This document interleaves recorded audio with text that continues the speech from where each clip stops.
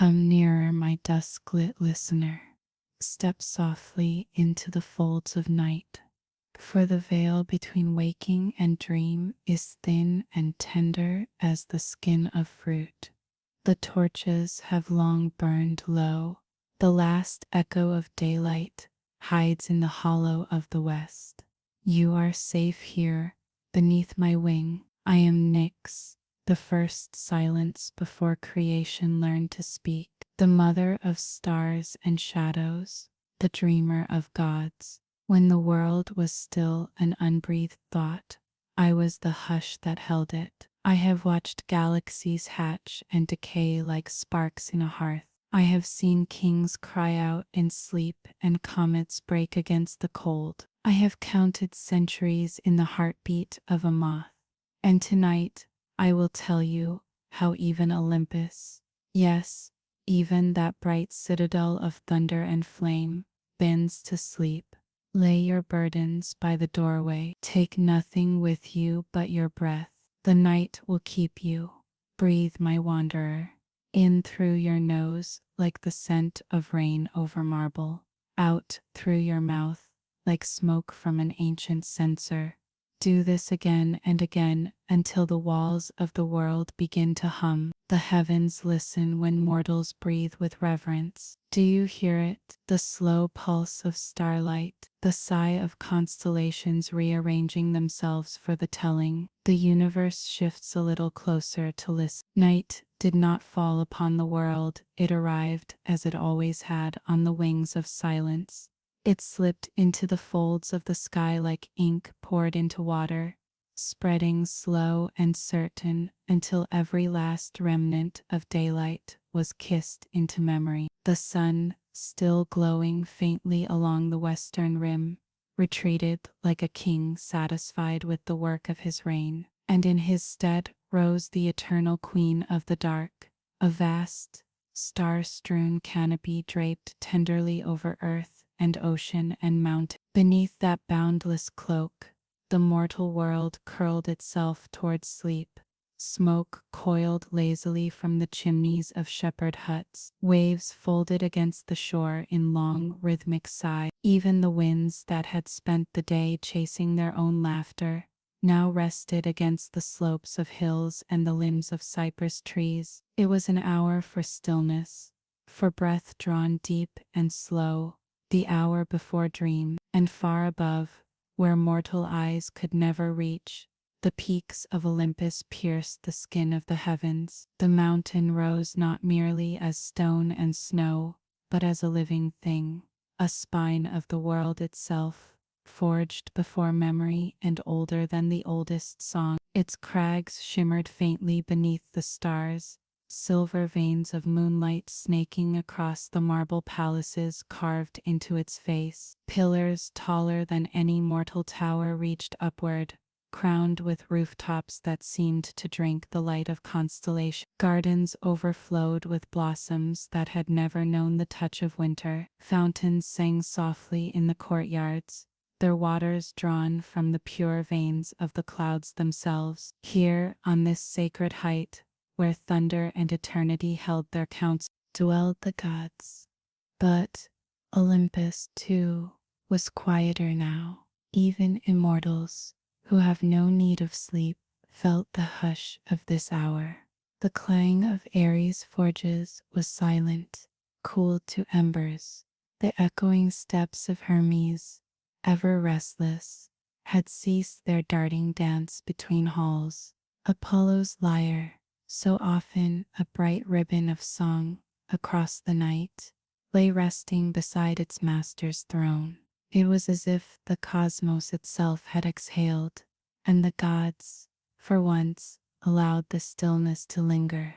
From the highest balcony of the great palace, a soft breeze unfurled. It carried the scent of ambrosia and laurel, honey and rain-kissed stone, and beneath it, the deep, ancient hum of the world persisted, a low, eternal pulse that mortals might call silence, but which the gods knew as the heartbeat of existence. It was on nights like these, when the stars burned their brightest, and the world dared not move too quickly, that even gods remembered they were not rulers, but witnesses, watchers of the strange, beautiful, fleeting theater that mortals called life. Below Olympus, far beneath the cloud-lined gates and shining colonnades, a mortal city curled itself beneath the same sky.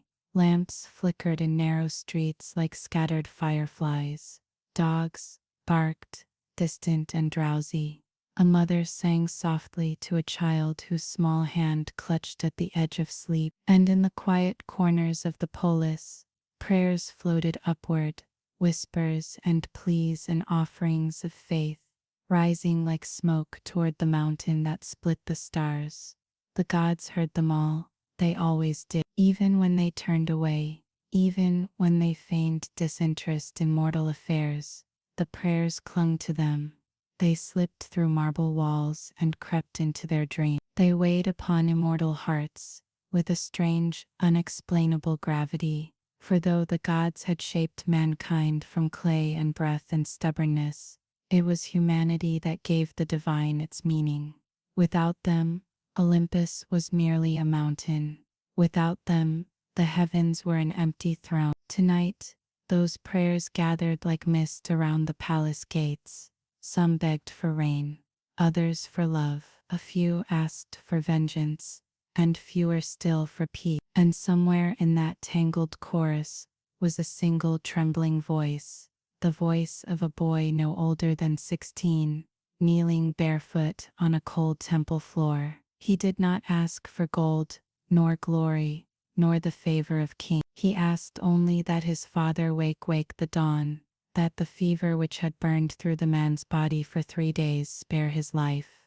The gods heard that too, and though none spoke of it aloud, some part of Olympus stirred, a tremor of thought, a ripple of feeling, as if the mountain itself had sighed in empathy. The night deepened, stars wheeled overhead, ancient and unhurried. From the slopes of the mountain to the farthest horizon, all the world seemed to hold its breath, waiting, for in the spaces between that breath, between the mortal and the divine, between the known and the infinite, stories were always born. And tonight, Olympus had many to tell. The palace at the mountain's crown rose like a ship made of stone, its prow pointed toward constellations that had once been sailors themselves. Porticos breathed in the night and exhaled pale columns of moonlit air. Courtyards yawned open into gardens where the leaves had learned the etiquette of silence. Pools waited, black as polished obsidian, holding the sky the way a servant holds a lamp. In the great hall, torches guttered low, not for lack of oil but out of courtesy to the stars. A throne of storm-dark wood and hammered gold sat elevated on a dais whose steps were worn by centuries of decision. It was empty for now. Thunder slept in its bones. Zeus stood instead at the edge of a balcony where the night wind had come to comb his hair. He was not dressed for ceremony. A plain white chiton crossed his chest. His bracelets were unadorned iron, the metal of work rather than pageant. He rested one hand on the marble balustrade and let his fingers find the old grooves, a king's habit of searching for history inside the nearest object. Lightning flickered far out over the sea, not a threat, only a memory clearing its throat. He watched it without smiling. In the incidentals of his face lay the argument of two worlds, the one that required him to be law and the one that wanted him to be man. He could call a storm from a clear sky, or cut a rope no mortal could see and watch a city's fate swing to a different beam. He could do it now, with the smallest shift of will. But there was the prayer of a boy caught in his ribs. Zeus considered the way a doctor considers a pulse, not yet diagnosing, only listening. He tracked the wind as it tongued the mountain, and came to him tasting of pine and bronze and the faint sweetness of figs, drawing on mortal rooftops. He closed his eyes and let time loosen its strictness. Eons moved through him like a school of fish, shining and uncatchable. When he opened them again, he was as he had been, a shape cut from weather and patience, a man whose hands knew both mercy and leverage. Thinking again, husband, the voice arrived before the woman, as if the vowels had learned courtesy from her. Hera walked into the hall as if the floor had been constructed for the pleasure of her step. Where Zeus was shouldered by weather, Hera was held together by design. Her hair was caught up in a knot that made mathematicians want to weep for its economy. She wore white as well, but hers admitted a sheen that persuaded the torches to behave. A diadem circled her brow like a promise that had never been broken aloud. She crossed to his side and regarded the same dark, milk-sprinkled sky. "They're restless," Zeus said, and did not specify whether he meant mortals or gods. "Restlessness is the tax for being alive," Hera replied. "Even immortality pays it, only in smaller coins." She set 2 fingers on the railing beside his and did not touch him. It was their most fluent language, nearness, that could be either comfort or trial, depending on the minute that chose to keep the score. He glanced sidelong. "You can hear them tonight. I always hear them." She tilted her head, listening beyond the mountain's skin. "The women most of all. You would think their prayers would be for husbands, children, safe births, dowries that don't sour. But it's quieter than that. They ask for room, a table that belongs to them, 10 minutes in a day that no one else can spend." A shadow of a smile moved in her mouth. "I approve of requests with simple architecture." He turned fully now, the god of air briefly outmaneuvered by a god of house and bond. Hera took the moment as if she had known it would come, and gave it back immediately. Kindness from her was often indistinguishable from discipline. She nodded toward the empty throne. "Sit," she said, "not to be obeyed, just to be seen. Sometimes that is enough." Zeus might have bristled once, in a different century. Now he only breathed, which was the god's version of conceding a point. He did not sit. Instead, he laid his hand, palm down, on the armrest, and felt the old thunder answer, like a hound lifting its head at a familiar bootstep. The hall tasted of rain for a heartbeat. Athena entered without declaration, which was her declaration. The owl on her shoulder watched the world with the specific interest of a scholar about to annotate it. Athena wore a cloak, the color of ink, diluted with dawn. Her spear was absent, not because she had renounced it, but because a mind like hers could weaponize a whisper. "Mother, father," she inclined her head to each in turn.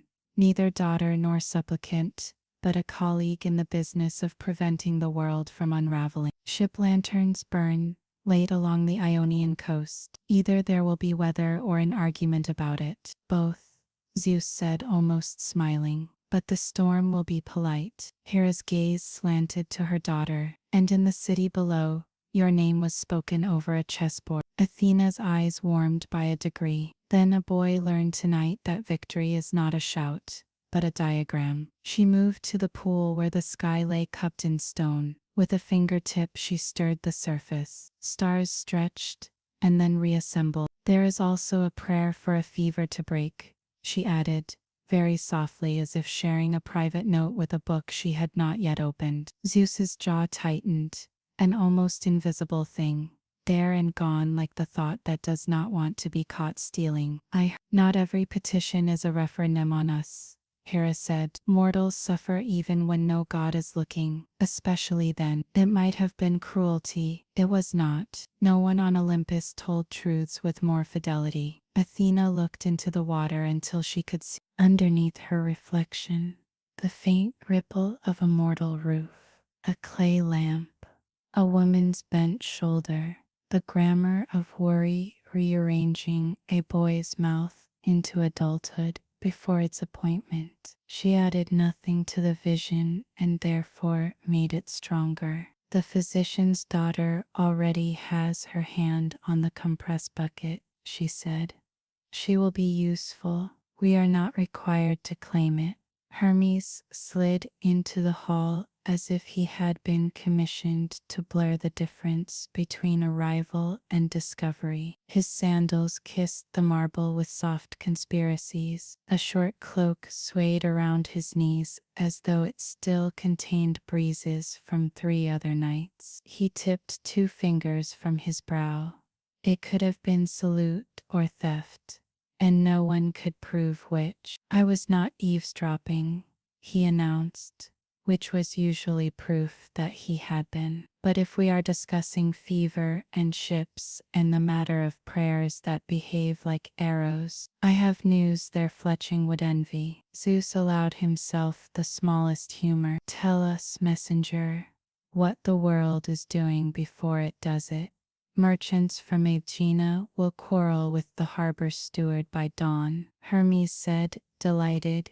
He will produce a ledger fat enough to argue on his behalf. They will produce a purse heavy enough to argue against it. Neither will win. A boy will sneak through their debate with a basket of figs and inadvertently resolve the matter by handing one to the steward's wife, who will take it as omen and declare the tax auspicious. He spread his hands. This is why I love mortal. They never mean to be the mechanism, and yet they are. Meaning and mechanism rarely shake the same hand, Athena murmured. Hera had turned away from the balcony and was walking now among the pillars, her fingers grazing them as a harpist tests strings before a song. What of the other prayers, Hermes? The ones that do not tie themselves to coin or weather? He tapped his lip, squinting as if sorting a shelf of labeled bottles. Love, as always. Jealousy's echo, which is to say love's understudy. A mother asks for her daughter's stubbornness to soften. The daughter asks for her mother's rules to loosen. No one asks for an apology, and yet 3 are ready to dock. Hera did not smile, but the pillars seemed to. A faint brightness gathered in the hall without an identifiable source, as if a hymn had remembered its notes and decided to rehearse. Apollo appeared where the light was most at ease. He had not been there, and then was, the way a melody is not,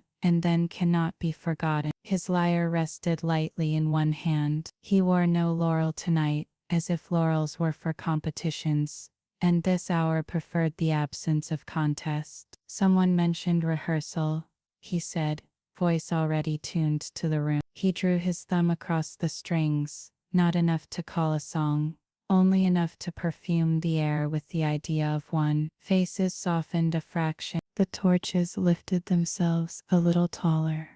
Play softer than thought, Hera requested. Always, Apollo said and did. The notes he released were little more than breath-given edges. They made the hall remember mornings, and the first fruit cut open on a table. Hermes sat on the arm of a lesser throne, and forgot briefly that he had intended to be elsewhere. Zeus's hand opened from the balustrade. Even Athena blinked more slowly, as if consenting to be human for a heartbeat. From some far corridor, a hammer answered the music with a patient, after-sleep tap. Hephaestus would not come. Work did not release him easily, not even to beauty, but the sound said he had heard, and gratitude in his language sounded like metal learning its manners. Where is your sister? Hera asked, meaning Artemis, whose presence often arrived as a subtraction. The light made whiter just after she passed. In the pines, Apollo said, counting wolves to make sure they remember to sing. Hera accepted this. The night enjoyed being shepherded by a goddess who walked it like a clean, white road. Zeus let the music, the wind, the worry of mortals move through him like weather through a valley. He weighed the small justice of intervening against the larger justice of letting the mortal world perform the art for which it had been born. Endurance. He glanced to Athena. She tilted her head, a signal that could be translated as, I can tip the scales if you ask. or as you already know you should not. He chose the third thing. Neither yes nor no, but a listening that could hold both without flinching. Let the moon cool the boy's father, Zeus said at last. No miracle, only the gift of heat deciding to be less. He raised his palm, not high, not grand. The air obeyed him with the relief of a crowded room when someone opens a window. Athena closed her eyes. The daughter lifts the cloth. It is cooler. Hermes for once said nothing. Apollo's notes dipped, then rose, as if acknowledging the small but useful choreography. A god's permission, a mortal's hand. Do you see? Hera's voice was almost kind. We are not the story. We are the weather around it. She looked then at Zeus, the way a wife looks at a map. She knows better than the cartographer who drew it. Sit, she repeated, and this time it was not command or counsel but invitation. He sat, not as thunder, not as decree. He sat like a man who understood that a throne is a chair until someone suffers beneath it, and then it is something else. The hall shifted its weight into the stone. The torches steadied. Even the stars in the pool seemed to hold still for a breath. A corridor to the left emitted a flicker of fragrance, salt and pomegranate. A rumor of laughter walking by itself. Aphrodite then, somewhere in the palace's warmer arteries, unhurried, unrepentant. Hera's mouth thinned, but not in the way it had in other centuries. A long education had been underway between them. It was not finished, but the syllabus had improved. Tomorrow, Athena said, straightening, there will be a quarrel at the assembly in the city below. A new law against abuses in trade. 3 men will pretend it is about honor and think it is about money. I will lend them a metaphor that allows the first to win with grace and the second to lose without violence. The third will learn to wait. Zeus nodded. Do it. And the ships? Hermes asked, because someone would need to be sent to warn or not warn, and he preferred to be chosen even when the choice had already been made. They will meet a courteous storm, Zeus said. Give the helmsman a dream of the safer channel.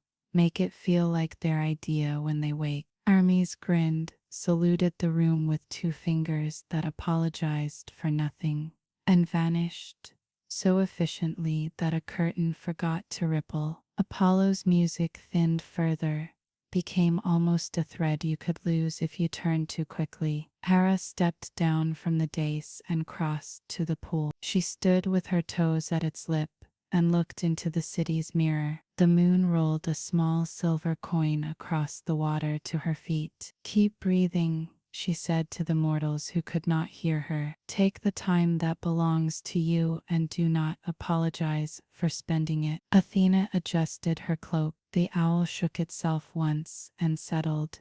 Zeus, on the throne now, lifted his hand, then lowered it. Somewhere deep in the body of the mountain, thunder rolled over and nuzzled closer to sleep. For an instant, Olympus and the world below balanced like 2 hands around the same cup. The night looked on, approving. Stories began to arrange themselves like chess pieces at the start of a game that would not be won or lost, but learned. Outside, the wind changed rooms in the palace of the sky. The hour grew later, which is to say nearer to the kind of dawn that cannot be measured by clock. And on a narrow street below, a boy wrung out a cloth and laid it on his father's brow and believed, with a clarity that would become the cornerstone of his life, that sometimes the gods answer by teaching you how to be enough. The moon had taken its place like a watchful sister, high and round, with a thin scarf of cloud drawn across one eye. Below it the world unrolled its silver road,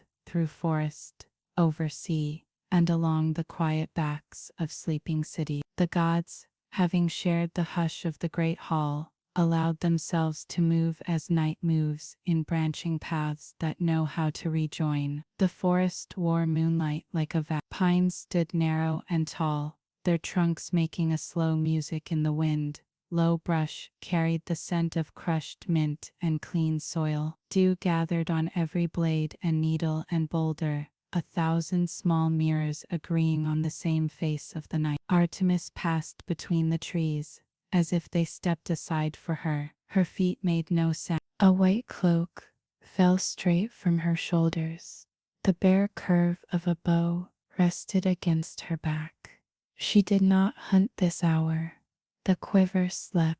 The goddess of the wild moved through her dominion, not as predator, nor as judge, but as the part of wilderness that chooses restraint. A stag lifted its head from a pool and froze, water beating along its muzzle like discarded stars. Artemis lifted her palm. The animal lowered its gaze at once, not in fear, but in acknowledgement, the way day nods to night at the horizon, each conceding the other's turn. She stooped by the pool and touched the surface. The water shivered. On the black mirror there, a scattering of mortal lights trembled.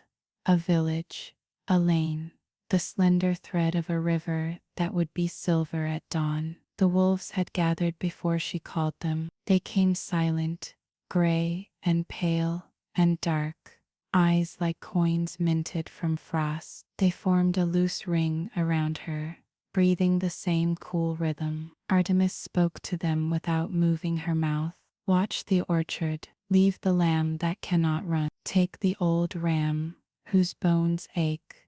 Release him into story, not into fear. The wolves blinked slow, a vow accepted, and slid away into the brush like thoughts that had learned discretion. On the edge of the grove, a girl sat with her back to a crooked olive tree, knees drawn up, head tipped toward the sky as if she meant to balance the moon on her brow. A snare lay abandoned at her feet. Artemis approached, until the girl could have reached out and touched the hem of the goddess's cloak, and still the girl did not look away from the heavens. "What do you seek?" Artemis asked, and her voice sounded like a path clearing in fog. "Not a husband," the girl replied, startling herself with her own honesty. "Not yet. A place where no one asks me to be smaller than my breath." Artemis's mouth turned, not quite a smile, a winter kindness. "Then go where things grow tall. Walk at the hour when roofs forget to press down. Your feet will remember you." The girl closed her eyes. When she opened them, a clean certainty sat behind her ribs. Not a blaze, only a steady lamp. She gathered the snare, untied its cruel cleverness, and wound the string into a loop she would use later to bind her hair back while she climbed. Artemis stepped on. Deer returned to the pool. Owls adjusted their opinions. Somewhere deeper, a stream thought about remembering its spring, and then decided there was still time. A boar, scarred across the shoulder by a winter's hunger, pushed through the brush and stopped at the edge of a small clearing. It looked at her the way battle looks at peace. Sure, they are enemies until age tells them they are cousins. Artemis inclined her head. "Eat," she said, and the boar obeyed, and the ground forgave the digging. The moon slid higher, a plate on a dark table. The white road widened where she walked, then narrowed behind her, as paths do when they are finished, being kneaded. Just before the ridge, Artemis paused. She placed her palm to the rough bark of a pine and felt the tree reply in its slow tongue. Sap and height and patient, hurt healed by years. She let her breath match the trees. In, like fog lifting from a valley. Out, like frost leaving a field. For several moments, the forest's pulse and hers were the same thing. Then she moved on, and the tree kept the memory the way all good things keep what they can, without clutching. If the listener needed rest, this would be where the body learned again how to inhabit its edges, shoulders settling, jaw unhooking, eyes softening to the shape of darkness. The goddess did not say sleep. She made sleep useful by showing how stillness walked. Along the coast, the moon drew a road on the sea, and the sea kept trying to swallow it and failing happily. Waves came in as if remembering a story, and went out as if satisfied with having told it. On the beach, shells wrote their quiet alphabets and left them for anyone kind enough to read. Aphrodite walked from the foam as if the foam had planned her for hours. She did not glitter. The night had already brought enough glitter. She wore a soft linen that remembered the shape of her and forgot it again with every wind. Around her ankles, water braided itself into small bracelets and then unbraided, shy. She passed an overturned skiff dragged high onto the sand. Beneath it slept a fisherman, hands blackened by rope and salt, his breath loud enough to embarrass the tide. Aphrodite paused. She knelt and looked at his hands. They were the hands of a man who loved work enough to be angry at it, and bread enough to forgive everything it cost. She touched the net coiled at his side. The knots remembered being coaxed rather than forced. In the morning they would loosen in his fingers with half the effort and twice the grace. He would not know why the harbor felt kinder. He would only whistle differently. Farther along, two lovers argued in murmurs that hoped to be drowned by waves and weren't. The woman stared at the horizon as if it owed her an answer. It had not yet paid. The man stared at her jawline, like a pilgrim ashamed of his shrine. Aphrodite did not mend them. She set a scent in the air, bruised fig leaf and warm stone, and the salt that stays on skin after you stop crying. The woman's shoulders fell a little. The man remembered the first time he had laughed in her presence, and how that laughter had made him believe in a future not yet invented. They did not kiss. They stopped inventing injuries. Sometimes love is the subtraction that saves the soul. On a rock near the tide line sat a bronze smith's wife with her sandals off and her hem damp. She had brought a basket of cracked pomegranates and had eaten none. Aphrodite chose the smallest half, pressed a seed between finger and thumb until it burst, a rubied star, then placed it on the woman's tongue without touching her. The woman's eyes closed. When they opened, she took a breath that filled the whole length of her spine. She stood, left the basket for the waves, and walked home by the long road so she could change her mind twice before she arrived, and still arrive. A gull woke and remembered it was unhappy with everything. Aphrodite laughed softly. "Yes," she said, "me too, sometimes." The gull reconsidered and went back to being a gull. Behind her, in the slow streets of the sleeping town, a midwife sat alone by a lamp, hands scrubbed to the bone, waiting for the knock that meant urgency. Aphrodite tilted her head toward the door. No miracle, just a nudge. Somewhere not far, a frightened father would start running, and the lamp would be lifted, and the waiting would become work, and the work would become a child, and the child would become a story told before bed. At the end of the beach, where rocks made small coves, and the sea kept secrets because it enjoyed being asked, Aphrodite set her palm to the surface of a tide pool. Little fish tested her reflection and darted away, delighted by their own daring. For a moment she grew still enough to hear the immense engine of love turning beneath the world, the part that is not romance and not possession, only a steady choosing. She let the sound move through her like breath. If the listener's heart had been keeping old rhythm, too fast, too narrow, this was where it might widen. The sea taught it how to arrive and leave without apology. The goddess did not command calm. She edited the weather around it until calm became the obvious sentence. Beyond the reach of street lamps and arguments, the water forgot ships long enough to remember itself. Down where light became a suggestion, and then a rumor. and then a story told in currents. The sea was cathedral and library, and muscle all at once. Poseidon moved, as mountains move, a translation of force into patience. He passed a forest of kelp that swayed like a congregation, remembering the words. A school of fish folded and unfolded around his legs, pleased to have a reason. He carried the trident like a staff used for walking, not for war. He paused above a trench, where the earth's jaw dropped away into dark. Something had been restless there. A small earthquake rehearsing bravado, but not yet auditioning. Poseidon knelt. He pressed his palm to the seabed. The silt rose and settled again, embarrassed. Easy, he said, as if to a horse that had just remembered it was prey. The plates shifted a finger's width into comfort. A whale turned nearby, her flukes writing single words on the water. Home, hunger, home. She approached, then hovered, giant eye broad with old intelligence. Poseidon placed his hand between her brows. The whale sang once, a low bell rung underwater. It vibrated through the god's ribs, and through the trench, and up the mountain, and into the lamps of men who would later say they had dreamed of bells without sound. He rose and ascended.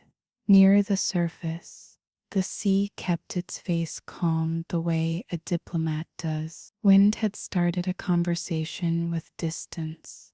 Small waves carried messages that would be delivered to coves and caves and children in the morning. A single boat wandered, lamp stuttering, the helmsman young enough to mistake worry for skill.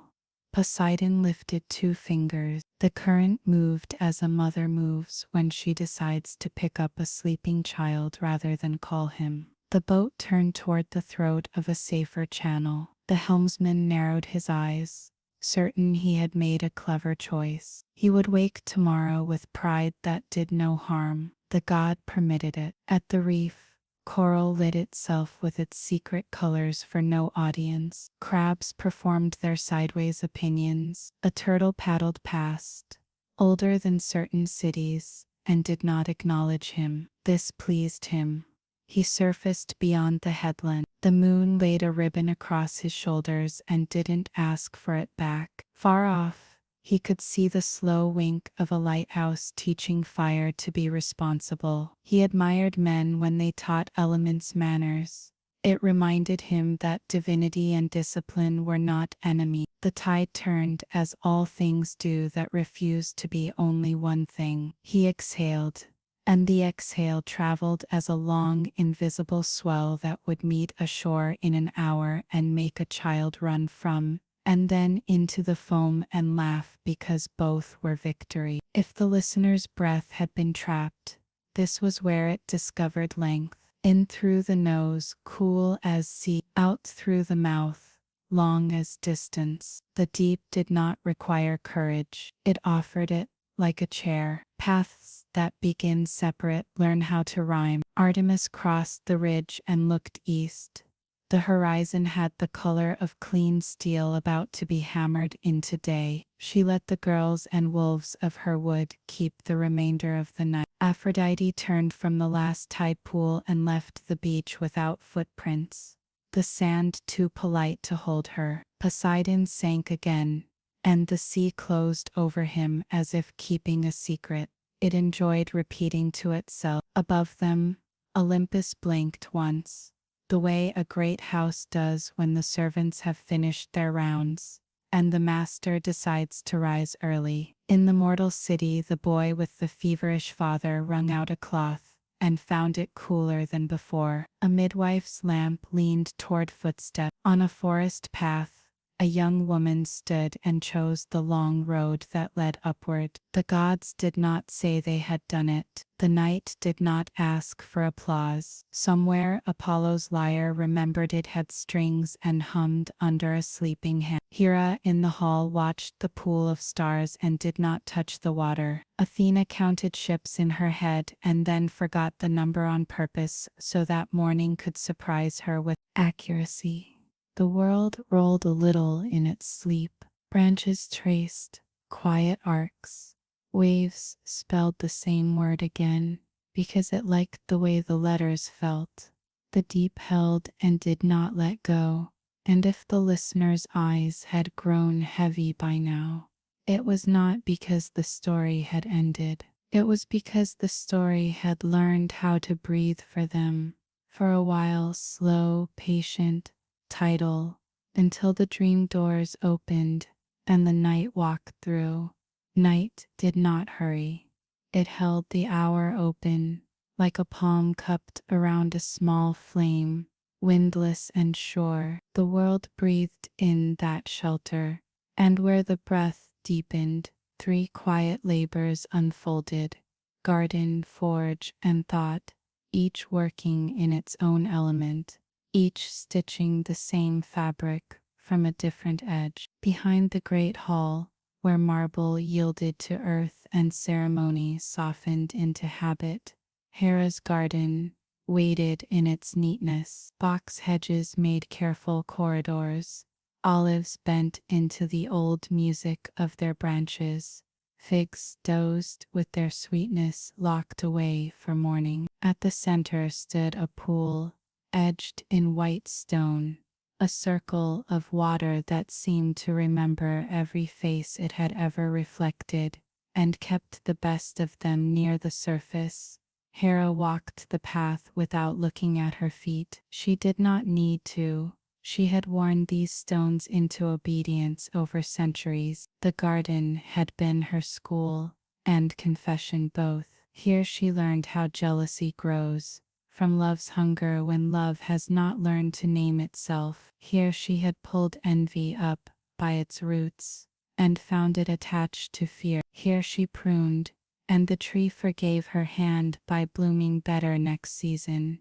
She stopped at the pool and traced its rim with a single finger, a queen inspecting the line of a crown. Beneath the surface, the moon trembled with the small wind.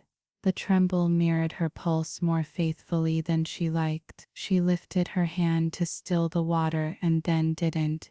Let it shake, she told herself. Let the image move and remain true. A memory rose, the way lilies rise from mud, not of a rival or a banquet or a sentence delivered from a throne, but of a door half open onto a mortal kitchen. A woman leaned over bread, wrists dusted with flour, hair pinned badly and therefore beautiful. Children slept in a heap beyond the threshold. The woman paused and placed both hands on the table, and breathed, just once, slowly, as if she were teaching the room how to hold her life without breaking. Hera had loved her in that moment, with a clean, undramatic love, not the love of possession or correction, the love of recognition. She felt it again now, sharp and unspectacular, and it landed somewhere behind her ribs where the old arsenal had begun to rust. Hush,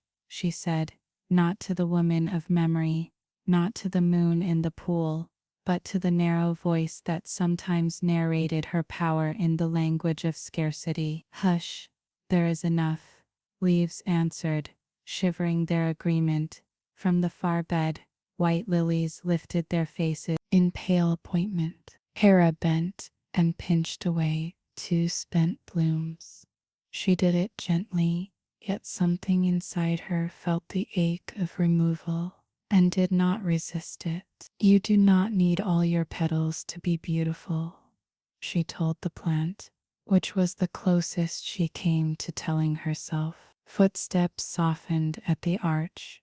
Hebe, bright-cheeked, paused as one pauses before a chapel. Mother, she said, hesitant to breach the garden's private grammar.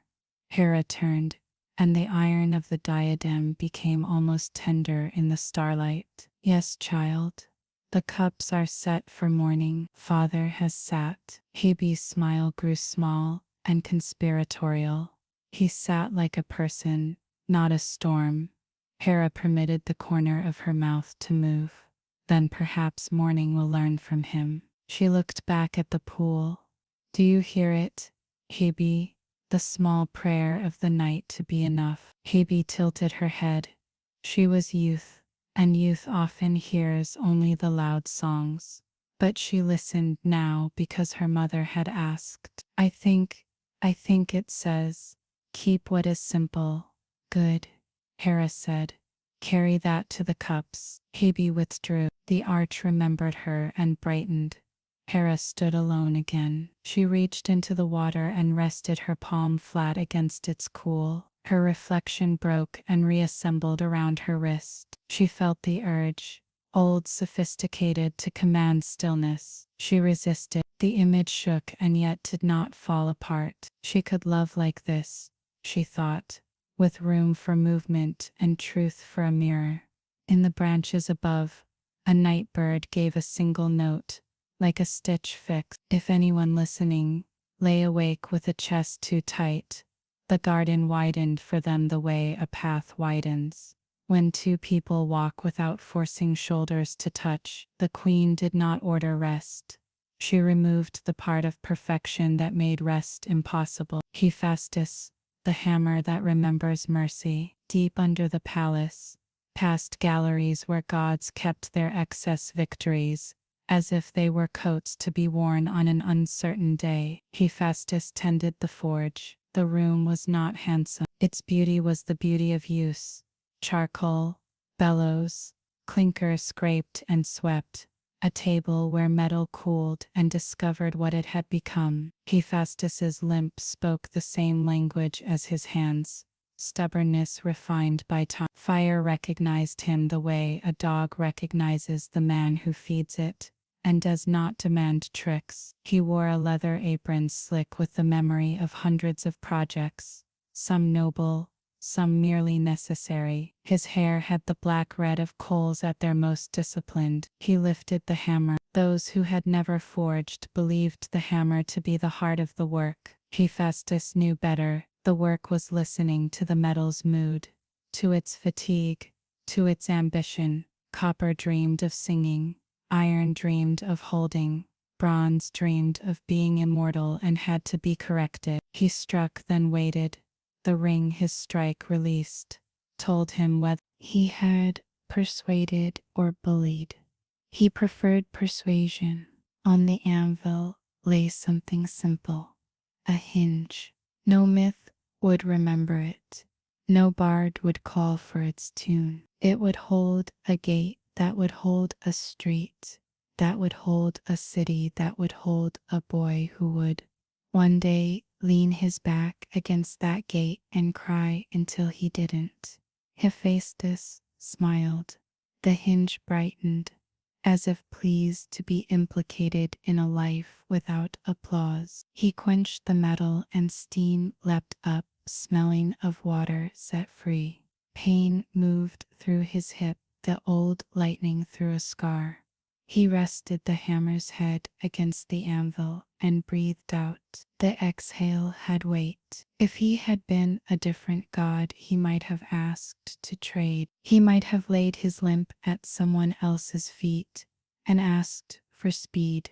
But he was the god of making. And making with a perfect body is a different religion. He wanted this one, the one that taught him leverage and patience, and the trick of finding angles. Something shifted at the edge of the room. No footsteps rung. She had not come to be obvious. Aphrodite had the courtesy to keep her light sheathed. She stood in the forge's doorway and let the smell of salt and fruit coexist with iron. Hephaestus did not look up at once. He learned things from metal first, from faces second. You loosened a net tonight, he said at last, voice dry as a board plane smooth. She didn't feign surprise. I sang to it, she said. Knots, like attention. He nodded, satisfied. So do hinges. He set the finished piece aside and began filing its edges. Not to perfection, to kindness. Fingers would find this hinge every day for years. He filed for those fingers. There's a quarrel waiting in the city about coin disguised as honor. There usually is, she said, stepping in.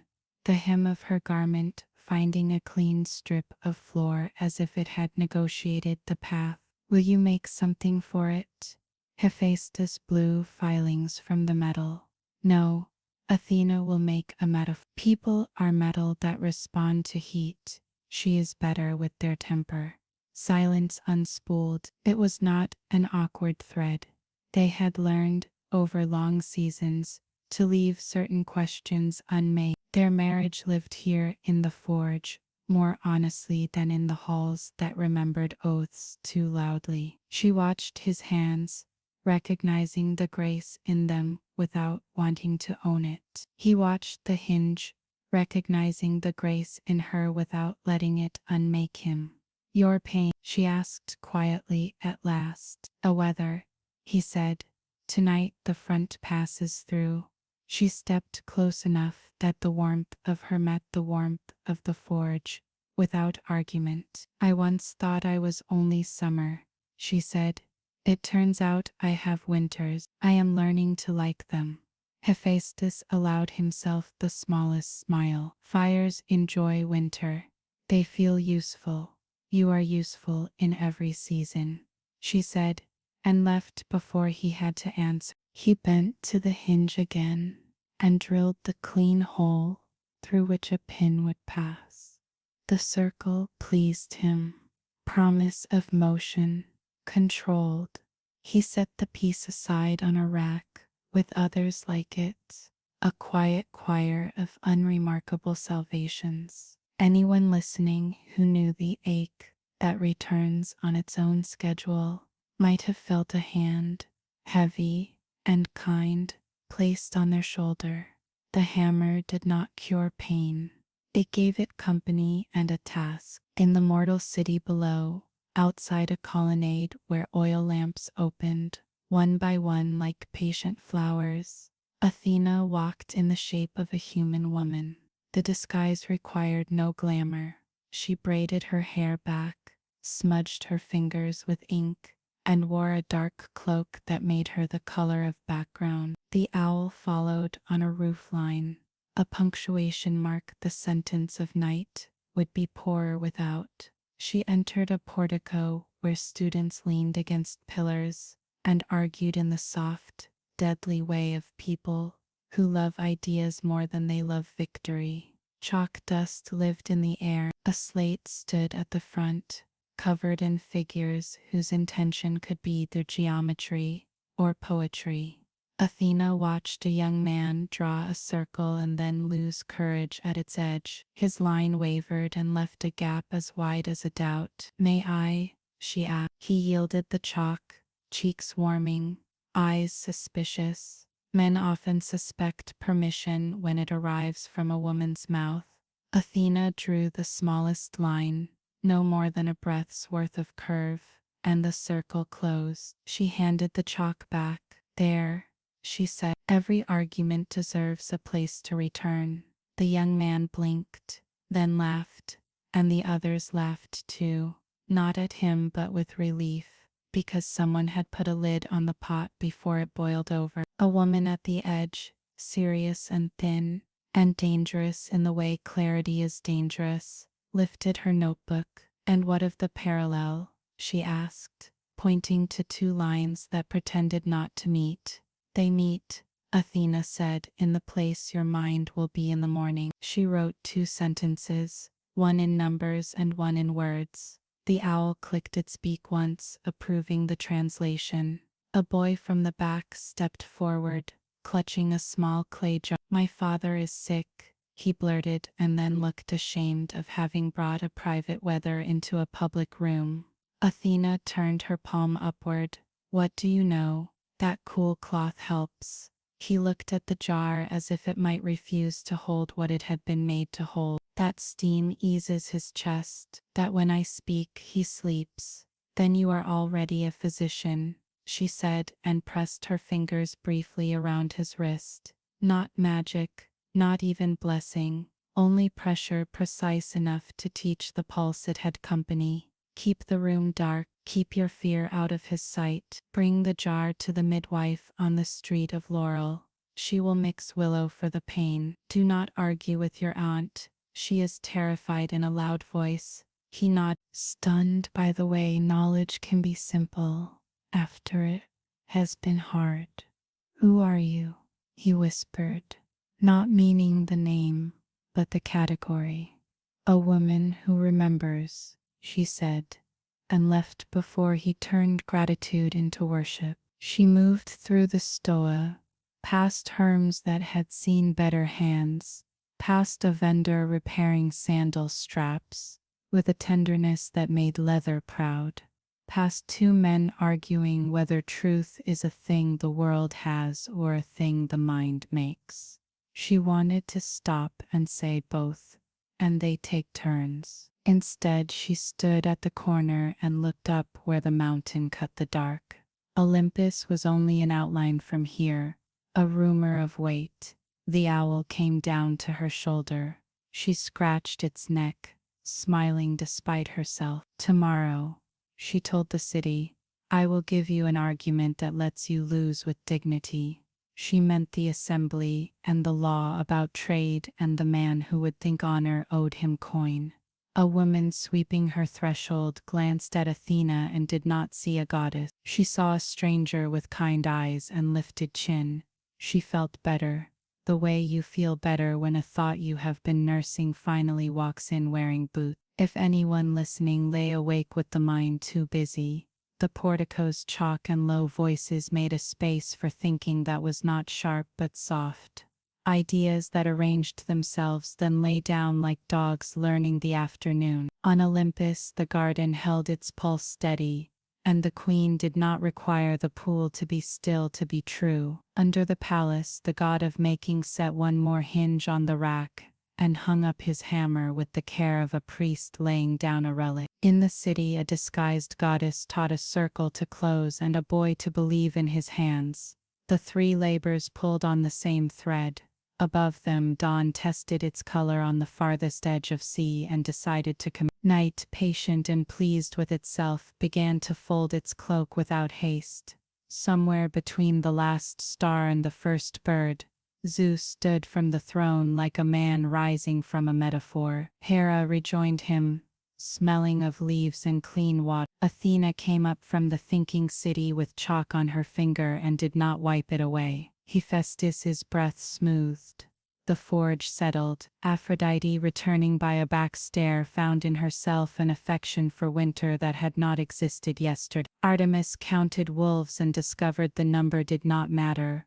What mattered was that none were hungry enough to sing with teeth. And in a house below, the boy with the jar brought it to the Laurel Street, and the midwife opened her door before he knocked because the night had already told her he was coming. When dawn closed its hand around the first bright straw of light, the night let go without losing anything. What had been done in dark did not require applause to be true. It only required morning to find it waiting. The world inhaled, cool, reforming. Somewhere, a hinge turned as if it had known the door all along. Dawn did not arrive with trumpets. It came like a guest who knows the house well, quietly, through the kitchen door, with a hand already reached for the kettle. The horizon gathered a pale seam of linen and began, stitch by small stitch, to hem the dark. Stars loosened their grip. Birds rehearsed under their breath, choosing which notes to keep for the day. Olympus felt the change the way a great tree feels spring in its sap. The halls grew less like moonlight and more like milk. The air tasted faintly of wheat. Nothing rushed. The night, satisfied with its labor, made a little bow and stepped back, so the morning could begin. In a colonnade that faced east like a row of listening ears, Apollo woke without moving. He did not have to lift his head to know the dawn was at the door. Light announced itself the way music does, by making space inside you before you understand why there is more space. His lyre lay where he had left it, on a stool carved with laurel leaves. He drew it onto his knee, and tuned by touch alone. No procession, no applause, just string answering finger, wood answering breath. The first note he played was little more than a sigh offered edges. It did not wake the palace. It told the palace how to wake itself. He sent the melody out like a thin ribbon into the early air. It slid down the mountain roads, slipped through cypress and around shepherd huts, and into the narrow windows of the sleeping city. Where it reached, it did not shake people from dreams. It taught the dreams to choose their endings kindly. A washerwoman who had fallen asleep on her stool lifted her head without pain. A baker turned the first loaf and found the crust had listened. A sentry on the walls blinked slow, not because he was bored, but because the sky had given him permission to belong to it. Hermes appeared at the far end of the colonnade, as if the melody had drawn him by the heel. He leaned against a pillar and watched the light climb. "You tune to the sun," he said, "and the sun tuned to you. One of you is bragging. I can't decide which." Apollo smiled, too lazy yet for mischief. "Let the day brag for us." Hermes shrugged, pleased to be absolved of choosing. He pulled from his cloak a small roll of papyrus, a list of errands, negotiations, whispers to deliver and words to swallow. "The harbor," he said. "Coin disguised as honor. As usual, your song makes them slower to quarrel. Will you keep playing while I go persuade them they are clever?" "I will keep playing," Apollo said, and lofted another soft ribbon of notes toward the sea. "Bring them back with their pride intact, if you can. Pride that doesn't bruise so easily makes a better citizen." Hermes waggled a hand. "I can pad a few corners." He pushed off the pillar and paused, considering the morning, the curve of the mountain, the smell of bread rising toward them. "If the world were a marketplace," he said, "you would be the scales. And you," Apollo said, "would be the rumor that convinces the apples to shine." He returned to the lyre. Hermes laughed and was gone before the echo could choose a wall. Apollo played on. The light unfolded its long spine across the sea. Far below, a boy wrung a cloth, set it gently on his father's brow, and discovered that hope can be quiet and still be true. The god did not claim it. The note did not insist it had caused anything. It only kept the air steady enough for humans to do the rest. On a terrace where pots of herbs clustered like a gossip of old friends, Demeter stood with her hands held open to the morning. She had spent the night not sleeping, which is not the same as staying awake. The earth inside her had turned slowly, as fields do when they remember last year's plow. The first light found her palms and rested there the way a chick rests in straw. Below, the slopes broke into terraces, and terraces into paths, and paths into gardens. Demeter felt each vine and furrow, as if her veins lay across them. Barley had listened to the night and decided to keep growing. Figs had made their private pact with sweetness. Olives rehearsed their bitterness until it was disciplined enough to be useful. Persephone came like a thought Demeter had been trying not to think and could no longer avoid, a soft footfall, a scent of clean soil and pomegranate rind, a smile held back for the pleasure of releasing it. She stood beside her mother and watched the light sow itself into the fields. "You did not sleep," Persephone said, not as accusation, only as a diagnosis given by someone who loves you enough to be plain. "I slept like a granary," Demeter answered, full and listening for thieves. Persephone threaded her arm through Demeter's. "There are none." "Not today," Demeter said, and allowed the truth to be sufficient. She had learned, slowly, bitterly, then sweetly, that love is not the same as lockdown. The world had taught her this with a lesson she would not have chosen, but had learned too well to forget. She let the air move through her as if through a chaffed field. What was worthless lifted and went away. What had weight fell back to the threshing floor and stayed. They walked the edge of the terrace together. Persephone's eyes were the green of anything just before it ripens. "The boy in the lower quarter?" she asked. "The fever?" Demeter said. "His house is cool now. A midwife has willow ready for pain. The aunt has been given a job so her fear has somewhere to go." She glanced sideways, a humor so small it might have been a shadow. "Athena, no doubt. She gives fear a broom and it becomes industrious." Persephone laughed, the sound like a gate that opens both ways. "And you?" "I put strength in the bread," Demeter said simply. "Not a miracle, flower that remembers the field, hands that remember the lesson. They will eat and say the day tastes good. Persephone leaned her head on her mother's shoulder. Spring is a long word, she said. It fits so much in it. Winter too, Demeter replied. We have made our peace with both, haven't we? She did not need the answer. It stood between them like a companionable third presence. They paused near a clay jar where Basil lifted its small, eager hands. Demeter pinched a sprig and crushed it between finger and thumb. Scent rose, green and ready. She placed the leaf on Persephone's tongue. For courage that does not need to announce itself, she said. Persephone closed her eyes. When she opened them, the fields had brightened another shade. She looked toward the city, where the stoa would already be collecting feet, and the market would be laying out its colors. I will walk there later, she said. I like to see how people arrange the day. Take a cloak, Demeter murmured. It will warm and then it will cool before noon. It was both prophecy and mothering. Persephone accepted both. They stood until the edge of the sun lifted free of the sea, and the first honest shadow fell behind every stone.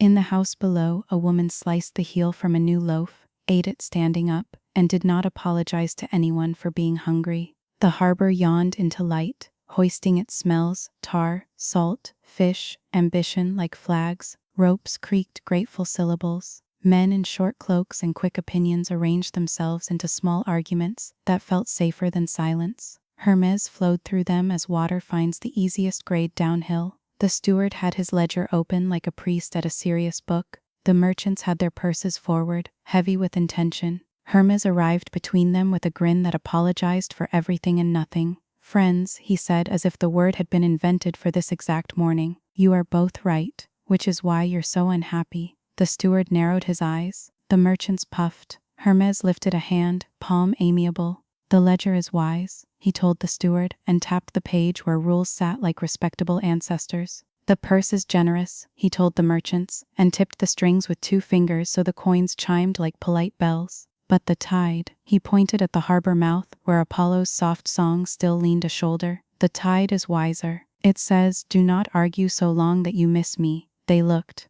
The current was indeed turning. Ships that dawdled would tack twice instead of once and lose half a day pretending the wind was their servant. Hermes moved quickly then, in the way of men who know that indecision is time's favorite theft. He flipped a page on the ledger and found a clause no one had noticed because it had hidden out of shyness. Here, he said, delighted, a fair tax in fair weather. Today counts as fair. And he tossed his chin toward the sky, where Apollo's music made even the gulls behave. Pay now, less than your pride wanted, more than your fear allowed. Go on, be clever in the way that lets you eat. The steward considered the clause and discovered it had been true all along. The merchants considered the tide and discovered they preferred profit to victory. Coin changed hands. The ledger made a sound like satisfaction. Men scattered to their ships with the quickness of people who have remembered that work is the opposite of worry. Hermes looked pleased with the morning, which looked pleased with him in return. He took an apple from a passing boy's basket and replaced it with a fig from nowhere. The boy looked confused, then delighted, then like someone who had learned a new rule about exchange. Hermes winked and stepped onto the quay, where a gull complained about existence. Yes, he said, tossing a sliver of apple skin into the air. And yet, here we are. He lifted his face to Olympus. For a moment, the palace answered him by doing nothing at all.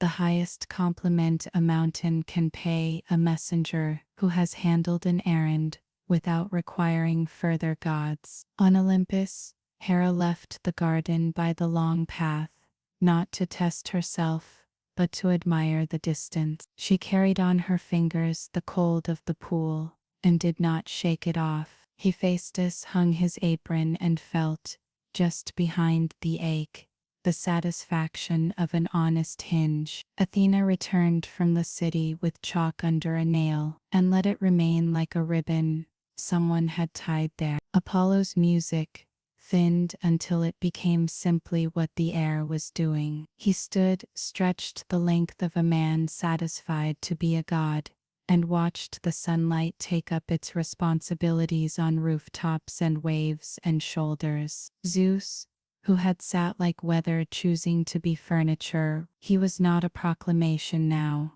He was attendant. He looked from face to face. Hera steady as a vow. Athena bright as a plan that has remembered mercy. Apollo tuned, the shadow of Artemis, returning from the last of the pines. Distant Aphrodite, a warmth, moving through the halls like a rumor that turned out to be bread. He nodded and the mountain agreed to be day. Below, the boy with the jar brought it to the laurel street. The midwife opened before he knocked, her hands already clean. The aunt was given a task, which she completed with ferocity and then calm. The father slept the useful sleep. A hinge swung on a gate without complaint. A merchant's sail caught the tide at the exact moment when skill and luck are indistinguishable. The first true sunlight climbed the palace steps and laid itself along the mosaic floor, gold tesserae catching gold. The night's last star performed the old proud trick of vanishing. While you watched, the world arranged its shoulders and prepared to carry its own weight, which is to say, its joy. No fanfare, no verdict, only mourning, properly begun. And if the listener, lying in the soft province between waking and sleep, needed a permission slip, the day had written one without ink. You may rest now. The light knows what to do.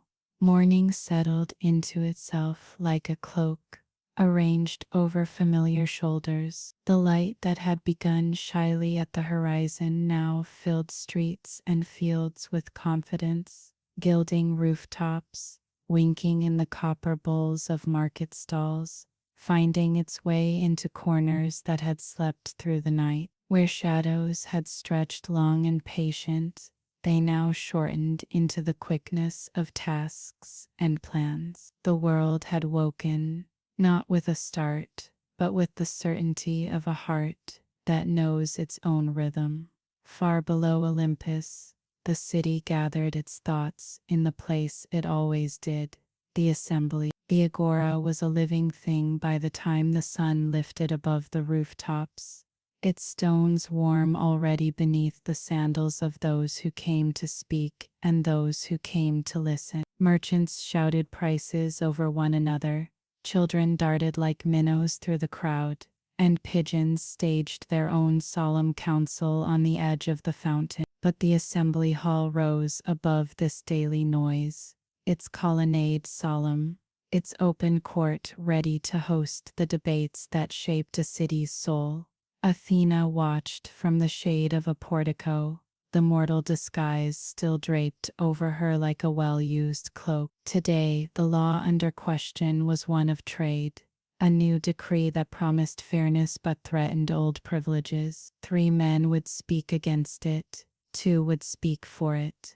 All would claim to love justice, though each meant a slightly different thing by the word. The first stood now, his voice loud and confident, his words wrapped in the armor of tradition. Why should a man who has built his fortune over decades surrender his profit to the whims of the inexperienced? Trade is competition, not charity. Athena tilted her head, as though listening to a puzzle that almost solved itself. When the second man rose, his rhetoric was sharper and his anger more personal. A law written by men who do not know the docks will break on the first tide. Let the clever survive, as they always have. The crowd hummed its approval, not of the argument, but of the sound of strength. Athena's gaze softened. Strength was so often confused with wisdom.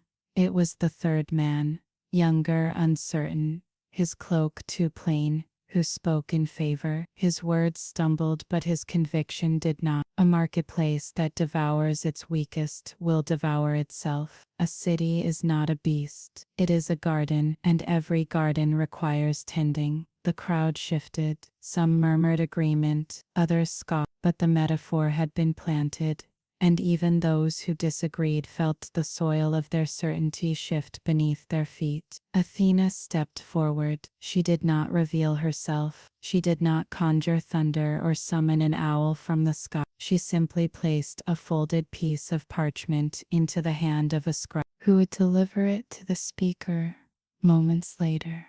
On it was written a single sentence: "A merchant may profit by taking more, but a city profits only when all its citizens can afford to breathe."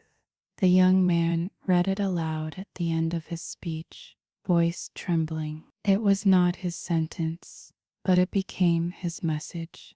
The hall grew quiet. By the time the vote was called, the law passed by a margin so narrow that history would later pretend it had been inevitable. But Athena knew that it had turned not on thunder or power, but on a metaphor, a single image planted like a seed in the collective mind of a city. She left before the applause could begin. That was never what mattered. On a narrow street 2 blocks from the assembly, a door swung on its hinge with a sound so smooth it was almost a sigh. It was a small thing, unremarkable to those who passed beneath it, but its simplicity belied the quiet significance of its motion. Inside lived an elderly woman named Agathe, whose legs had grown too weak for the stairs and whose hands shook when she carried water. The door had always stuck before, its swollen wood refusing to yield unless she leaned her full weight against it. Today, though, it opened easily, like a friend who had learned how to anticipate her need. She smiled at the small mercy and stepped outside for the first time in weeks without cursing her joints. The boy from the Laurel Street passed by, carrying the jar Athena had guided him to. He greeted Agathe with a shy nod,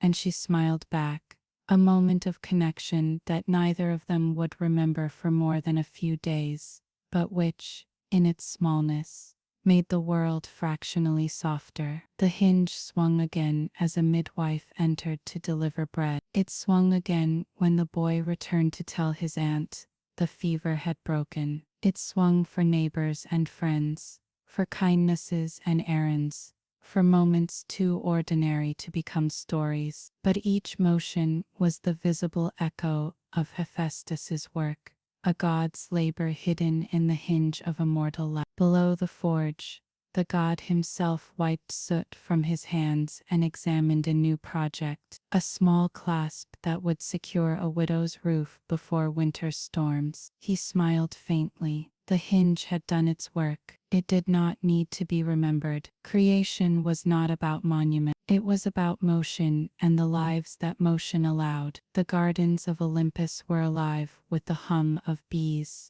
and the quiet insistence of growing things. Dew still clung to the leaves, and the first flowers of the morning tilted their faces toward the newborn sun. Hera walked among them, her steps measured, her fingers brushing against rosemary and myrtle, olive and laurel. Each plant here had a story. Each root had been placed deliberately, its growth shaped by care and choice. She heard the soft footsteps behind her before she smelled the salt. Aphrodite arrived as she always did, without apology, but without arrogance either. The breeze shifted with her, carrying the faint sweetness of sea foam and fruit ripened by warm winds.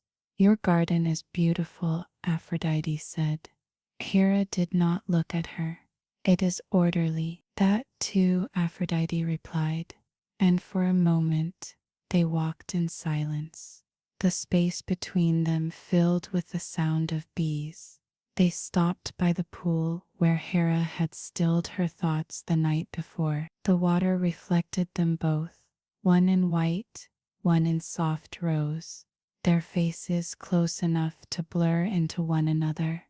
"Once," Hera said, "I believed order was the highest form of love, that if everything stayed where it belonged, no one would be hurt. And now?" Aphrodite asked. Hera bent to pluck a dead leaf from a vine, and tossed it into the pool. Now I think love is the courage to let things grow even when they grow beyond your reach. Aphrodite watched the leaf spin on the surface. And desire? She asked quietly. Hera's gaze flicked toward her. Desire is the reason gardens bloom at all. But it is not the gardener. There was no venom in her tone, only an honesty that surprised them both. Aphrodite smiled, not a smile of triumph or mockery, but of something older and rarer, understanding. You have always hated me, she said softly. I have always envied you, Hera corrected, and I have always blamed you for what was never yours to carry. The words hung between them, delicate as spider silk. Aphrodite reached out slowly and plucked a fig from a branch overhead. She split it with her fingers and offered half. Hera hesitated, then accepted. The fruit was warm and sweet and messy, and when the juice stained her fingertips, she did not wipe it away. For a long time they stood together, not friends, not rivals, two forces that had spent centuries circling one another and now, at last, understood the shape of their orbit. I will never be order, Aphrodite said, and I will never be chaos, Hera replied. And yet, Aphrodite murmured, looking over the garden, look what we make when we meet. In the city below, the new trade law was etched into the tablets of governance. Merchants grumbled, but their grumbling softened as profit returned, steadier and more just. Agatha's door opened and closed without complaint. A boy's father stirred from fever and asked for water. Ships passed safely through a channel they believed they had chosen on their own, and in the garden on Olympus, Hera and Aphrodite stood side by side as the bees worked and the vines climbed higher than either had planned. The gods did not boast. They did not descend to claim credit. They simply watched, as they always had, and allowed the mortal world to grow, to falter, to heal. The day stretched onward, quiet and sure. The sun climbed, the wind shifted, and somewhere beneath the hum of ordinary life, the threads they had woven during the long night held fast, invisible and strong, binding the fabric of existence with care that did not need to be seen to be real.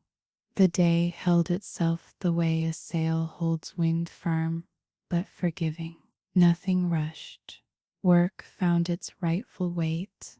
Laughter kept to the corners of mouths. Even arguments discovered pauses where breath fit easily. From the high places to the low, a calm competence moved through the hours, as if night had left behind a recipe and morning had followed it faithfully. But days, like fields, hide seeds. Some sprout slowly, some bide their time, and some are carried by small hands that do not know yet what they're planting. The market had arranged its colors thoughtfully.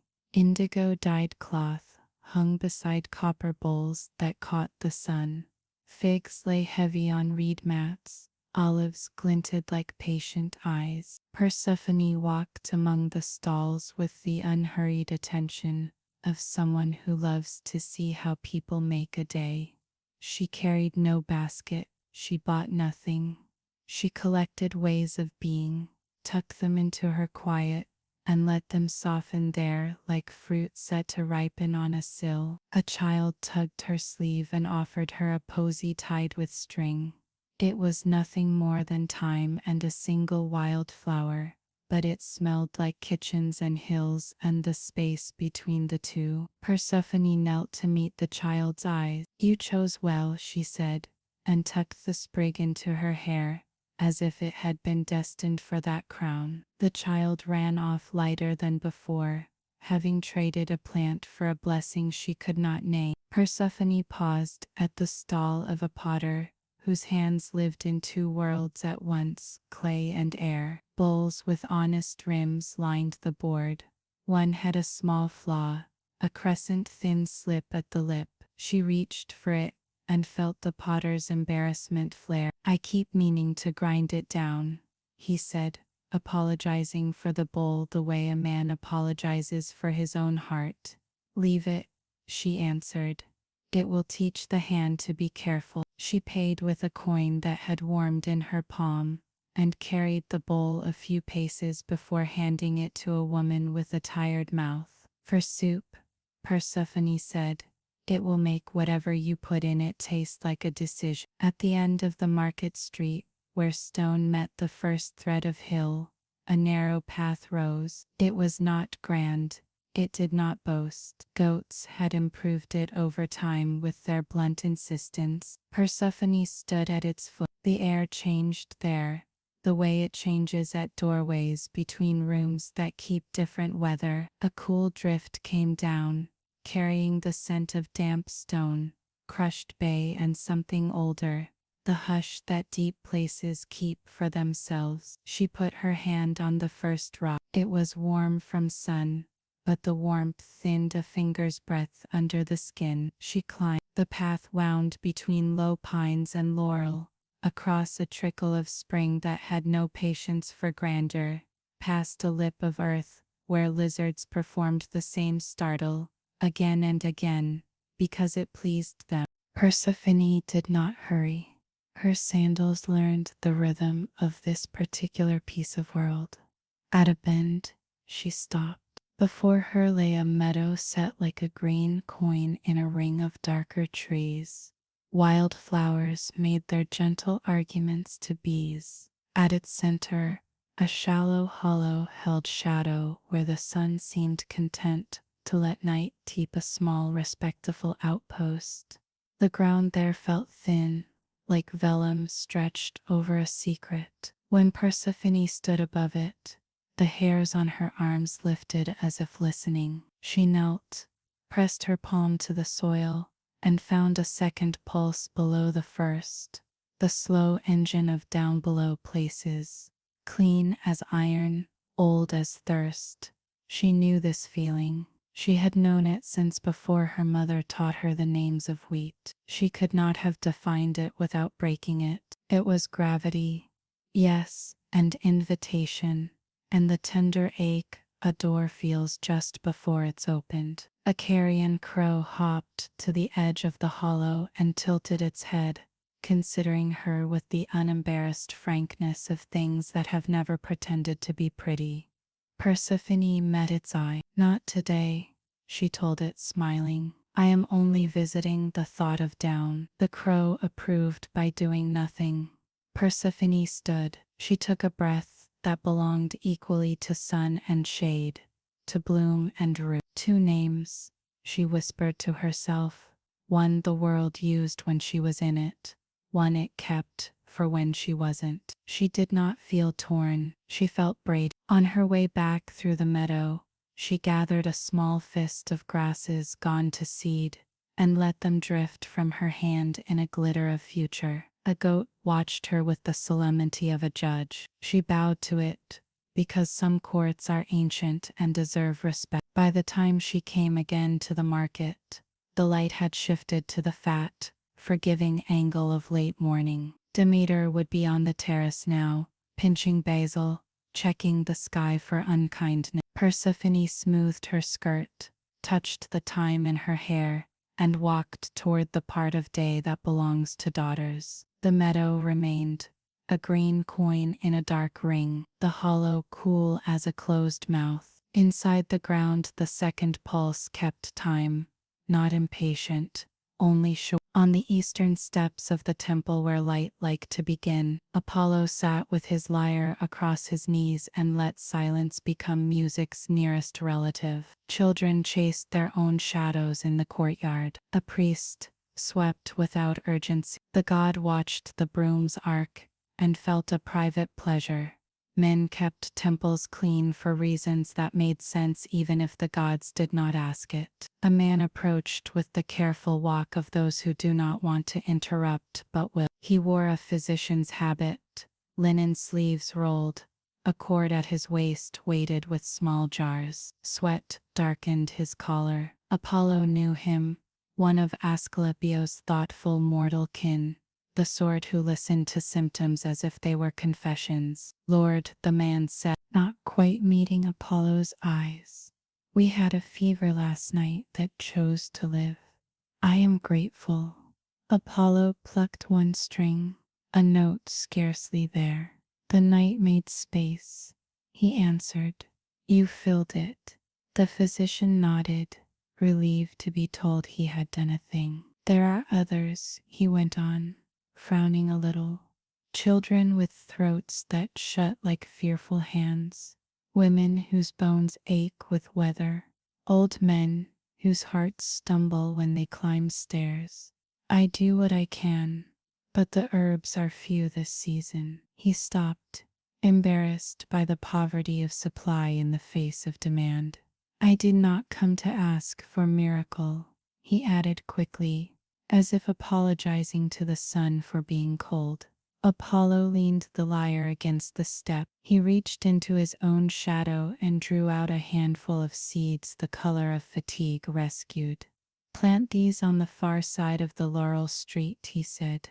They will look like wild flowers to anyone who isn't paying attention. Brew their leaves with honey. Do not pretend they are magic. Tell people they help. They will help. The physician took the seeds as if they might bite. What are they? A small kindness with a long root, Apollo replied. Call them what you like. The name will grow to fit the youth. The man bowed until his spine understood humility without humiliation. He left at a pace that tried not to be a run and failed. Apollo watched him go, then tuned a string that had not asked to be tuned, and smiled at the unnecessary perfection. He liked the city best when it moved modestly toward its own good. He liked himself best when he could set a thing in motion, and then make of his absence a kind of blessing. A swallow drew a stitching flight above the courtyard, sewing a seam between roof lines. Apollo followed its path with his eyes and considered omens. They were too often treated like thunder written down. He preferred the small ones, the soft-bellied futures that do not frighten, only numb. He gave the swallow a thought to carry. Show the boy at the harbor the gust a minute before it arrives. The bird banked, pleased to be trusted with something so graceful. Across the way, a child stopped mid-chase, looked at her own hands and decided they were good hands. Apollo looked at his. They were, he supposed, good enough. In the great hall the thunder had gone back to being furniture. Zeus walked its length without ceremony, pausing where daylight crossed the mosaic like a river. He could hear everything if he wished.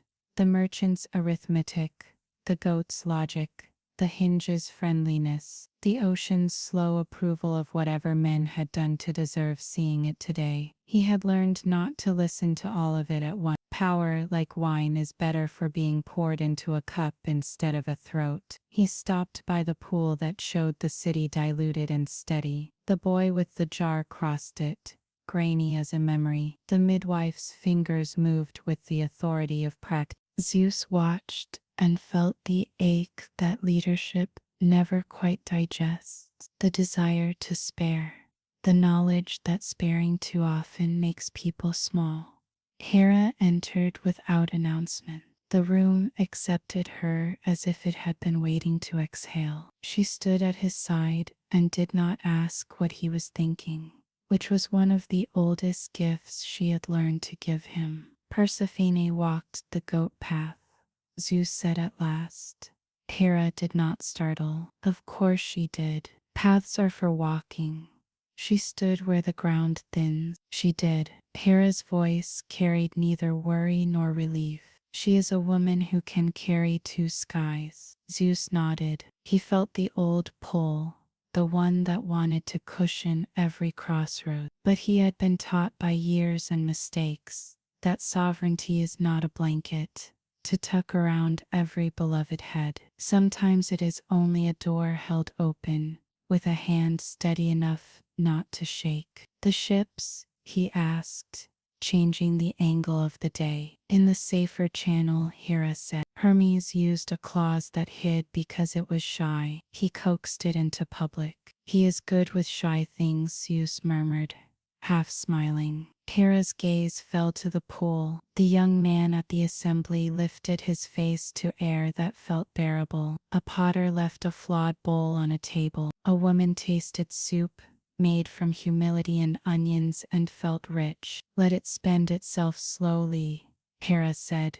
meaning the day, the goodness, the influence, the power.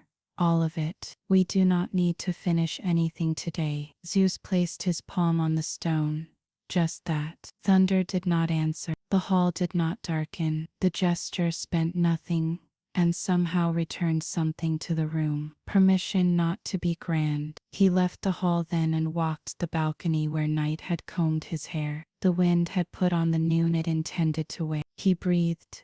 A man who could be a storm and had chosen for this hour to be weather. The physician planted seeds along the laurel street, and children asked if they could water them. He said they could, and they did, sloppily and earnestly, and the earth admired their sincerity and made room. A boy at the harbor felt a gust a minute before it arrived, and pulled in sail as if he had meant to. His captain praised him and did not know he had praised Apollo. A hinge swung for Agatha again. She laughed when it did because laughing for no reason teaches the lungs confidence. Athena passed through the stoa and did not stop to correct anyone. Her chalk smudge remained. A student saw it and decided to keep his own ink stain for luck. He solved a line that had refused him for days. Artemis, in a pine's shadow, counted fewer hungry mouths than she had feared, and decided that mercy's arithmetic, done properly, always makes a surplus. Hephaestus set a clasp on a widow's roof. Aphrodite walked through a narrow street where laundry snapped on lines like flags declaring domestic victory. She brushed her shoulder against a wall and left the faintest fragrance there. Hours later, a pair that had fallen into the habit of speaking sharply would turn the corner, inhale, and decide without discussion to be harmless. For a day, they would think the decision had been theirs. They would be right. Demeter sliced a fig and set the halves on a plate. Persephone returned and ate one standing, the way a woman does when she has places to be in her own mind. They did not speak of the hollow in the meadow. They never needed words for that particular geography. They stood together for the amount of time that feels like gratitude and not possession. By late afternoon, shadows grew honest again, stretching out to their full names. The hum of work lowered to a purr. The world did not conclude anything. It practiced, breath after breath, the art of being sufficient. From Olympus, the day looked like fine cloth, pulled gently across a table. No threads snapped. Now and then a knot showed, stubborn, imperfect, useful. The gods watched, amended nothing, and were content with the modest sovereignty of seeing. Whatever stories would later claim about this day, that a law passed, that a hinge did its quiet labor, that a goddess walked a path toward a future, that was all true. But the truest thing was simpler. People managed. The air helped. The light remembered to be kind. And beneath everything, the old pulse in the earth kept its calm time, promising that even the grandest crossings begin as footsteps taken without spectacle. If the listener lay drifting at the edge of sleep, this was the place to let go of the oar and discover the current already moving in the right direction. No omens demanded attention. They waited, polite for tomorrow. The sky turned its blue a shade deeper, pleased with its day's work. A swallow traced one last seam between roof and roof, then tucked itself into the eave like a thought saved for later. And in the meadow with the ring of trees, the hollow held its cool, unafraid of the sun, certain of night, certain of both. Evening did not fall so much as return, like someone who knows exactly where the key is kept. Heat left the stones by slow degrees, Shadows lengthened into their full names and then grew polite. The city's noise folded itself, corner by corner, into something that sounded more like breathing than bustle. Lamps woke in windows with the modest pride of small suns. On Olympus, the light became honey, and then amber, and then the clear tea of late hours. Columns kept their pale, patient watch. The air changed its mind about distance. The sea felt nearer, the forests more intimate, the streets below close enough to touch. The day had not decided anything grand. It had, however, held, and what holds learned. They stood on the western balcony where, this morning, light had rehearsed itself. Now dusk ran its thumb along the mountain's edge. Below, fields took a long sip of shade. The city lifted a collective shoulder against the coming cool. Hera rested her hand on the balustrade, the old marble, warm where the sun had kept it. She said nothing at first, neither did Zeus. Silence had become, over years, the most honest language they shared. It let the unsaid live without being orphaned. At length he spoke, the way a man speaks when he prefers not to disturb what has arranged itself well. The law passed. I know, she said. Women in the market have already adjusted their sums. He smiled in profile. Men will take longer. They will. Hera agreed, not unkindly. Wind lifted a strand of her hair. Zeus reached, almost without thinking, and smoothed it back. His hand lingered half a heartbeat beyond practicality. The gods do not age, but they do accrue weather. Tenderness, like lichen, finds places to hold. Persephone, he asked. In the market at noon, Hera said. On the goat path before that, she did not say more. She did not need to. Some paths are not warnings. They are acknowledgments. Zeus let his gaze travel the long sweep of land to sea. A storm haunted the horizon. Not here yet, only the thought of one, far out, where water teaches cloud new habits. There will be weather, he said. There is always weather, Hera answered. She looked at him fully then, the diadem gentled by twilight. We will not stop the storm. We will make the house ready. He nodded. He had long since learned the difference between rule and care. Do you want me to? No, she said, very soft. I want you to do nothing until something is needed. Spend yourself slowly. They stood until the first star blinked, and committed. Lamps appeared in the city like small affirmations. Somewhere a child asked for a story. Somewhere else, someone finally told the truth, because the light had grown dim enough to be kind. Come, Hera said at last, turning toward the hall. Let us sit where the servants can see us, and feel steadier for it. And they went in, not as thunder and law, but as presence. Furniture found its purpose. The room exhaled. The stoa had begun the ritual of evening. Benches pulled inward, last arguments dwindling into jokes. Chalk-smeared hands rubbing clean with oil and cloth. Athena walked its length in her mortal shape, and listened as ideas stored themselves for morning. The boy with the jar had gone home. The circle drawn earlier was now surrounded by small notes, like birds perched on a wire. A young woman sat alone, beneath a column, ink-stained fingers worrying a strip of papyrus. Athena paused near her and pretended to study the pillar's old scars. It will not be perfect, the woman said suddenly, not looking up. My treatise, but I think it will be enough. Athena smiled without showing it. Perfection is the god of statues, she said. Enough is the god of bread, the woman breathed. The kind of breath that clears a place in the chest. Then bread, she said. Tomorrow. Athena left a sprig of laurel on the bench. No miracle, only a small future, green and ordinary. As she stepped into the square, the owl dropped to her shoulder from a roofline and made its quiet comment. Yes, she answered. I know. The law had passed. The hinge had swung. The seeds were in the ground. Ideas and levers both set. She walked toward the upward road, letting dusk rub out her edges until she was merely another figure on the slope. The forge had the sweet fatigue of a kitchen after feast day.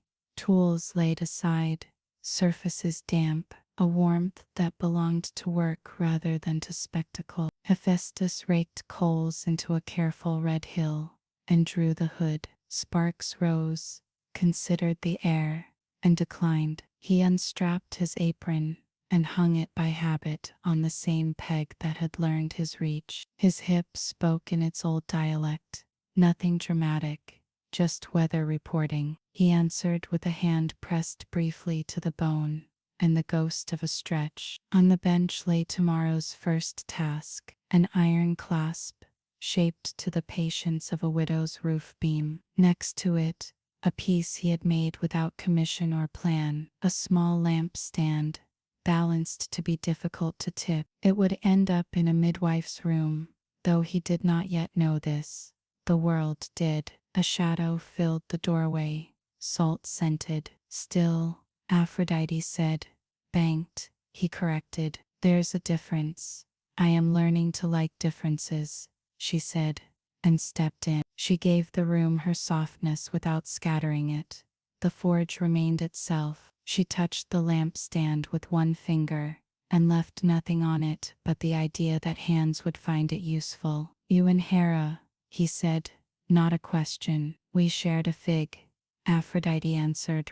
Concessions have begun. Good, Hephaestus said, and meant it. He placed a lid over the quench bucket to keep night from drinking what it could not use. Some storms you do not fight, you waterproof. She laughed quietly, then grew quiet in a different way. There will be a storm, she said, echoing a rumor even gods feel in their bones. Yes, he said, but the hinges are honest. They stood there a moment, not touching anything, content to be two shapes at the right distance, in a room that had earned its rest. On temple steps Apollo tuned the day shut, not with a flourish, not with a hymn, only a slender thread of melody drawn taut across the seam. Where light becomes night, it embroidered nothing, it asked nothing, it taught the air how to close gently. A swallow stitched once more between roof and roof, then went to its quiet pocket. The priest set the broom away, satisfied to be unnecessary. Across the courtyard, the physician from mourning passed, with dirt under his nails and relief standing loosely in his shoulders. He lifted a hand in thanks without stopping. Apollo returned the gesture with the economy of a man who prefers deeds to the accounting of them. The god laid the lyre beside him and watched the first lamps appear on the harbor's edge. He considered omens again and decided that tomorrow would write its own without help. Tonight, he would let the city own its sleep. The path rose again in her mind as she ate with Demeter bread with oil, olives, a fig parted and shared. It did not tug, it did not command, it simply kept being what it was, a way between. Persephone asked after supper, and Demeter nodded. They took the terrace line where basil held its small green candles and time softened the air's opinion. Below, the market cooled. Above, the first star took its appointment. At the rise, Persephone paused. She could feel the meadow the way one feels a river one cannot see but knows by ear. Demeter followed her gaze and said nothing, because mothers learn, if they are lucky, that the kinds of love that keep also let. I will not go tonight, Persephone said, as if replying to a question no one had asked. I know, Demeter said. They stood with arms lightly touching, like two trees that have chosen to survive side by side rather than strangle. A moth haloed the nearest lamp. Somewhere down in the city, laughter made a soft stare and then ended in a door closing without anger. 2 names, Persephone said. 2 names, Demeter agreed, and 1 woman. They went back inside before the chill could invent a reason to worry. The meadow kept its cool, patient center. Beneath it, the old pulse held its slow, exact time. Tomorrow would borrow from it. Tonight only remembered. On the harbor wall, Hermes counted ships clearing the channel under a moon that had just learned to be bright again. Coins changing hands with less bitterness than yesterday. Arguments put down for the evening like tools. He made small marks in a mental ledger that was less about debt than about direction.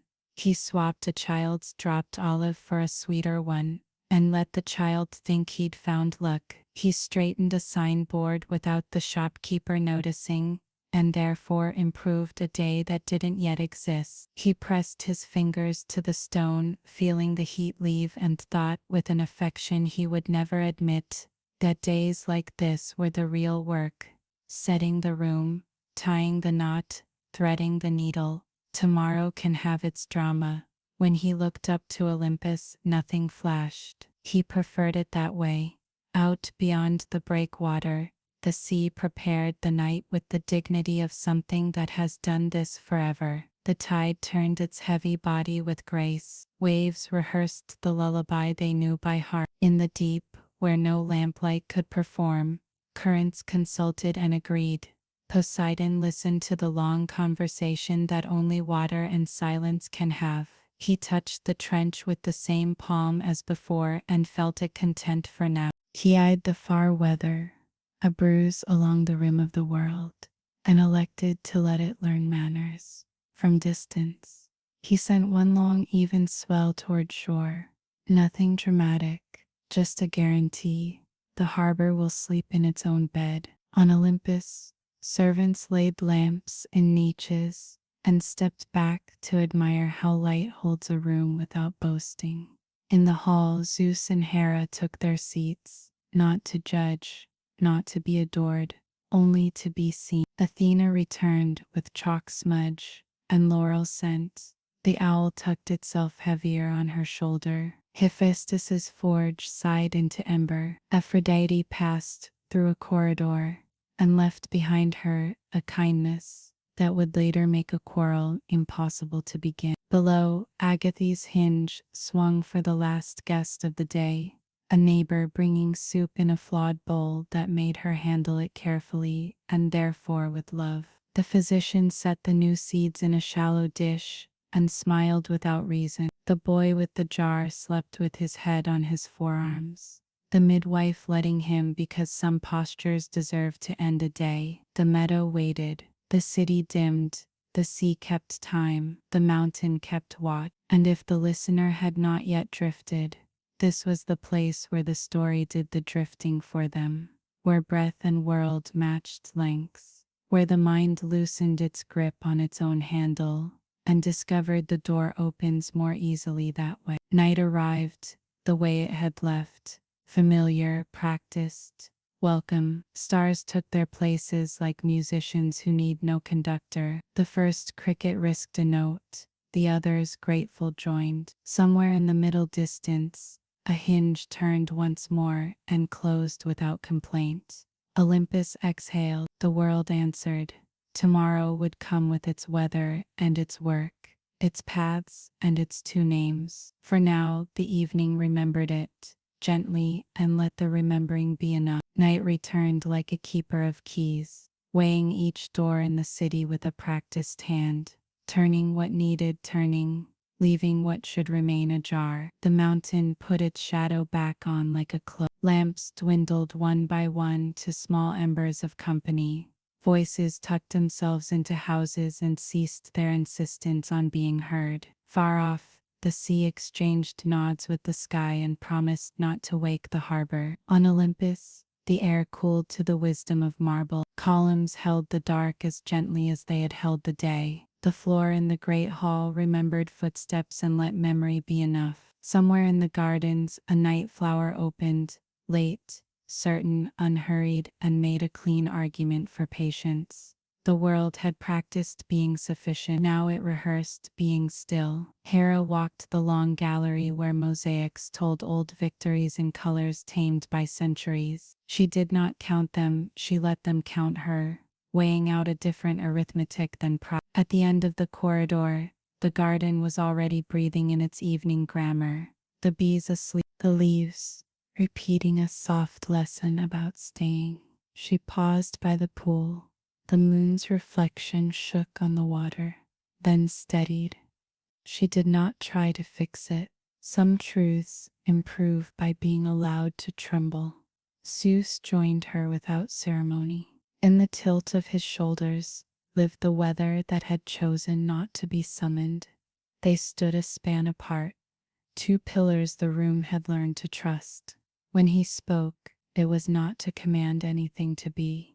The storm sits beyond sight, he said, learning our names before it comes. Hera answered, as gardens answer rain, accepting the fact, refusing the panic. We have hinges that hold.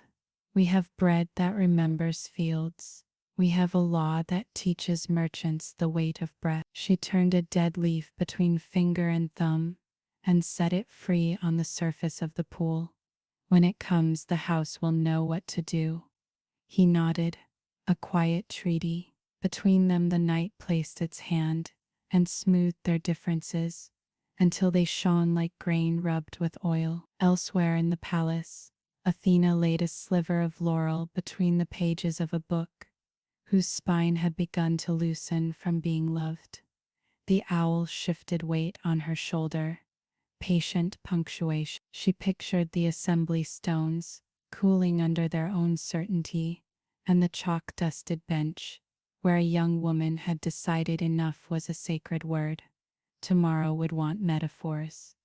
Tonight she allowed words to lie still in their meanings, the way blades lie still once he faced us, banked the last coal. The forge took up its habit of waiting, a discipline as exacting as fire. On the bench the lampstand rested, balanced against clumsy hands it had not yet met. He ran a thumb along its stem and found no burrs to injure a midnight grasp. Pain clicked once in his hip, and then folded itself. He left the door on its latch, a vote of confidence cast for morning. Aphrodite crossed a silent portico where ivy had made of the wall a green handwriting. She did not glitter. She moved through the dark as warmth does, attaching itself to nothing and altering everything it touched. At an archway she paused, listening to the quiet between two distant voices, and left a trace there, not perfume, not spell,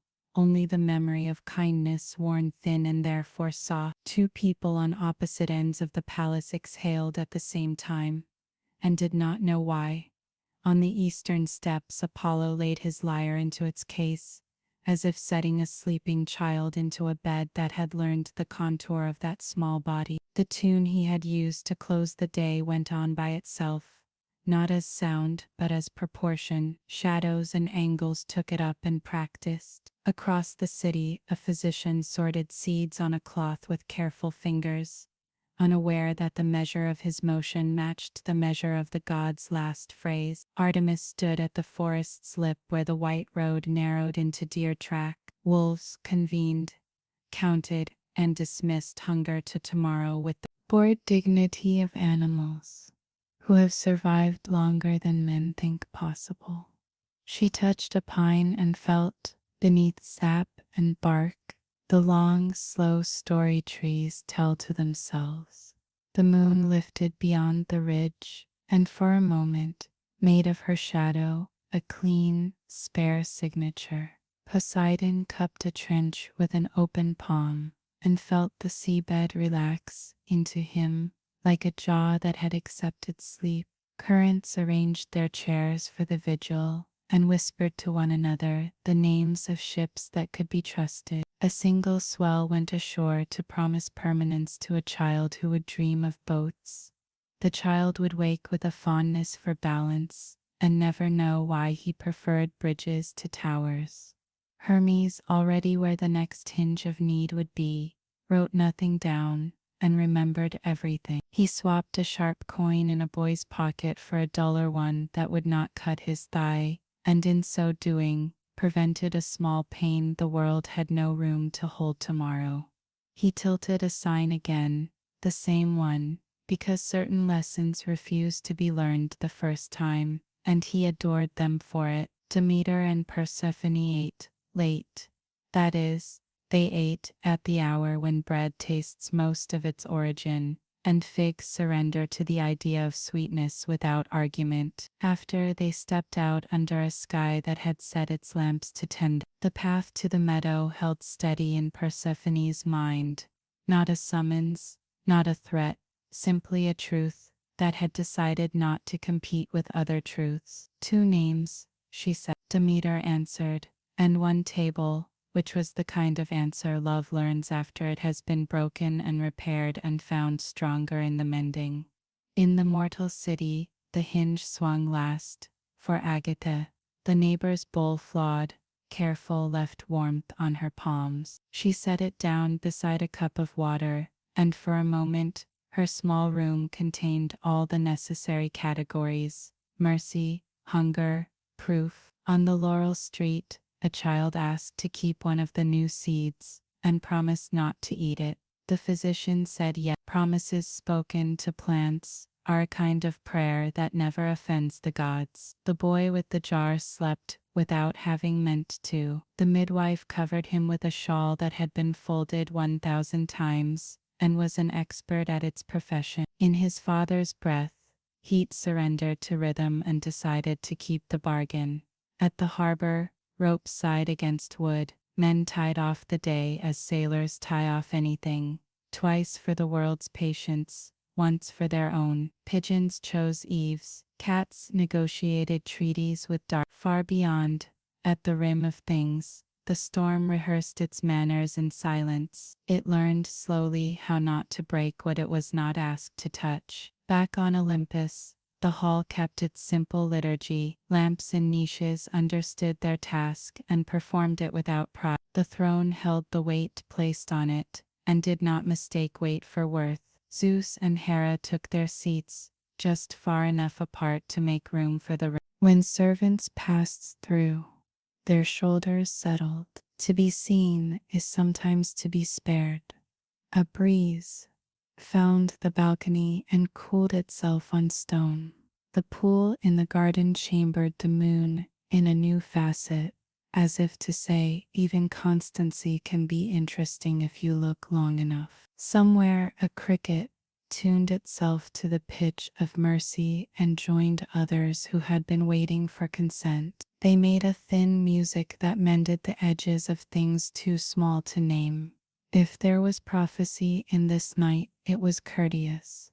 It did not shout. It pressed small futures into familiar hands, a clasp that would not fail in weather, a phrase that would make men argue fairly, a path that would not disappear when the walker closed her eyes. The gods did what the best gods and best people do. They made room around the truth, until the truth could stand. Near midnight, Athena passed the threshold of the great hall in her mortal shape and paused. Chalk still rimmed 1 nail. Hera caught the detail and let it please her. Zeus, eyes on the dark beyond the balcony, listened to the storm, think and chose, for now, to answer with quiet. Aphrodite, a pale warmth crossing the far arch, did not look toward Hera and did not look away. Hephaestus limped by an empty corridor and did not resent the sound. It belonged here. Artemis, returning from the ridge, carried the odor of clean, cold things, and the hall freshened for it. Apollo slept with his hand on the closed lyre, as if guarding an infant dream. Poseidon's absence was the exact shape of trust. Hermes, elsewhere, laughed at something he had decided not to steal, a smugness. And Persephone, standing at a casement, let the night lay its length across her thinking. Under the meadow, the second pulse kept its even time. She did not count it, she learned it. The mountain breathed, the city matched. The sea consented, air and stone and water agreed, briefly, on the tempo of enough. If there were listeners, mortals at windows, gods at thresholds, a heart that had not yet found the door into sleep, the world accommodated them. It widened where breath caught. It softened where thought grew sharp. It stepped back where fear crowded the threshold and, with the discretion of old houses, let the occupant pass without bruise. The last thing the night did before it became only itself was simple. It set a hand on the day's shoulder and said, without words, I remember you. I will meet you again. Then it went about its business, star keeping, hinge oiling, path guarding, tide smoothing, with the satisfied composure of a craftsperson cleaning tools after good work. No fanfare, no verdict, only promise, trimmed to fit. In the morning there would be weather, and harvest, and an argument conducted in decent sentences. The storm would come closer and learn to speak politely before it was allowed in. A path would keep its appointment with a woman who knew both her name. Seeds would begin their quiet green arithmetic. A lampstand would be hard to tip. But now the crickets carried the far fields. The sea held the near shores. The mountain kept watch, like a patient hand laid over a racing pulse. The gods sat in their rooms and did not demand to be believed. Night finished its small, excellent work. The world turned a page without tearing it, and sleep, unthreatened, unforced, arrived. Morning had learned its duties and performed them without fuss. Bread rose in bowls, goats approved of grass, dew reconsidered its loyalties and became air. On the terrace above the fields, Demeter pinched basil and let the scent settle her. Beside her, Persephone tied her hair with a strip of linen and watched the light move down the slope as if it were choosing each leaf by name. They spoke in the grammar of people who have lived long together, half words, whole meanings. Thin clouds from the west, Demeter said. They'll thicken by evening, Persephone answered.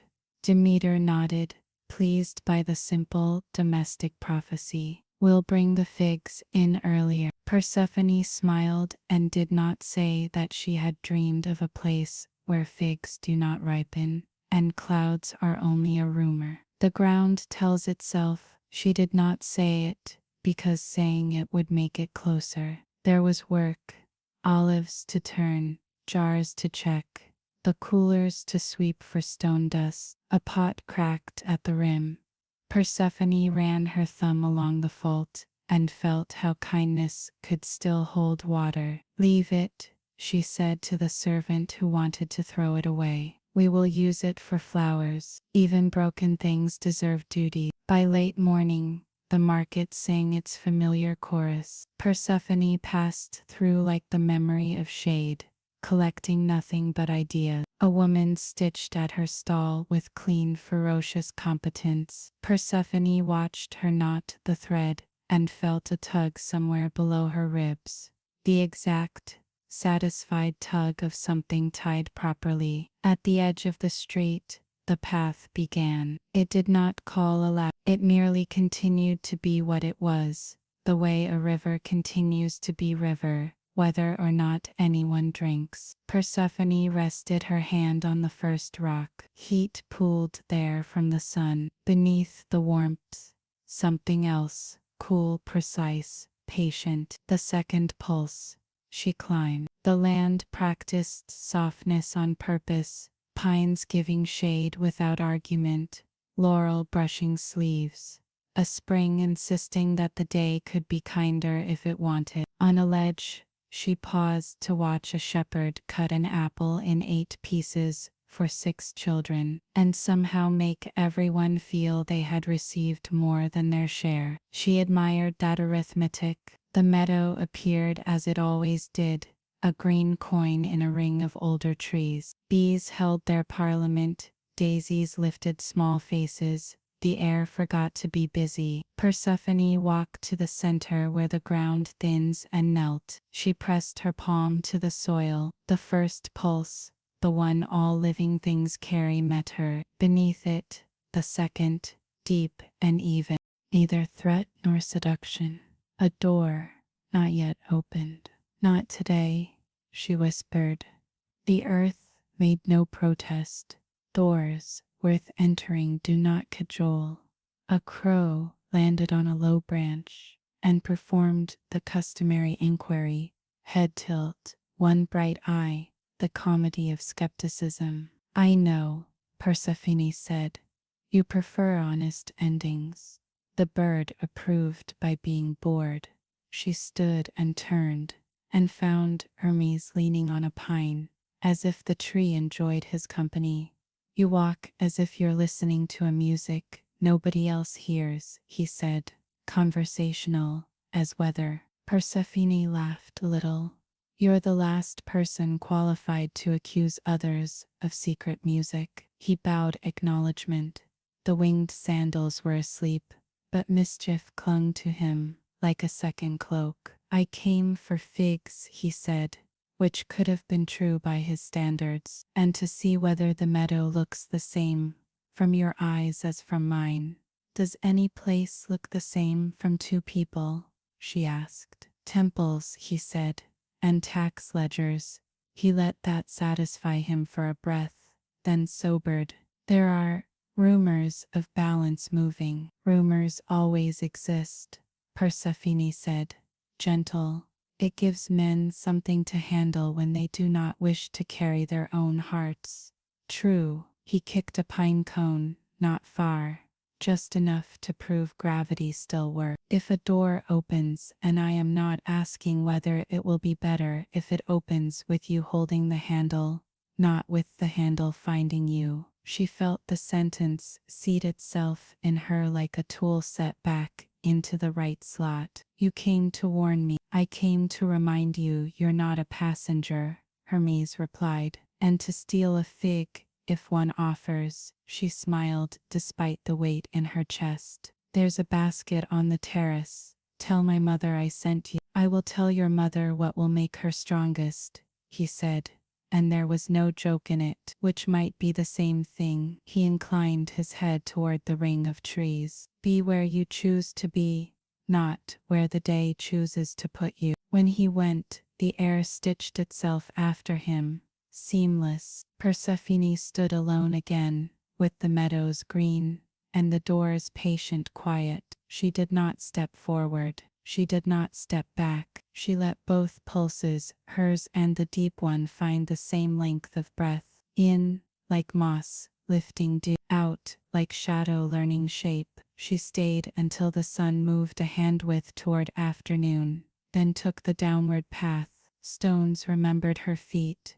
The spring rinsed her fingers. The city gathered her without noticing she had been gone. Demeter had arranged the figs on a cloth in the shade, all their small sons kept to one side, so they would dry evenly. She looked up when Persephone came through the arch, reading her face the way mothers read weather. Not panic, not relief. The third thing, preparation. Eat, Demeter said, offering the softest fruit. Persephone bit, and sweetness made a sentence no one needed to translate.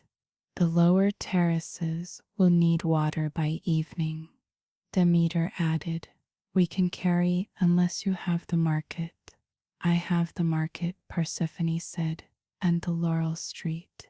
She paused, then chose a smaller truth. The seeds Apollo gave the physician have sprouted. Demeter's mouth softened. Good. People should think the world is teaching them to heal themselves. Persephone set the fig skin on the tray and wiped her fingers on her skirt. Because gods can afford stains. Hermes came by the meadow. Of course he did, Demeter said, more to the basil than to Persephone. Knowledge could be love's excess and love's enemy. She let it be neither. He will have said two things that contradict beautifully and asked for a third while you were laughing. Persephone smiled.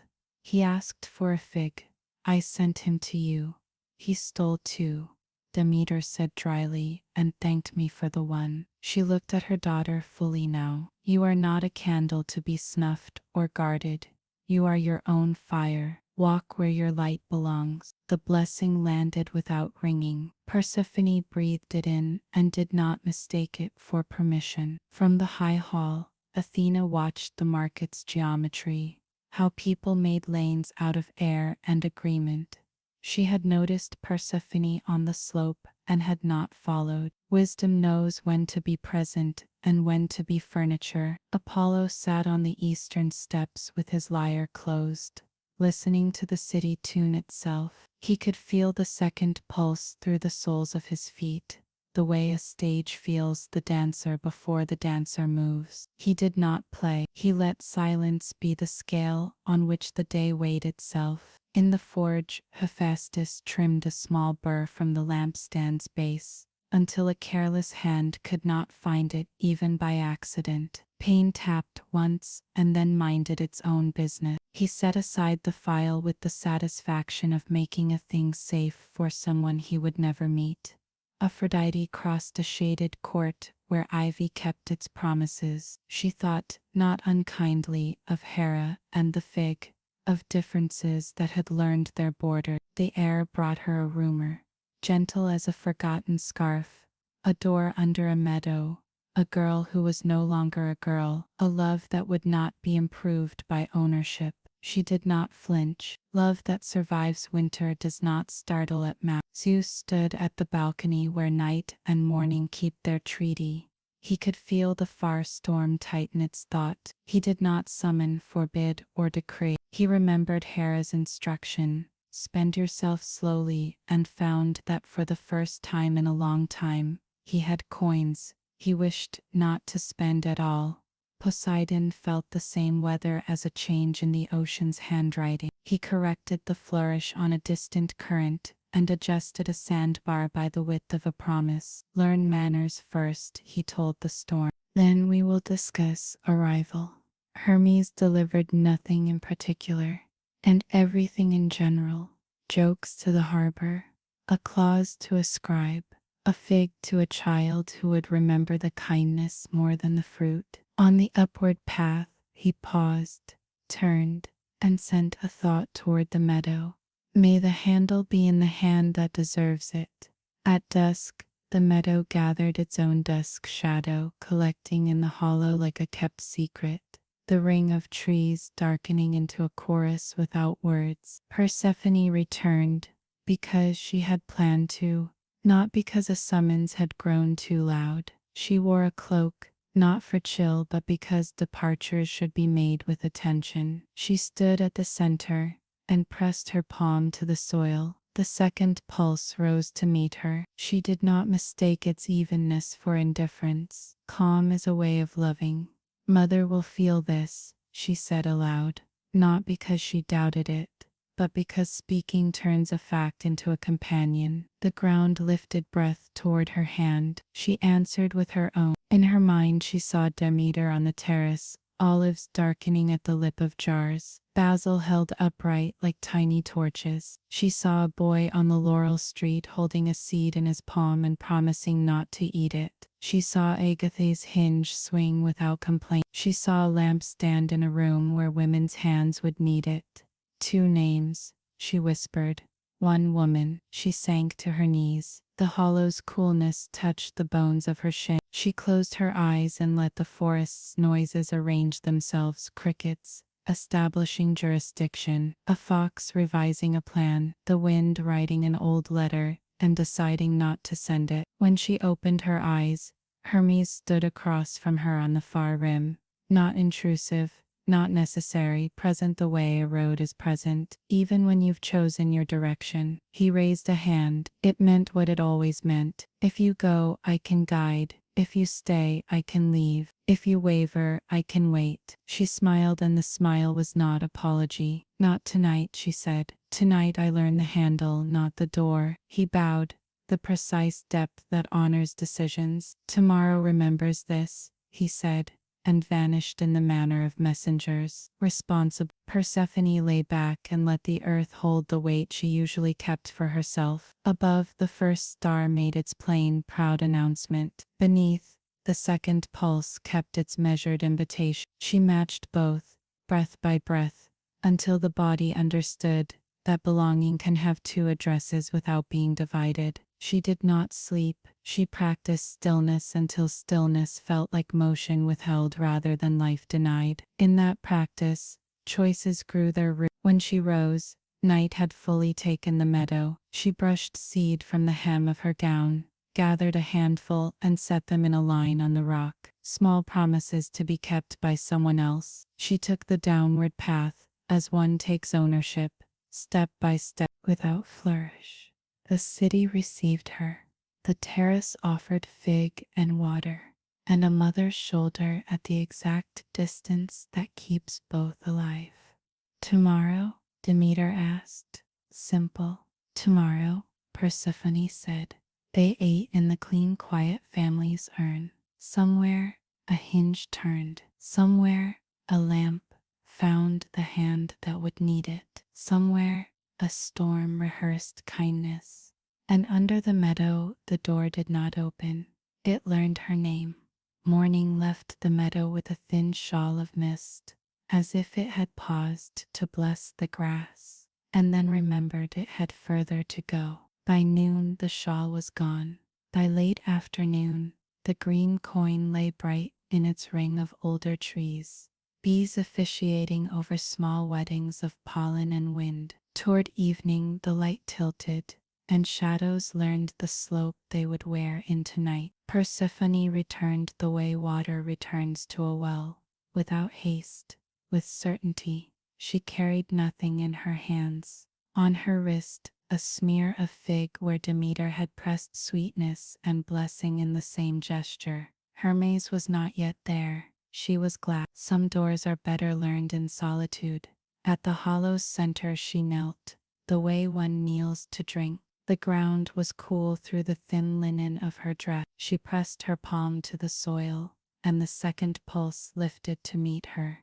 A deep, even cadence that belonged to caverns' roots and the old agreements between stone and time. It was not a command, it was grammar. She matched it. In like moss waking, out like iron deciding. A crow settled on the lowest branch and made the sound crows make when they would prefer the obvious to keep its dignity. Yes, Persephone said, I know. She stood and wiped a small line of earth across her brow, marking herself with the place the way travelers do before they take their next step. When Hermes came, it was in the manner of a conclusion that has waited politely through all the arguments. He did not shimmer or trumpet. He stepped from between two trees and took the measure of the evening. His sandals were quiet. The small wings dozed, content to be pretty. He looked at her face and then at her hands, as if to verify she had brought both.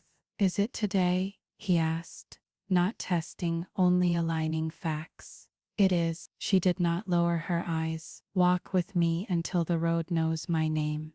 Gladly, he said. After that, I will do what the best roads do.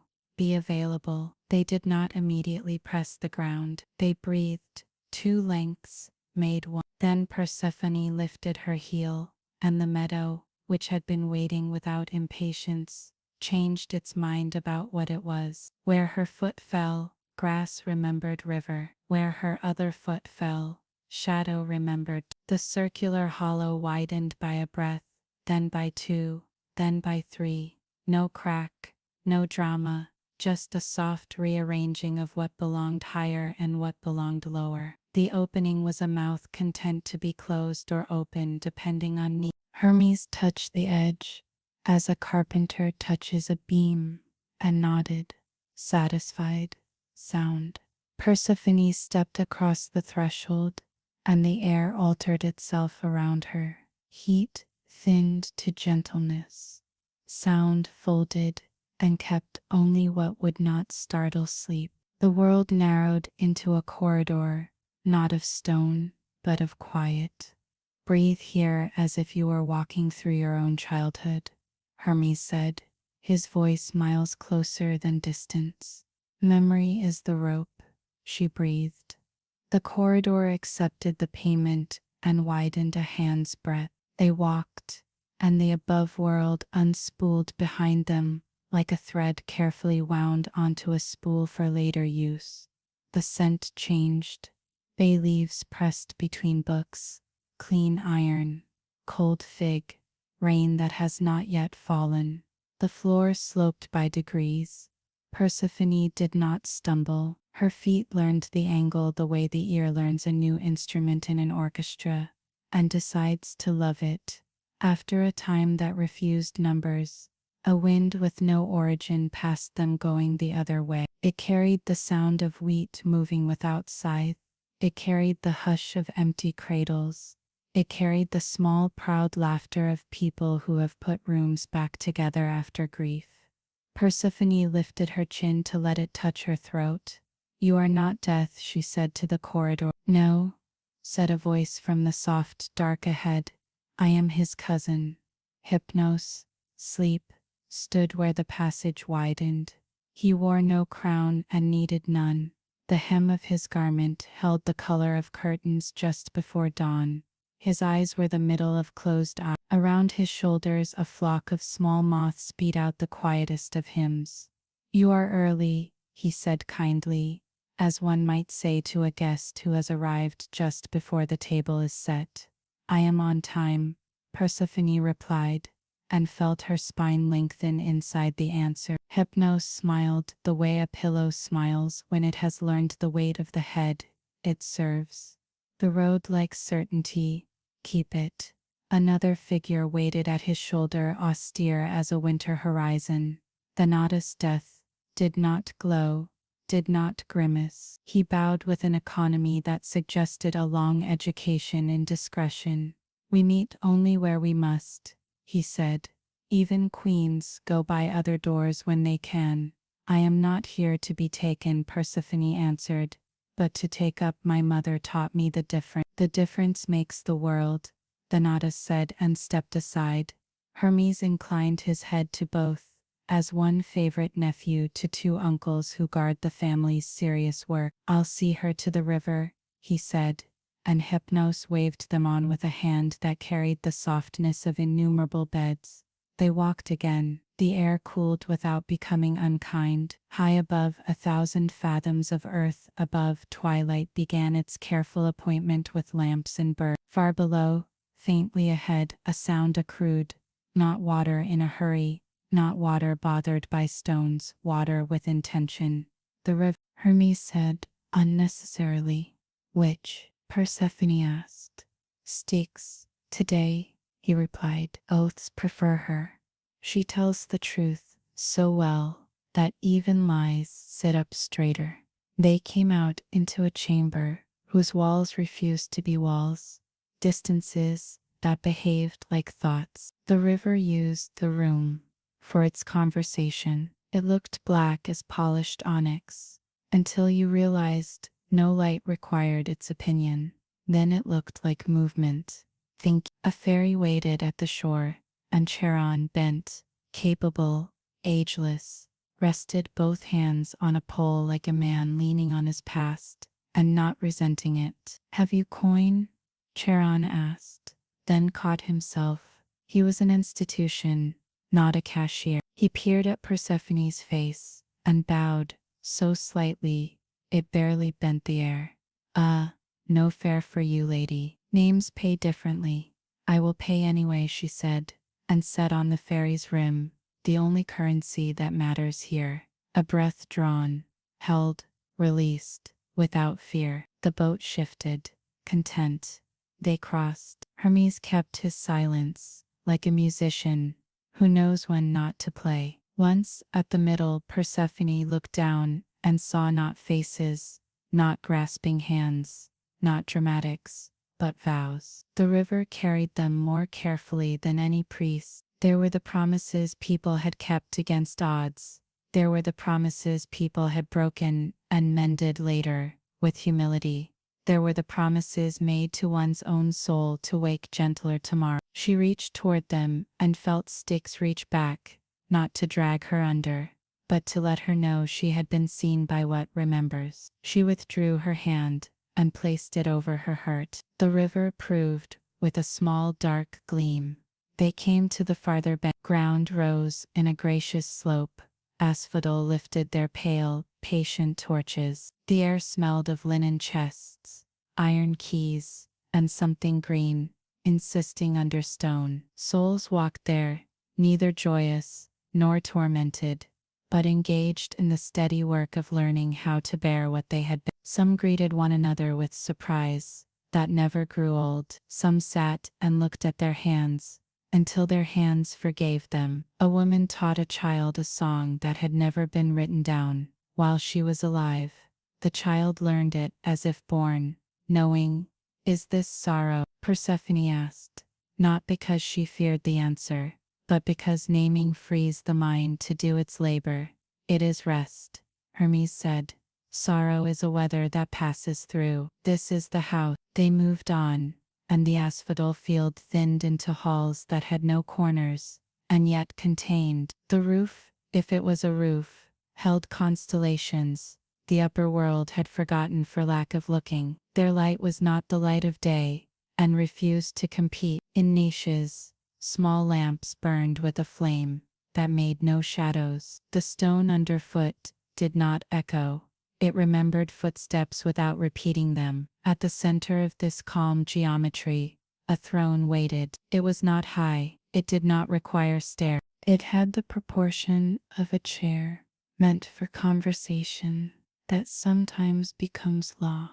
Beside it, a second seat, empty, not indicted by its emptiness, simply ready. He stood before the first. Hades' face did not threaten. It did not console. It held the symmetry of a gate well made, the kind of gate you trust because it swings without sticking. His hair was the color ceilings, chosen houses that refused to be cold. His eyes were a long, quiet road through a pine forest after snow. He wore no jewels. He did not need the undecided to decide for him.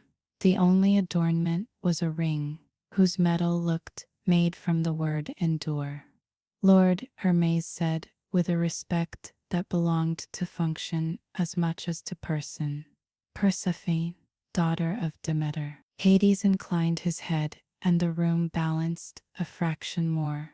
"Truly, welcome," he said, and the word did not mean capture or acquiescence. It meant exactly what it said: "The door knows you." Persephone stepped forward. The asphodel breath behind her became her own breath, slow, sufficient. "I have not been taken," she said. "I have come. A difference I prefer," Hades answered. "Those brought unwilling break. Those who arrive remain." Hermes shifted his weight as messengers do when they have delivered a letter that might change the receiver and the sender. "My work is not done," he said, "but my part here is." He looked at Persephone. "I will walk the return when it is time to the lip of the meadow. Between times, I carry both names without dropping either." She reached and squeezed his forearm, not to hold him but to honor the fact of him. "Bring my mother news she can use," she said. "I always do," he replied, and left in the manner of men who are never quite gone. Persephone and Hades faced each other without hurry. A silence settled that was not awkward. It was the kind of quiet woodworkers like when they consider the grain before the first cut. "You will rule here," Hades said at last. "Not today, Persephone. Today I will learn the hall the way a gardener learns the shape of rain." "Good," he said, something like approval passing over his features, so briefly it might have been the flicker of one of the small lamps. "There is work that needs your hands because mine are the wrong shape for it." "What work?" She did not ask as a supplicant asks. She asked as a craftsperson does, looking for cut, weight, tools. Hades lifted his palm. On the air appeared a lattice of paths, as fine as the filigree on a widow's earring, and just as strong. Some leads brightened and dimmed. Some nodded, some ended with dignity. Journeys, he said. Every soul that comes here carries a thread. Some are tangled, some are thin, some refuse to be threads and insist on being wire. We can ease them, you can ease them. There are gardens to lay out, the kind that grow without light but do not therefore become bitter. There are rooms where sleep needs a different lullaby than the living ever hear. There is a court where justice is usefulness, not punishment. Persephone looked where he pointed. She saw rooms shaped like patience, paths that taught feet how to forgive the steps that came before, water that accepted secrets without telling or rotting. Something in her, something younger than her name and older than her body, answered with a wordless assent. Then we begin as all ruling begins, she said, by walking. They did. No procession, no keys exchanging hands. Hades kept half a pace behind without condescension. He did not instruct where instruction would have been a theft.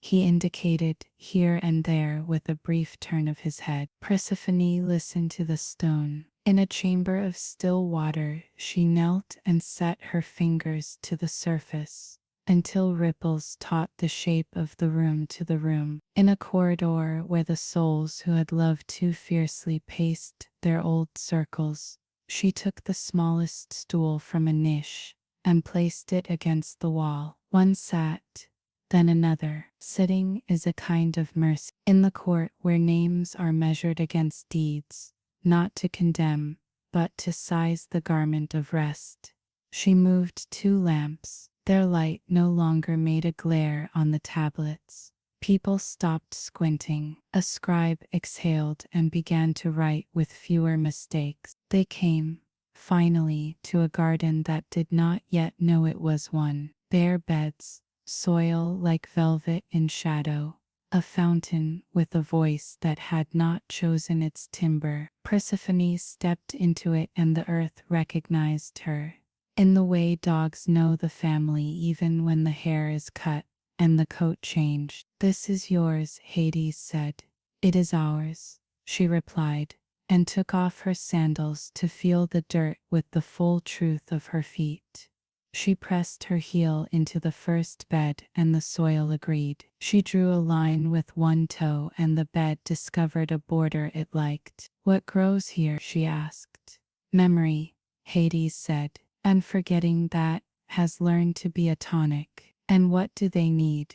She asked. Shade that moves, he answered, and water that makes no claims. She nodded. I can give them both. He watched her as a craftsman watches another, interested, relieved. You will need something from above, he said, almost afterthought. Not yet, when it is time. I know, she said. She did. Seeds are like decisions, useless without dark, ruined without light. They stood until the lamps in the niches lengthened their small flames, and the constellations in the roof stretched and settled. The realm had accepted her without fuss. It did not applaud. It made room. When you tire, Hades said, there is a room where Hypnos keeps a bed made to the exact measure of your days. If you cannot sleep, you may lie there and let the bed do the sleeping for you. When I tire, she answered, I will walk there. Until then, I will walk here. He inclined his head. Lady, she turned once more to the bare beds, the almost garden, and placed her hand on the ground. The second pulse rose, met her, matched. She whispered a sentence that had been waiting for her mouth. I am not lost. I am below. The soil heard and stored it the way good earth stores rain. Far above, in the house of herbs and jars, Demeter stood at a casement and felt, not absence, not theft, the weight shift of the world into its other foot. She set both palms flat on the table and breathed until breath remembered it could be strong without being sharp. Good, she said to the room. Let it be good. Then she reached for the lamp, trimmed its wick, and let the flame be modest and exact. On the meadow, the hollow closed over like lips that have been kissed and choose secrecy. The crow hopped twice, as if to test the hinge of the world, and approved. Hermes, halfway between above and below, paused on a stair made from nothing anyone can see, and smiled for no one. The messenger had delivered. He would deliver again, for now he loved a well-built road. In the realm beneath, Persephone stood barefoot in a garden that did not yet know its name, and felt the whole weight of the seasons settle onto her shoulders like a cloak that had been waiting on a peg for years. It fit. She drew the first furrow with her heel. The underworld answered by sounding less like silence and more like listening. The first days did not count themselves. Time in the underworld had the manners of a good servant. It moved when asked, and stayed very still when not. Persephone learned quickly that clocks were inventions of light. Here rhythm belonged to breath, to footfall, to the small consent of doors. She began by walking. Hades did not hover. He showed her the long rooms without corners, and left her to hear what stone tells to those who listen. She mapped nothing. She memorized everything the way a hand memorizes a tool. Corridors widened where her steps preferred space. Niches learned to offer a lamp just before darkness became an inconvenience. The air chose a temperature that forgave both tears and sleep. In the chamber of still water, she discovered that silence has different textures. There was the silence of respect, the silence of shame, the silence of repair. She placed benches where knees had been asking aloud without the mouth's assistance. Sit, she said, not to command, but to permit. Souls took the invitation and remembered that rest is a kind of courage. Hades watched from the doorway, arms folded in a posture that in other men would have signaled judgment. In him it meant attention. You move light, he said, on the second day that might have been the fourth. I move roofs, she answered, half smiling. Light follows roofs. He nodded as one craftsperson to another. The garden will want you soon. I want it already, she admitted. They went there on the day the lamps burned with the sleepy posture of evening, and the roof constellations rearranged themselves into a pattern that resembled wheat bent by wind. The beds waited, bare but willing. Persephone took off her sandals again, because feet learn faster barefoot. She dragged the first furrow with her heel, and felt the soil's relief at being asked to do what soil loves. What grows here, she'd asked, besides memory and forgetting? Hades considered. Mercy, he said. Not the dramatic kind that forgives crimes and makes poets noisy, the domestic kind. Mercy for mistakes that were only ignorance. Mercy for words said while tired. Mercy for the self that did not know better, and now wishes it did. She pressed seeds that were not seeds. Little kernels of old stories cracked open into the first. Then will grow shade that moves, and water that does not scold. She placed 3 stones to make a place for a visitor to put a hand and feel steadiness. Touch helps. Hades' mouth made a small movement that might one day become a smile if given regular practice. It does, he said. Souls came to her garden as people come to kitchens, expecting nourishment, and secretly, conversation. A soldier asked where to put his sword. In the ground, she said, and when he obeyed, the hilt looked instantly less proud, more useful. A mother asked if she might keep counting her children. Yes, Persephone said, and gave her beans. Count these. Lose one and find it. Make a game of it, and forgive yourself. A woman who had spoken too sharply in life to the people she loved wandered the path that circled the beds. She traced it so many times the dust learned her intentions. Persephone stopped her, not with a word, but with a jar of water held out at the place where distance becomes decision. The woman drank. Again, Persephone said quietly, and the path kept a little of the water in the places where her feet were most unsure.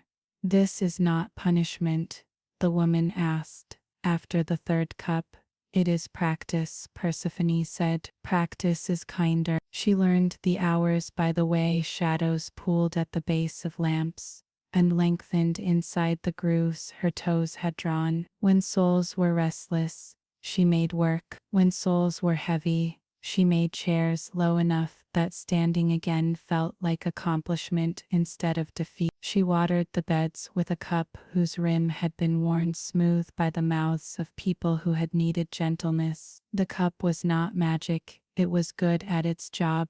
Hades joined her sometimes without speaking. He moved stones the way a man moves old convictions carefully, acknowledging their former usefulness. When she asked his opinion, he gave it in the form of a tool presented, not a rule announced. Will this do? He'd say, and hand her something with weight and balance that made her hand agree before her mouth did. She kept refusing to thank him in the royal manner and went on thanking him in the way of equals, by using what he had given as if it belonged exactly here.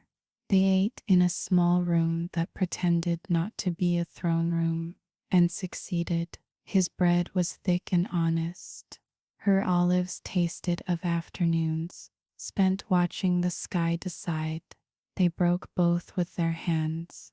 I do not know how to be queen, she said once, halfway through a heel that the crumb refused to surrender except to patience. You are not trying to be queen, he said. You are being useful. Queenship is a rumor started by furniture that made her laugh enough to become lighter. He set the salt nearer her side of the table, learned sooner than most where water should be placed, and began to listen for the small sounds her bracelets made when she turned her wrist. The tiny measure of her thoughts. He liked that sound. It told him the room had purpose. Far above, the world recorded her absence and named it winter without quite knowing why. Demeter felt it as a subtraction that could not be raged at without wasting strength. She kept moving because movement kept tears from choosing their own paths on one's face. The fields were the first to speak, the long, tired language of ground that does not want to sleep yet must. Sprouts hesitated. Fruit considered arguments against sweetness. Bees held their congress with more reluctance than usual. Demeter walked among them not as a general forcing an army, but as a mother standing in a doorway, deciding whether to call a child inside or let dusk do the teaching. She chose to withdraw, not in fury. In truth, love is sometimes the art of stepping back exactly far enough. Hold, she told the wheat. Do not die, do not bloom. Hold. The wheat listened. It kept its breath. It did not volunteer. It waited for its cue. Mortals noticed the air's sting of empty. Bakers cut smaller loaves and tried to keep their jokes warm. Olive presses worked shorter shifts and learned to value precision over speed. In the market, women counted beans with tenderness and men stopped pretending that pride could be eaten. Prayers multiplied, not in volume but in sincerity. People who had never spoken to gods before cleared a corner of the house and put the better bowl on the better cloth, and sat very still. They did not always know what to ask. Sometimes they asked only that their hands not forget how to be steady. Demeter heard them all. Hearing exhausted her less than it once had. Her daughter's decision had shown her where effort becomes interference. Athena came to her terrace and stood without explanation. She smelled of chalk and laurel, of thoughts that had been translated into laws and left to do their work. You can endure this, she said, not to flatter but to point to a capacity. I can, Demeter agreed. Her hands were clean, having washed grief from them and discovered that grief stains only when scrubbed. Endurance is not romance, it is proficiency. Athena's mouth flickered with affection, rare and therefore noticeable. When they tell this later, she said, they will make your restraint into rage. Let them. History is poor at adjectives. Demeter poured water for both of them. It tasted like honesty. What is happening below? She asked. Athena tilted her head, listening where ears cannot. Rooms becoming rooms. Lamps finding their correct placement. A garden deciding its borders. She paused. He is the right shape for sovereignty. She is the right shape for rule. Demeter nodded once. Mothers learned that rightness is a balm that does not erase ache. I will not pull on the rope, she said. You will be asked to, Athena replied. Then I will answer with bread, Demeter said, and meant it. In the house below, Persephone practiced being the weather of a place rather than its storm. She learned names slowly. Because names are heavy when they belong to the dead, she did not force recall where memory would not come. She offered tasks without narratives attached.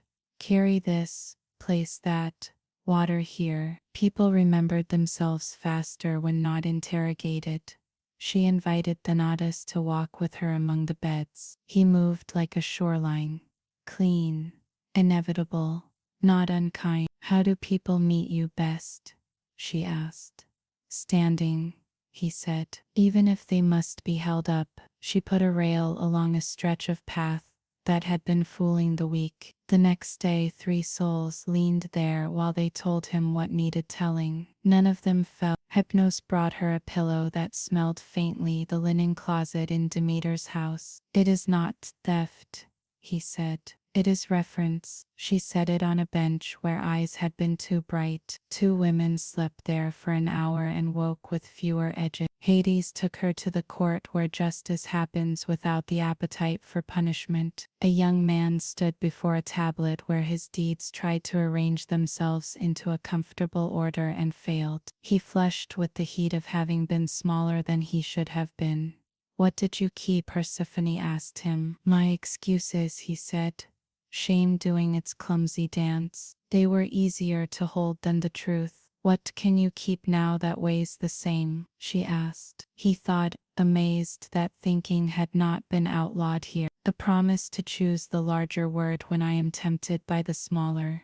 Good, she said, and handed him a small stone with larger cut into it by a chisel that had done that work before. Carry this until the habit weighs less than the token. He bowed, almost happy because the mind loves an assignment more than it loves a sentence. Later, when the lamps made small gold pawns on the floor, Hades put his ring on the table between them. I would give you this, he said, if taking it would make you lighter. If it makes you heavier, leave it here.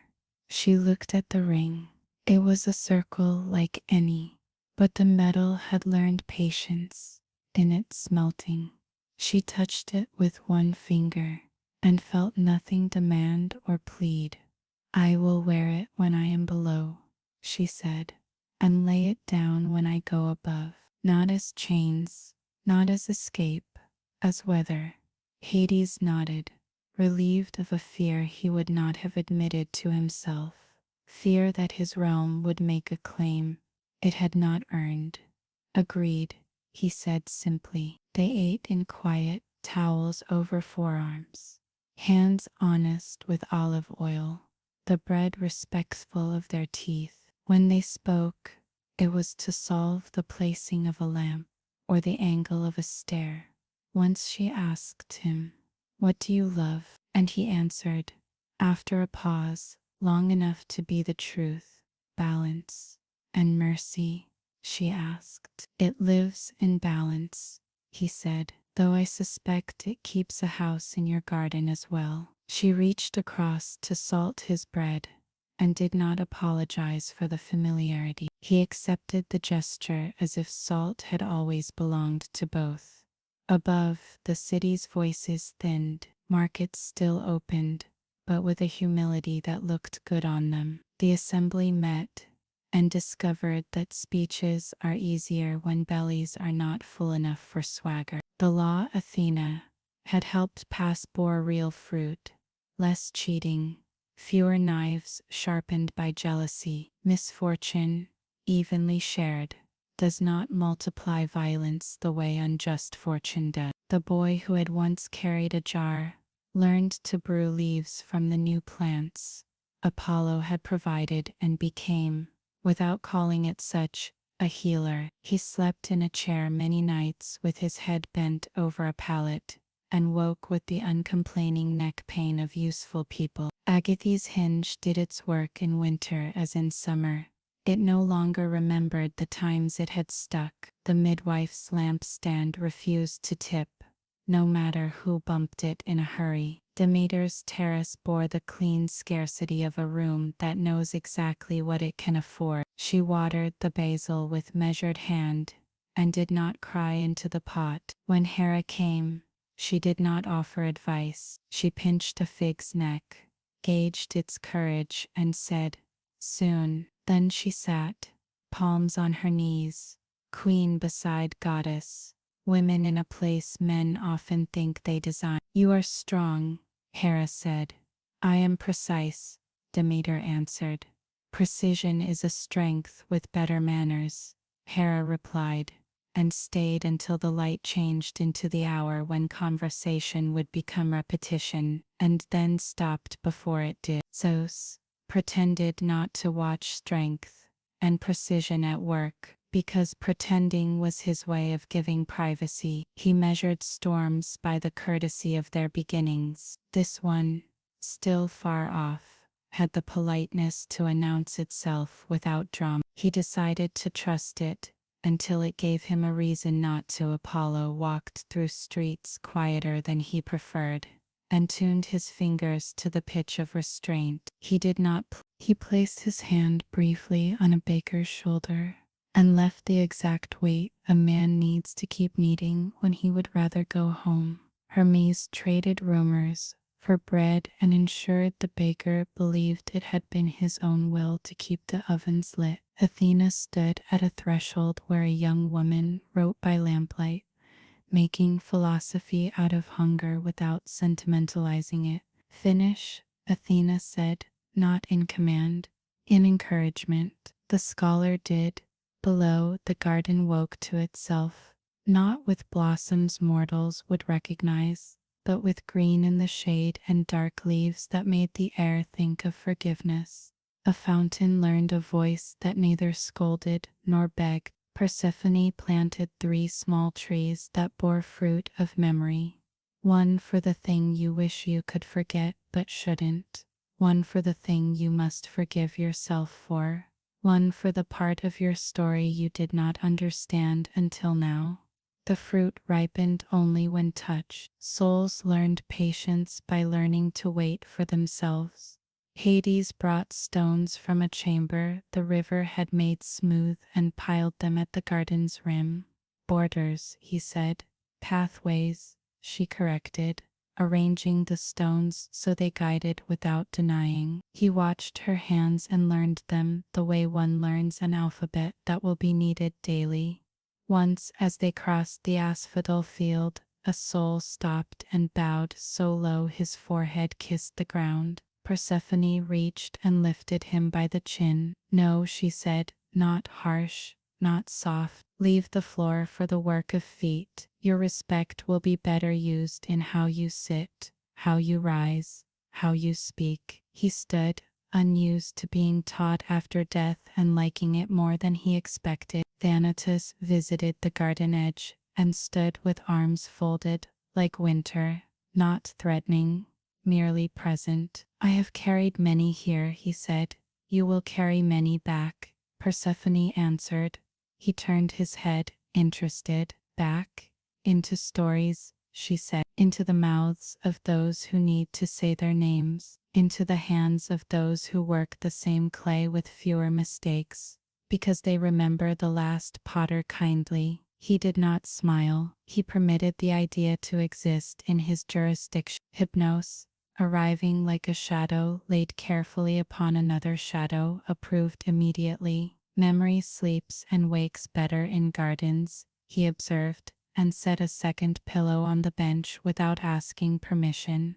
Persephone looked upward, which here means inward, somewhere beyond stone and patience. A terrace brightened or dimmed. She felt Demeter the way one hand feels the other through cloth, certain, imperfect, enough. I will ask to return, she said to Hades later, when lamps had made islands good for conversation, not as escape, as seas. He did not flinch. Men who love power flinch when asked to share it. Hades loved balance. His face remained the proportion of a door kept true in its jamb. You will return, he said. Some days have your name, some nights have mine. The year can hold both, if built well. It will be built well, she said. By you, he answered, and moved the salt nearer her side again. A habit now. They spoke then of small matters, whether a stair should turn at the third step or the fourth, whether a lamp wanted oil with a slower courage, whether the bench should be moved nearer the water. Their talk made a rope between them, fibers of respect, strands of humor, an occasional thread of tenderness that asked for nothing and was therefore safe to keep. Before sleeping, if sleep is what you call the way one lies down and lets the pillow think, Persephone walked the corridors by herself. The lamps recognized her. The stone, so often accused of cold, warmed by degrees. In the garden, she touched the trees of memory and forgiveness and understanding, then set her palm to the soil. The second pulse met her, a metronome that wished neither to hurry nor to delay. She matched it until the bones of her feet remembered they belonged to the earth as much as to walking. Above, Demeter stepped out into air that had learned to taste like restraint. She placed her hands on the terrace wall and stared toward the meadow she could not see from here but felt as if she had a stone from it in her pocket. Eat, she told the world, and the world, because it loved her, ate little and survived. The gods watched not as rulers, but as witnesses careful with their eyes. Hera sat where servants could see her and be steadied. Athena left a sprig of laurel where a scholar would find it. Apollo held his silence like a bridge. Hermes made the market kinder by misplacing 2 coins from the wrong purse into the right one, and letting the men involved call it luck. Poseidon lulled the trenches and wrote the tides in a hand legible even to tired fishermen. Zeus counted nothing, and therefore kept more than he had thought to lose. When Persephone finally lay on the bed Hypnos had promised, the mattress met her the way soft ground meets a falling seed, not to hide it, to house it. Darkness here was not absence of light, it was the presence of rest. She let the realm hold the weight she never made Demeter carry. Breath by breath, she closed the day. In the garden's quiet industry, the bench's mercy, Hades moving a stone without commentary. Out the ache behind the sternum that asks whether the right choice is supposed to hurt less than this. In her mother's precision on a terrace where figs wait for permission. Out the word queen, shrinking, until it fit inside useful. In the rhythm of the river that ferries vows. Out the river that leaves the false ones on the bank. The realm listened and was pleased with its new weather. If a listener needed it, the mortal on a pallet above, the god on a threshold, the heart that has not yet found how to soften. This is how Persephone taught the night to breathe. In through the nose, like cool water from a clay jar. Hold, like a hand placed gently over a racing thought. Out through the mouth, slow as a gate that has learned not to creak. Again and again, until even memory remembers its manners. In the last breath, before sleep finished what she had started, Persephone put her palm on her ribs and spoke a sentence that would carry under lamp and sun alike. I belong to both doors. Under the meadow, the hinge approved. Above the meadow, the wheat waited without resentment. Between them, a mother stood with her hands on a clean table and said to the air, "Let tomorrow be enough," and found, to her amazement, that the air agreed. The lamps lowered themselves to a hush. The bed slept for her. The garden kept its watch. The river, satisfied, moved as though it had invented patience and was humbly practicing it again. The house below hers now, and his and theirs rested, and the world, lacking nothing essential for the night, rested with it. Winter arrived without snow. It came instead as a thinning, like cloth held to the light, and found more threadbare than memory allowed. Wheat stood undecided. Olives kept their bitterness to themselves and would not confess it to the press. Goats chewed with the distracted seriousness of officials reading bad news. Bread became a study in proportions. Soup learned to tell a longer story with fewer nouns. Demeter felt it first in her hands. They had always known how much pressure to put on a fig to judge its willingness to sweeten. Now the fig would not answer. She pinched basil, and it yielded scent like a reluctant witness. On the terrace, jars that had been heavy in autumn waited empty, their mouths honest about how much they could not hold. She did not rage. Rage is a heat that consumes its own kitchen. She made lists. Lists are heat, turned to you. How long the grain will last when measured. How far a pitcher must be carried when the nearer spring loses nerve. Which seeds can sleep without dreaming. Which children cannot. In the city, markets set out their colors in humility. A pile of onions, a triangle of cheese, a single pomegranate, cut like a lantern so the light could pretend to be taste. The assembly met, not to boast, but to barter scent. Athena took a place in the shade, and let them own their better selves, adding only the simplest arithmetic, when men tried to multiply hope by pride and got zero. Hermes passed through with a ledger nobody else could see, moving small fortunes from bad pockets to good in the universal language of it must have fallen there. Prayers rose, quieter now, heavier, in kitchens, in fields, in beds, where the sick counted seams, because counting anything brings time to heal. People spoke not to be heard but to be steadied. Let our hands remember, they said. Let our tempers be patient. Let the small portion feel like enough. Hera listened and sat where servants could see her, so they would remember to carry their trays without hurry. Apollo tuned silence to the key of endurance. Poseidon kept the harbor merciful. Storms, seeing his posture, reheated their manners and drifted elsewhere to practice them. Zeus waited. Waiting in him was not avoidance, it was policy. The far storm they had watched from the balcony no longer seemed interested in drama. It was the sort that arrives as a change in temperature and leaves as a lesson. Still the world grew pale around its edges. "Call council," he said at last, in a voice that had learned to be quiet even when it could be thunder.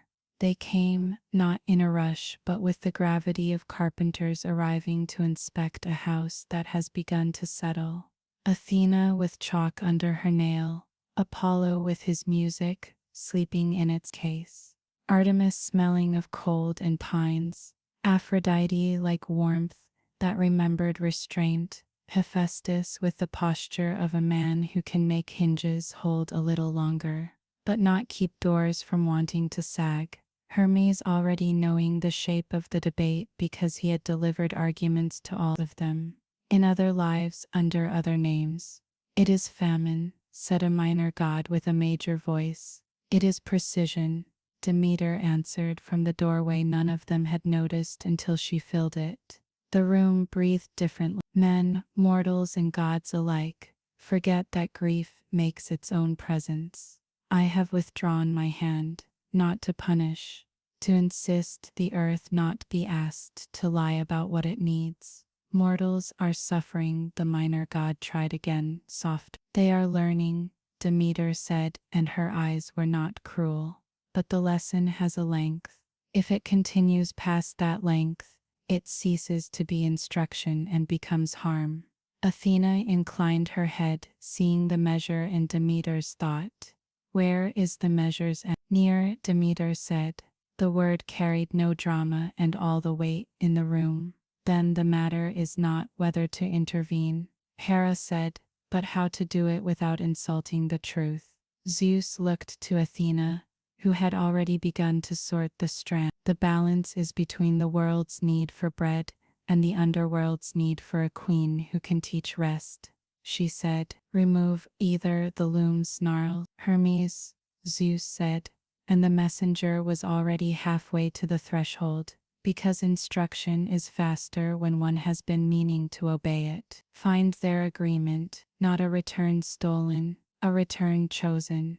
Chosen returns require corridors, Hermes said, delighted. I know a few. He was gone before responsibility could admire him.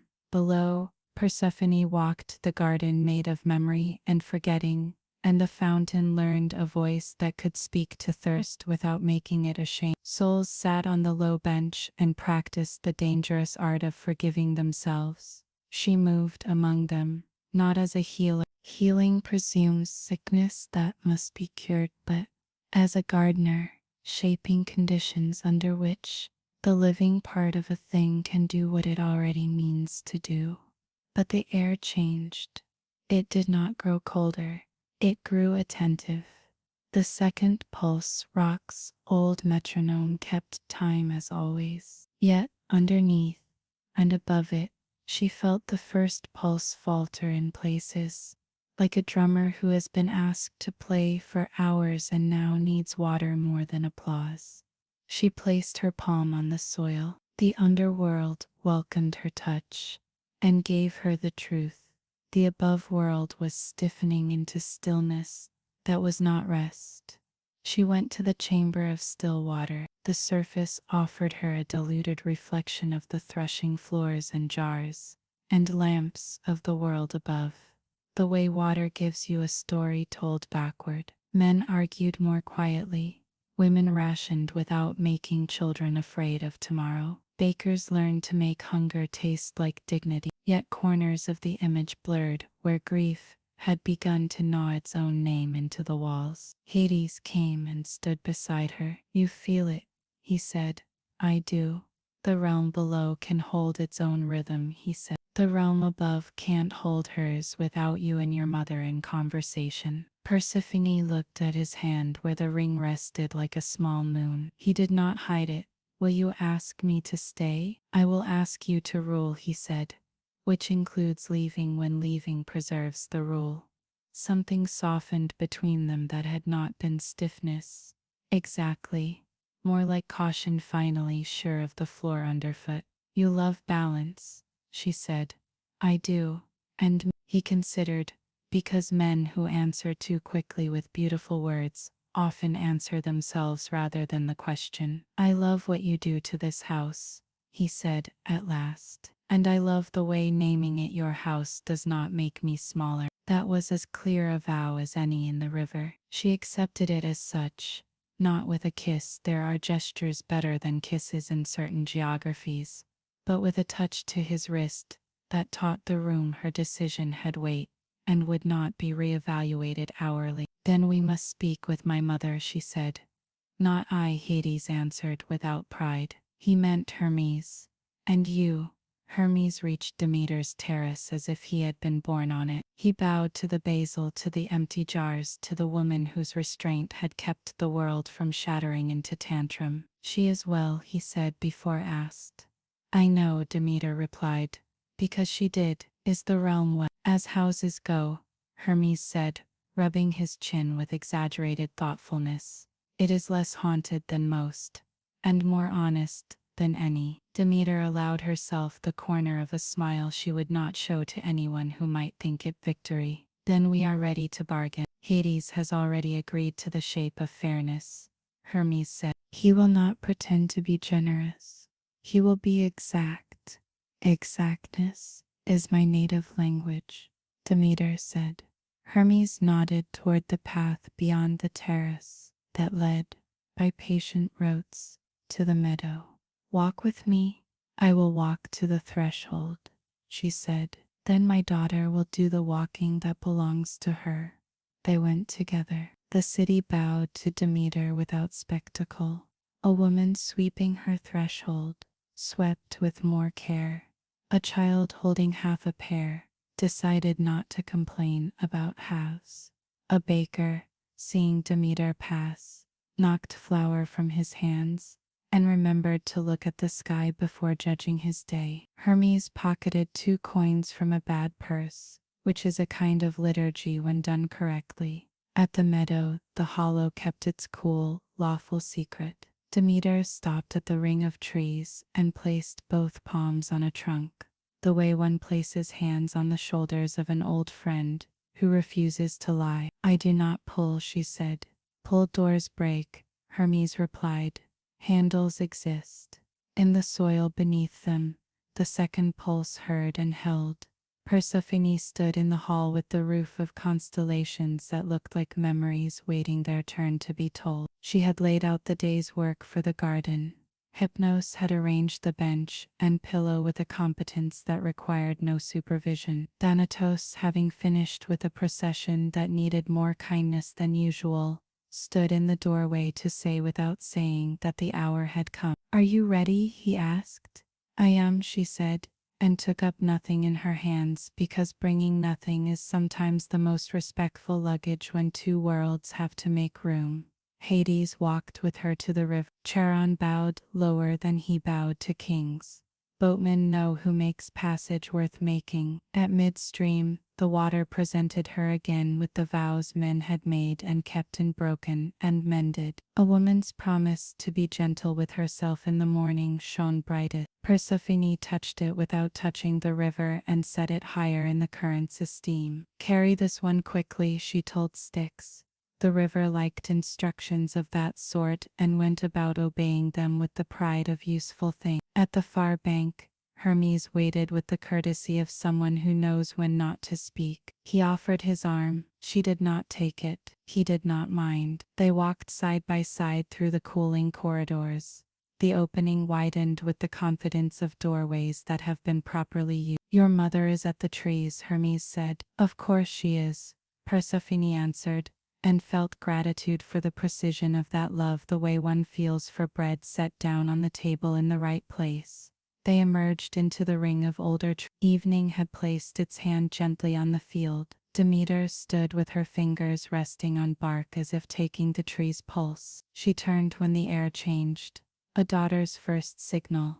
They did not run. Running glorifies panic and invites spectacle. They walked, and the space between them learned how to end itself well. When they met, they did not embrace immediately. They stood close to feel the same wind and let their eyes adjust to the outline they had both been carrying in their minds. Outline now made of person. I am below, Persephone said, and now I am above. I am above, Demeter said, and now I am myself. They smiled then, and the smile was clean, without apology, without denial. They folded each other into arms that knew the work of holding without imprisoning. The meadow kept its cool. The crow, who had suspected bad theater, relaxed. Hermes cleared his throat just enough to remind the world that bargains happen even when love is perfect. Season, he said. Season, Demeter agreed. Season, Persephone echoed. Part of the year above, Hermes said. Part below, not as ransom, as function. Not because pomegranate traps, Persephone added, anticipating the future's lazier storytellers, but because fruit teaches the mouth how to be honest. I will eat, because I choose to be two things properly. Demeter's chin lifted in approval. You will eat, she said, because queens take what their work requires, and no more. 3 seeds, Hermes ventured, calculating festivals in his head, the way merchants do with calendars. Or 6, if poetry demands a longer winter sometime. Let poetry learn to share, Demeter said, but her mouth had the patience to allow 6, when the year needed the rest. Then we are agreed, Hermes concluded, relief uncoiling down his back, as bureaucracy found a reason to be graceful. I will carry the word. The world will learn the calendar of its heart. He vanished, to do the part the living always forget, paperwork, the fates respect. Demeter and Persephone sat at the meadow's edge, and breathed in step, until the breath became one length again. They spoke of nothing that could be written down. That is to say, they spoke of everything that matters. When it was time, they walked together to the terrace. Demeter put the better bowl on the better cloth, with hands that remembered abundance without resenting memory. Persephone sliced a fig. Juice ran. They did not wipe it away. They ate, standing. The world, watching through 1,000 windows, remembered how to call this taste by its name. Across the city, ovens woke. Bread rose carefully, like a patient learning to walk after illness, and finding balance charming. In fields that had been holding breath, green decided to proceed. Bees found their agenda again. The boy with the jar dozed in a chair, and woke to a cooler brow under his palm. Agatha's hinge behaved as if it had built the door itself, and was proud without arrogance. On Olympus, Hera walked the garden with Aphrodite at her shoulder, and did not reach to prune what had not yet asked. Order, she said. Desire, Aphrodite replied. Season, Hera finished. Season, Aphrodite agreed, and left a tenderness on the air that would prevent 3 quarrels and begin 1 useful confession. Athena set a new slate in the Stoa. A city is a garden. Tend, then argue. Men nodded, as if they had thought it themselves. The owl permitted the plagiarism. Hephaestus quenched a clasp that would hold a roof through 2 rains, and a story told underneath it. Poseidon let the tide put its forehead briefly against the land in gratitude. Apollo played exactly 1 note and stopped. The silence after it did the work. Zeus went to the western balcony and found Hera already there. They stood until the first star admitted its appointment. You spent yourself slowly, she said. I did, he answered, and discovered not for the first time that restraint returns with interest. Below, Hades walked into the garden that had learned Persephone's hand, and felt what carpenters feel when a door swings true on the hinges they hung last week.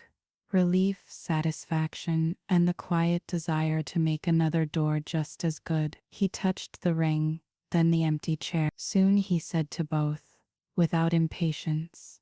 Persephone returned to him with the smell of basil and air that had been rationed and then forgiven. She set her palm on the soil. The second pulse rose to greet her like a dog who loves without noise. I ate, she said, enough to know my names. Good, he said. The lamp between them made a circle of light that did not boast. They sat, not to rule, but to be the weather of a house that had learned its season. And for those listening, for the heart that had followed this far and needed rest, the night opened its hand. Breathe, said the world, in like cool water from a clay jar. Hold, like a door paused in courtesy. Out, like a field letting go of winter without apology. Again, the earth, newly instructed, did exactly that. It grew still, not as death does, but as sleep does before the dream begins to repair what waking has worn thin. The bargain did not arrive, as a proclamation. It came as weather learning manners. Mornings loosened their chill, afternoons remembered warmth without indulgence. Wheat unclenched. Bees went back to holding court with confidence. In doorways and fields and temples, people felt the air change and said it the way children say a word they've overheard and already love. Season. Persephone's first journey back to the underworld after her return was deliberate. No flight, no spectacle. She braided her hair, pressed her palms to Demeter's, and let the touch hold a full breath, one length in, one length out. I go, she said, and I hold, Demeter answered. They did not promise more than that. Promise too much and you tempt fate to be clever. Promise the right amount, and even fate nods. Hermes walked beside Persephone to the meadow, carrying nothing that could be taxed and everything that mattered. Pace, courtesy, timing. The hollow opened with the composure of a door long meant for hands that would learn it properly. At its rim, Persephone glanced back. Demeter was already turning to the terraces. Work prevents sorrow from inventing bad jobs for the mind. Below, Hades had left the garden as they had planned it. The three trees, memory, forgiveness, understanding, held leaves like guarded lanterns. The bench waited with the patience of objects proud of usefulness. When Persephone stepped into the soil, the realm accepted her as houses accept those who know where cups live. How is above? Hades asked, placing a small rake within reach.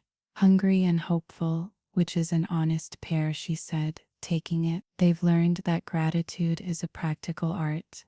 He inclined his head, which in him was praise. Then we begin, shade that moves. They worked without hurry, and yet things arranged themselves. The fountain lost its nervousness and learned to speak in a calm stream. Souls came and were assigned tasks that fit their hands. Thanatos stood at the path and made himself ordinary enough to be approached.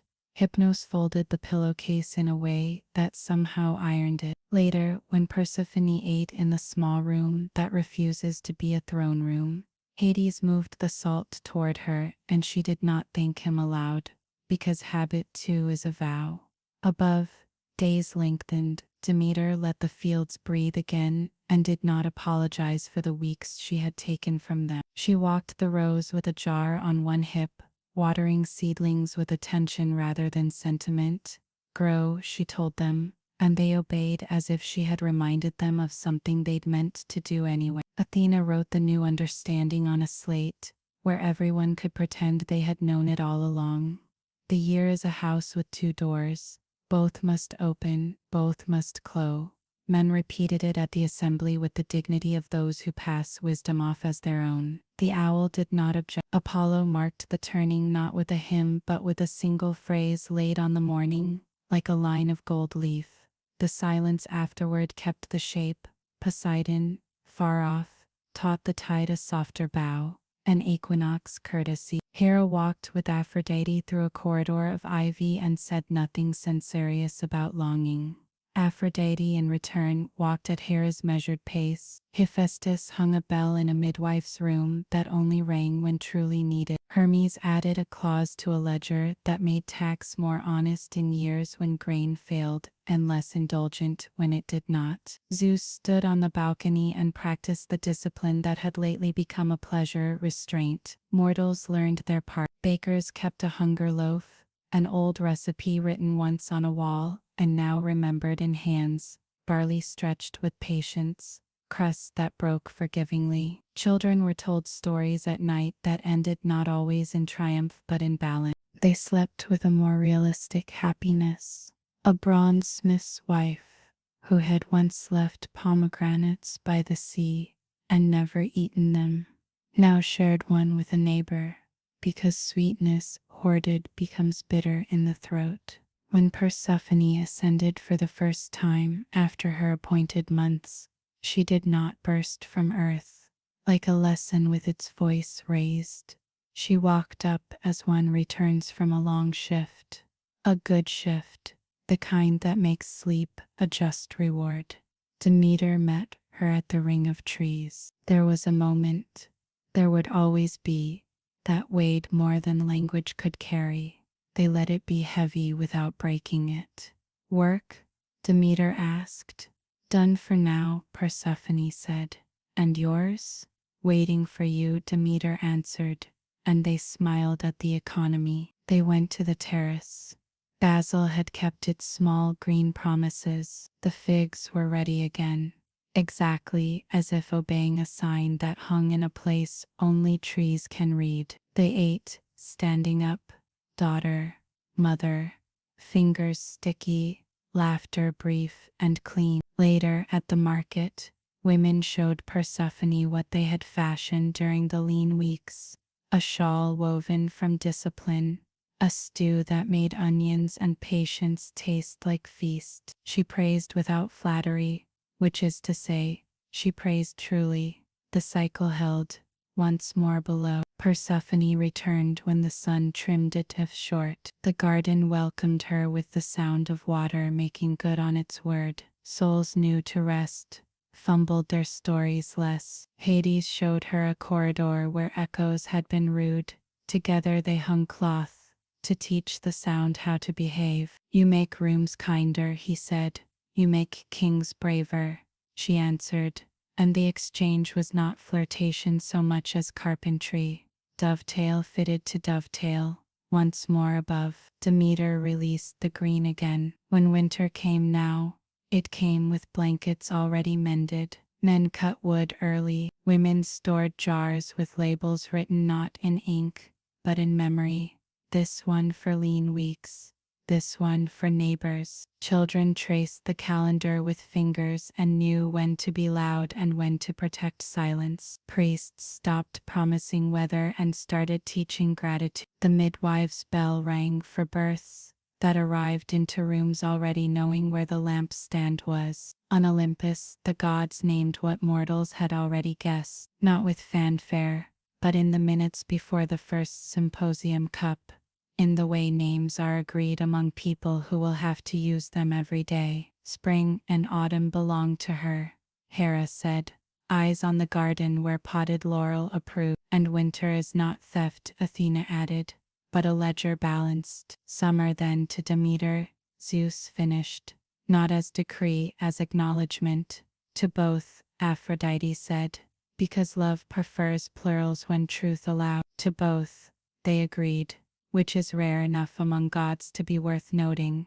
Hermes drafted a modest tablet that no bard would trouble to sing, but every magistrate would cite when markets panicked at the first frost, on the ordering of stores in the months of the queen's absence. It contained no poetry and saved lives. He slipped a copy to the boy who had once carried a jar and now carried a neighborhood with a healer's unshowy competence. When Persephone and Hades stood again in the hall with the roof of constellations, the empty chair beside his no longer felt like a suggestion. She sat in it for the first time the way a person sits in a tool they've made with their own hands, testing fit, weight, balance. The lamps approved with a milder flame. You rule, Hades said. We rule, she corrected. And then, after a breath, we serve. He smiled, properly this time. It changed his face less than you'd think because most of his kindness had been in the proportions all along. In the garden, the 3 trees put out fruit that ripened when touched.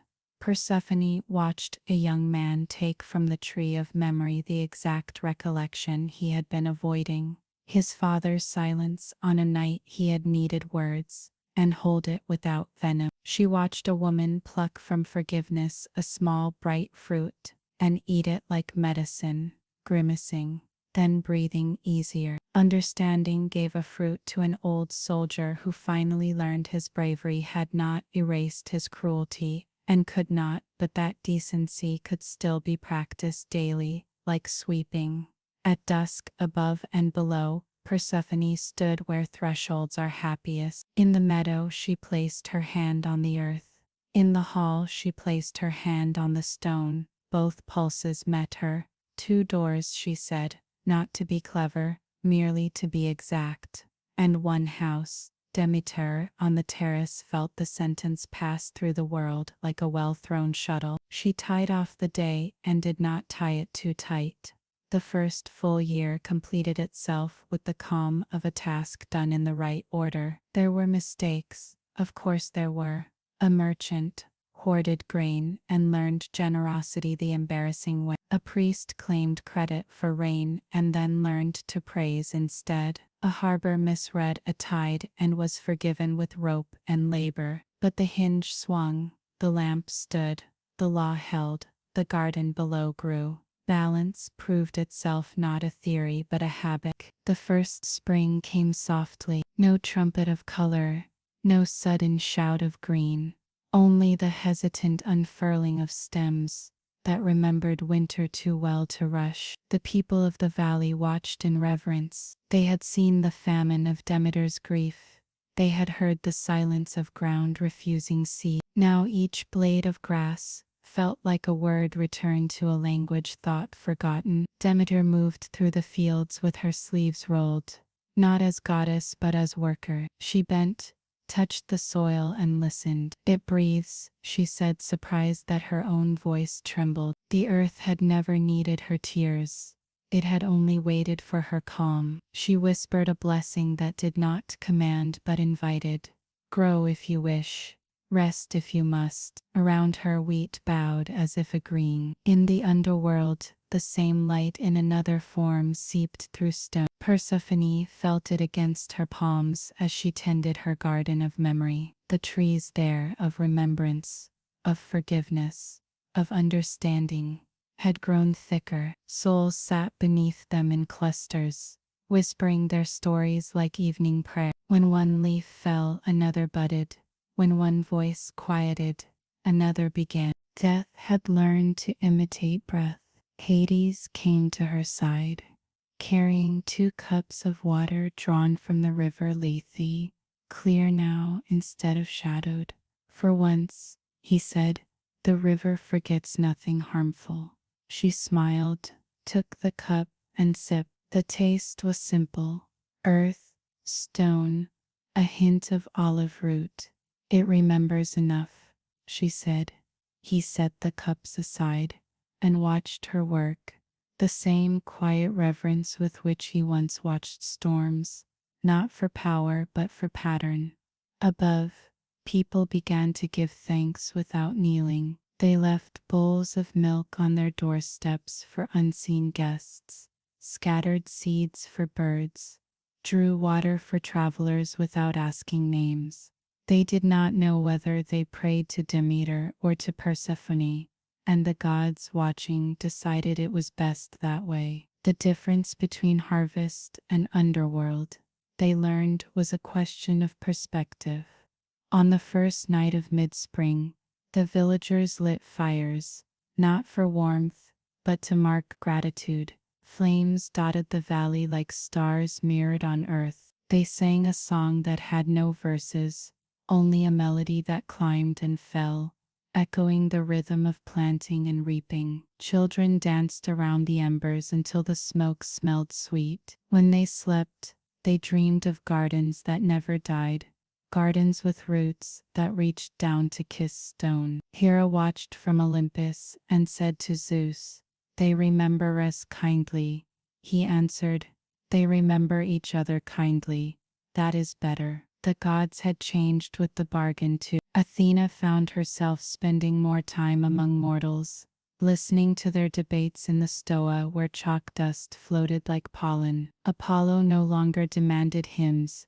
He tuned his lyre to the hum of bees. Even Ares, restless as fire in dry grass, learned to measure victory in the number of wars avoided. Only Hermes remained the same, quick, amused, tireless in his errands between heaven and below. He carried mortal songs to Persephone's halls, where they arrived as ripples across the mirror pool. She would pause, listen, and the faintest smile would cross her lips, enough to stir the air like a gentle wind. When summer came, it came fully, golden and the first harvest under the new rhythm was plentiful, and people divided it in thirds, one for themselves, one for those in need, and one for the earth that had given it. They poured wine into furrows, laughing at how extravagant it felt to share with soil. The laughter carried, and Demeter felt it like sunlight on her back. She had been worshipped before with fear,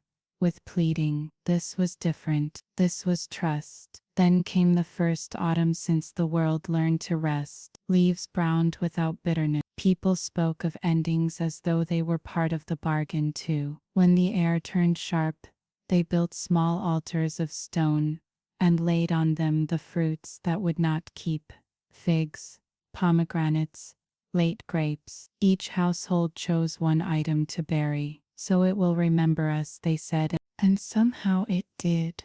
In the underworld, Persephone felt those gifts descend through layers of soil and shadow.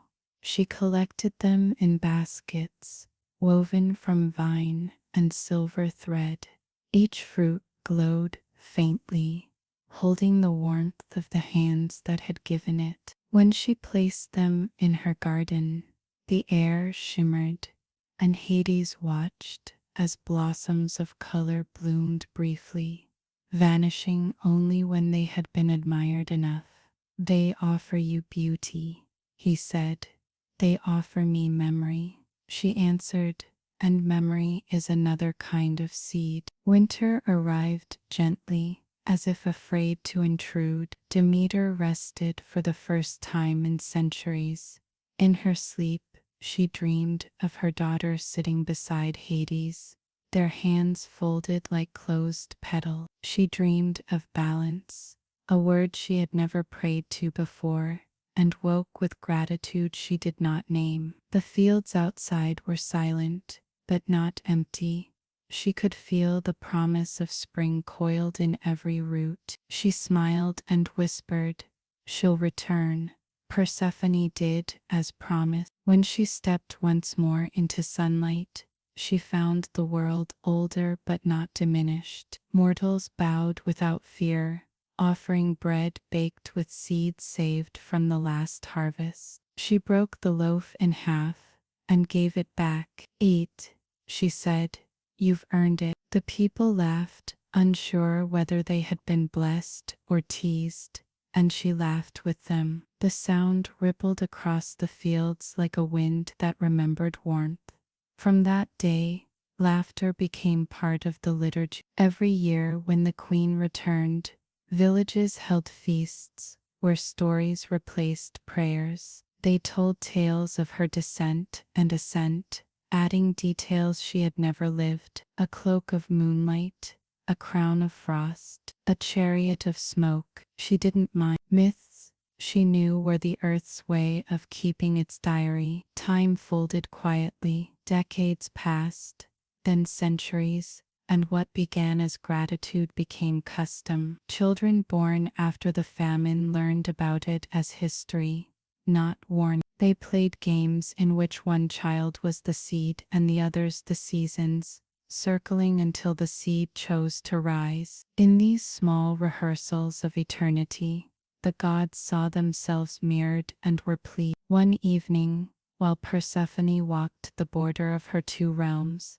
the line where soil met stone, she heard voices rising from above, a chorus of mortals reciting a new verse. "All things sleep," they said, "so that they may wake again." The words pleased her. She repeated them softly to herself and found they fit the rhythm of her breath. Hades found her there, watching the horizon. "You listen to them as if you expect advice," he said.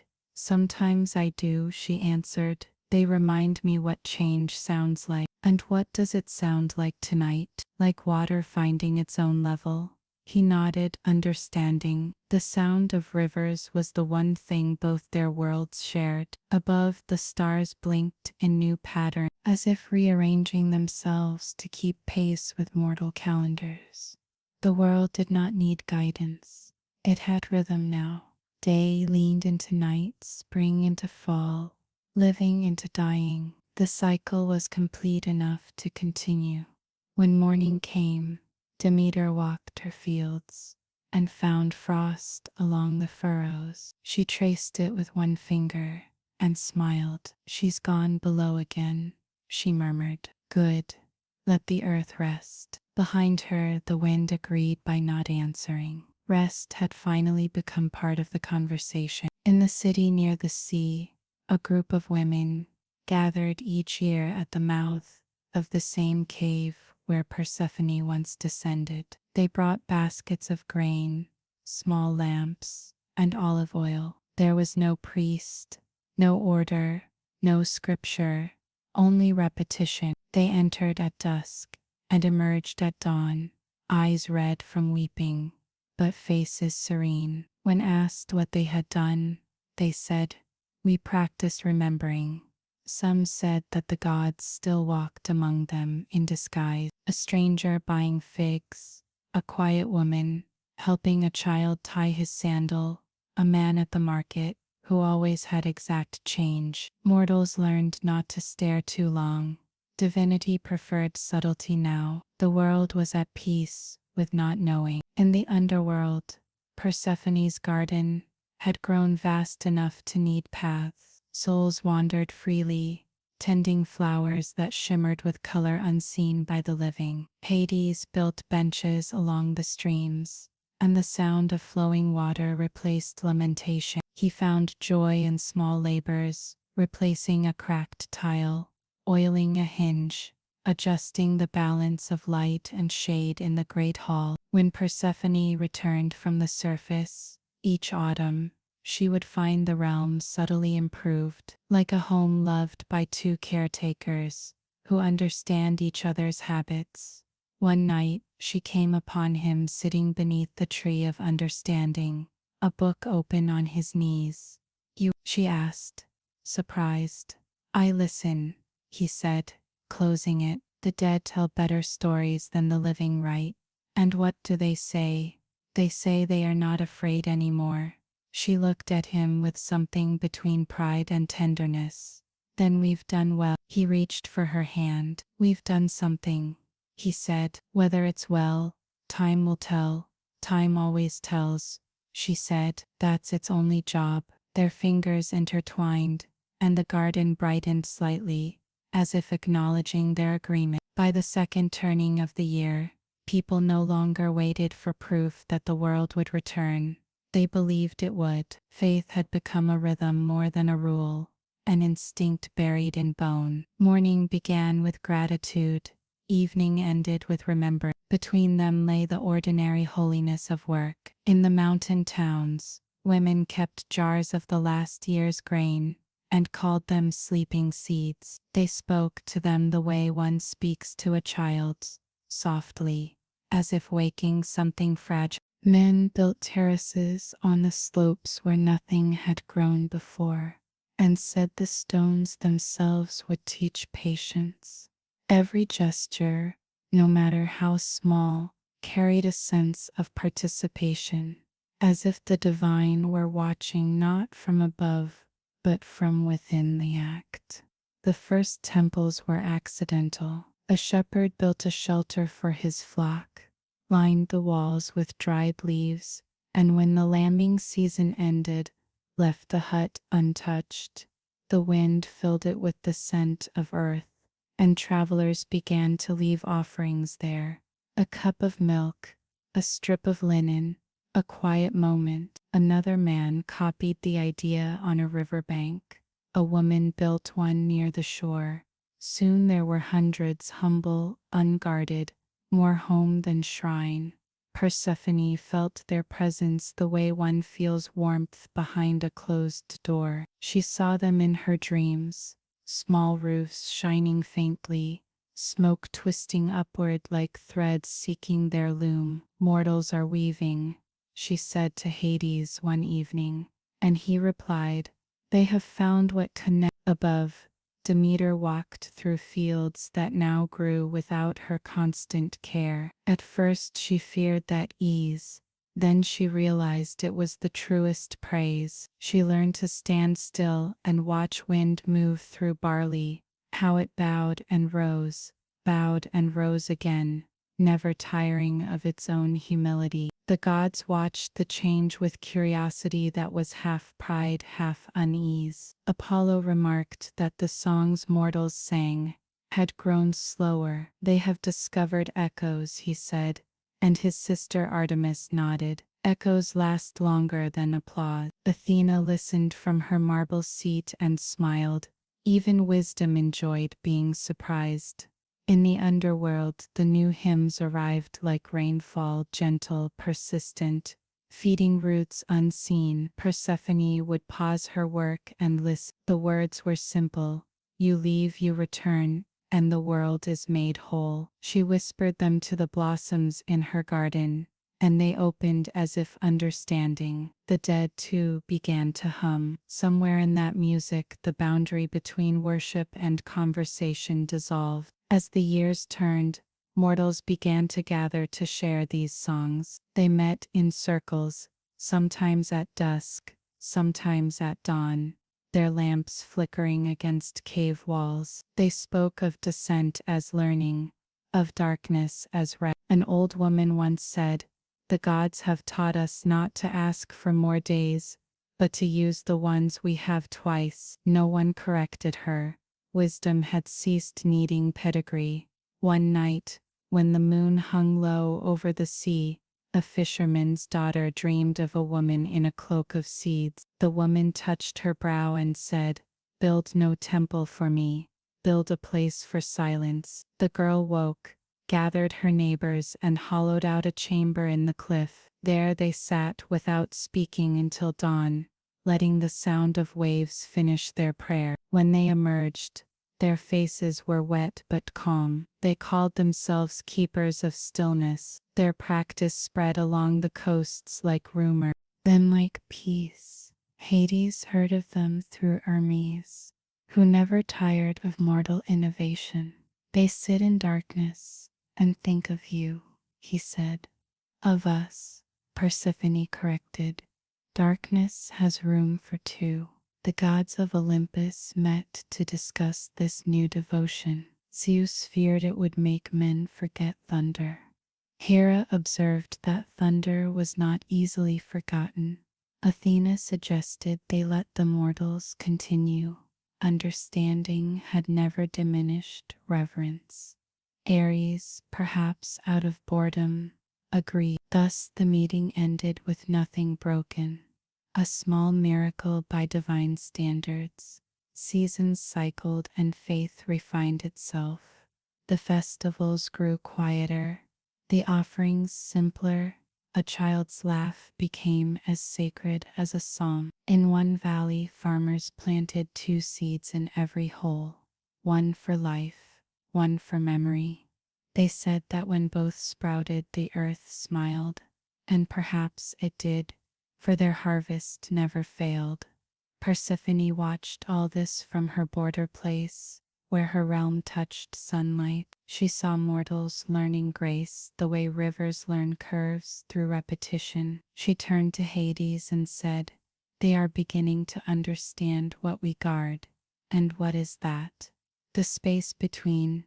He nodded, the faintest smile on his lips.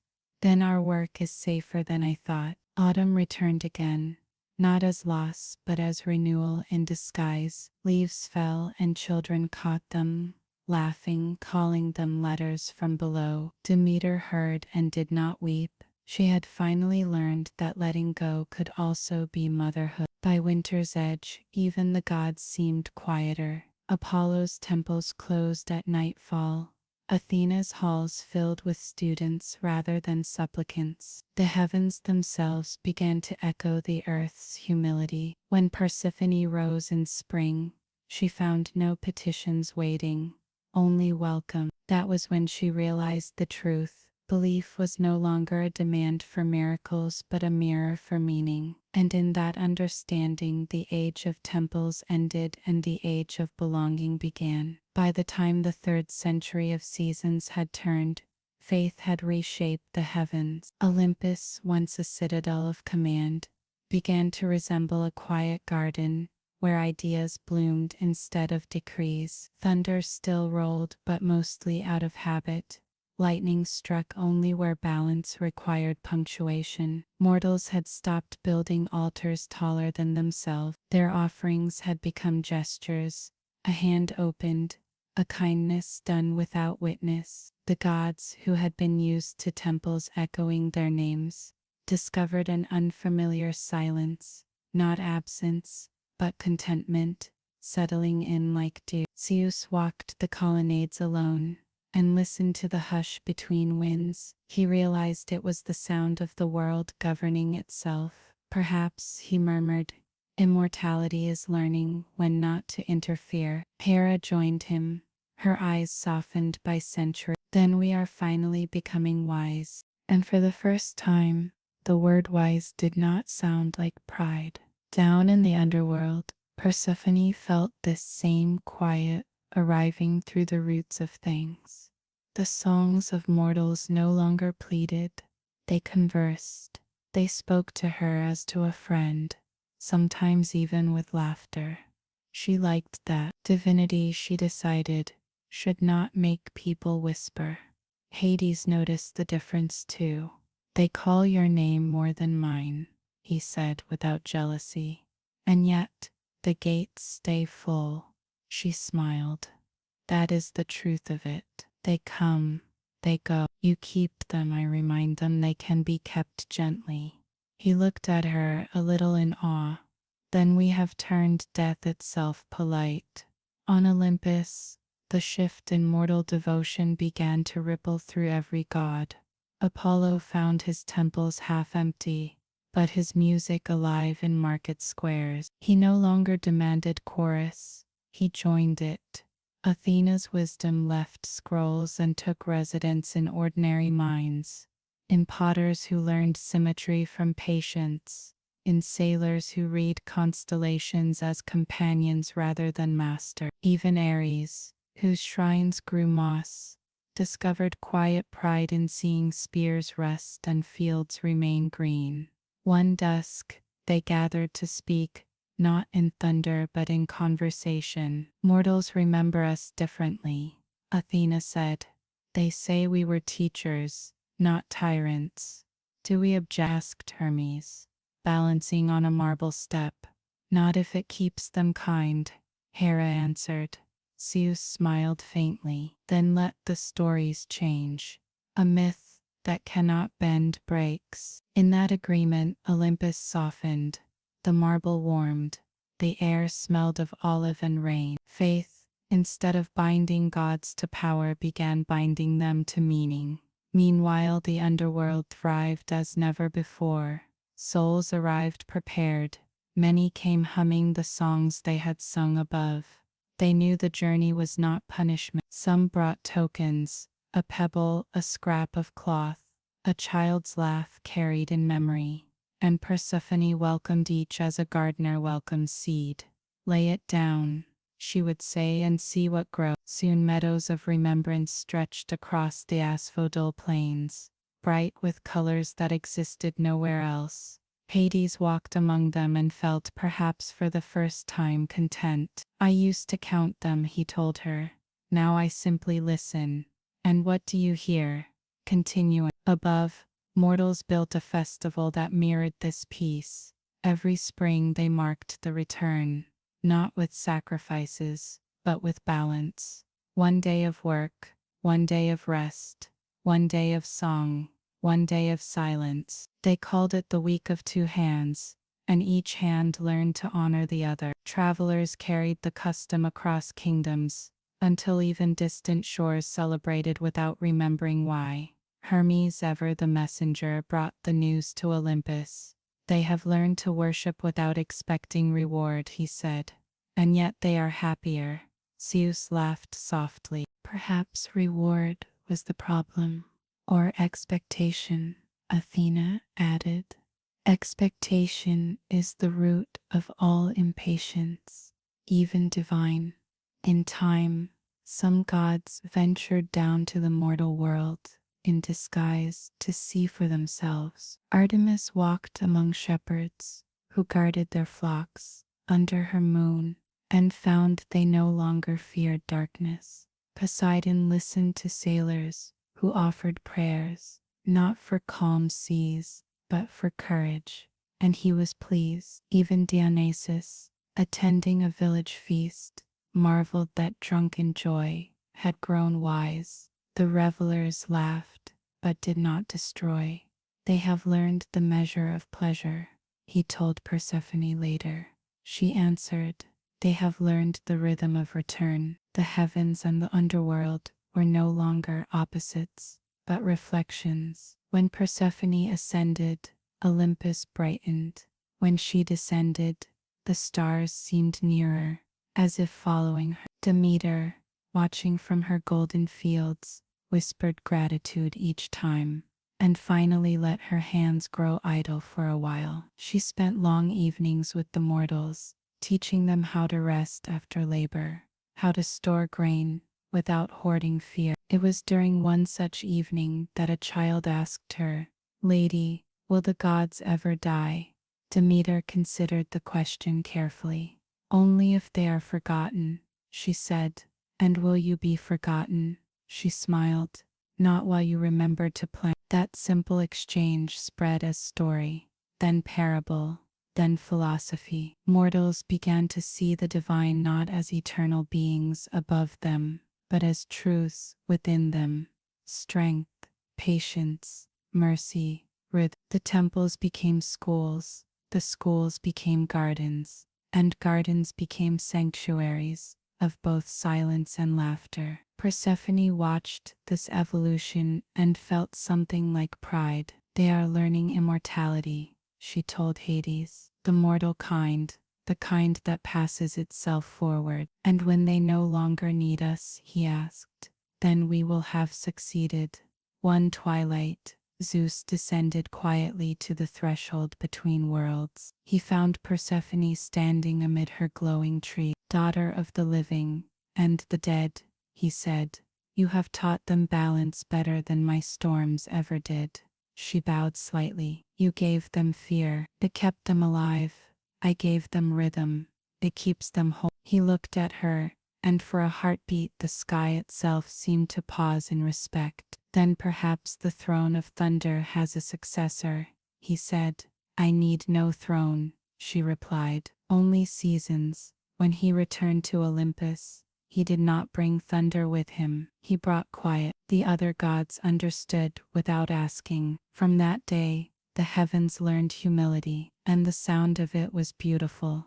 In the centuries that followed, mortals stopped distinguishing between prayers and poems. Both were ways of saying thank you. The gods read them with affection, sometimes with amusement. Once, Hermes found a verse scrawled on a tavern wall: "We live, we love, we fall, we rise, and that is divinity enough." He showed it to Hades, who smiled and said, "They've stolen our secret." Persephone, hearing this, laughed. "Let them keep it. Secrets grow best in open air." And thus faith, which had begun as plea, matured into companionship. The gods no longer demanded belief, they participated in it. The world, at last, had learned to worship by existing. It began with a dream. The woman's name was Collianera, born in the riverlands, where reeds murmured the same lullabies each night. She was no priestess, no scholar, just a singer, whose songs kept the rhythm of ordinary days, kneading dough, washing linen, waiting for someone to come home. When her husband was claimed by the floods one spring, she stopped singing. Silence became the only melody she could bear.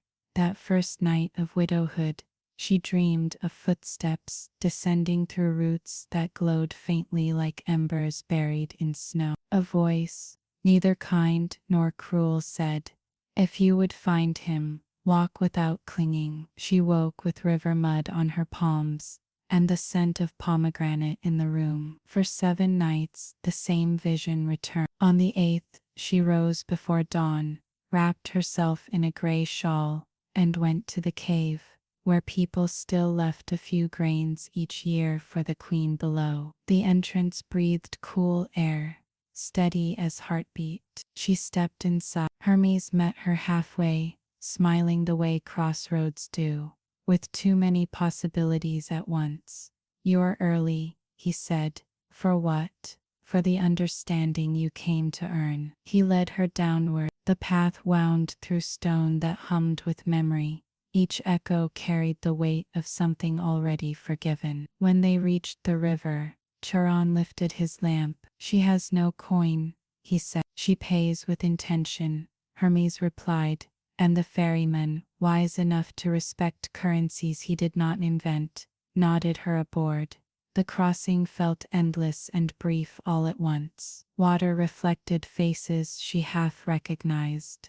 A child she'd been, a mother she might have become. When they reached the opposite shore, Persephone was waiting. The queen's eyes were the color of soil after rain. "Why have you come, child of the river?" "To bring him back," Kalianera said, kneeling. Persephone studied her a long moment. "You wish to unmake a truth." "I wish to keep a promise." "Then keep it differently." She gestured toward the fields where pale flowers opened like small moons. "Walk, listen, what you seek is not where you think." So Kalianera walked. Days, or what passed for days below, unfolded in a rhythm slower than sorrow. The dead spoke without mouths. She heard them in gestures, a man tracing the air as if carving forgiveness, a mother holding nothing yet cradling peace. She learned that silence could be articulate. When she finally reached the garden of 3 trees, Persephone stood beside her again. "Touch the one that calls you." Kalianera reached toward a branch heavy with pale fruit. It split softly in her hand, revealing not seeds but light. Through it she saw her husband walking away along a shore of glass. He turned once, smiled, and said, "You already carried me as far as you could." Then the vision folded, closed like a page finished. Tears came, not of grief, but of release. Persephone touched her hair. Love that clings decays. Love that lets go roots deeper. When Hermes returned, Kalianera was ready. "Did you find what you sought?" he asked. "I found why I sought it," she said. The ascent was softer than she feared. Each step upward felt like breathing in after too long underwater. When she emerged, dawn was breaking.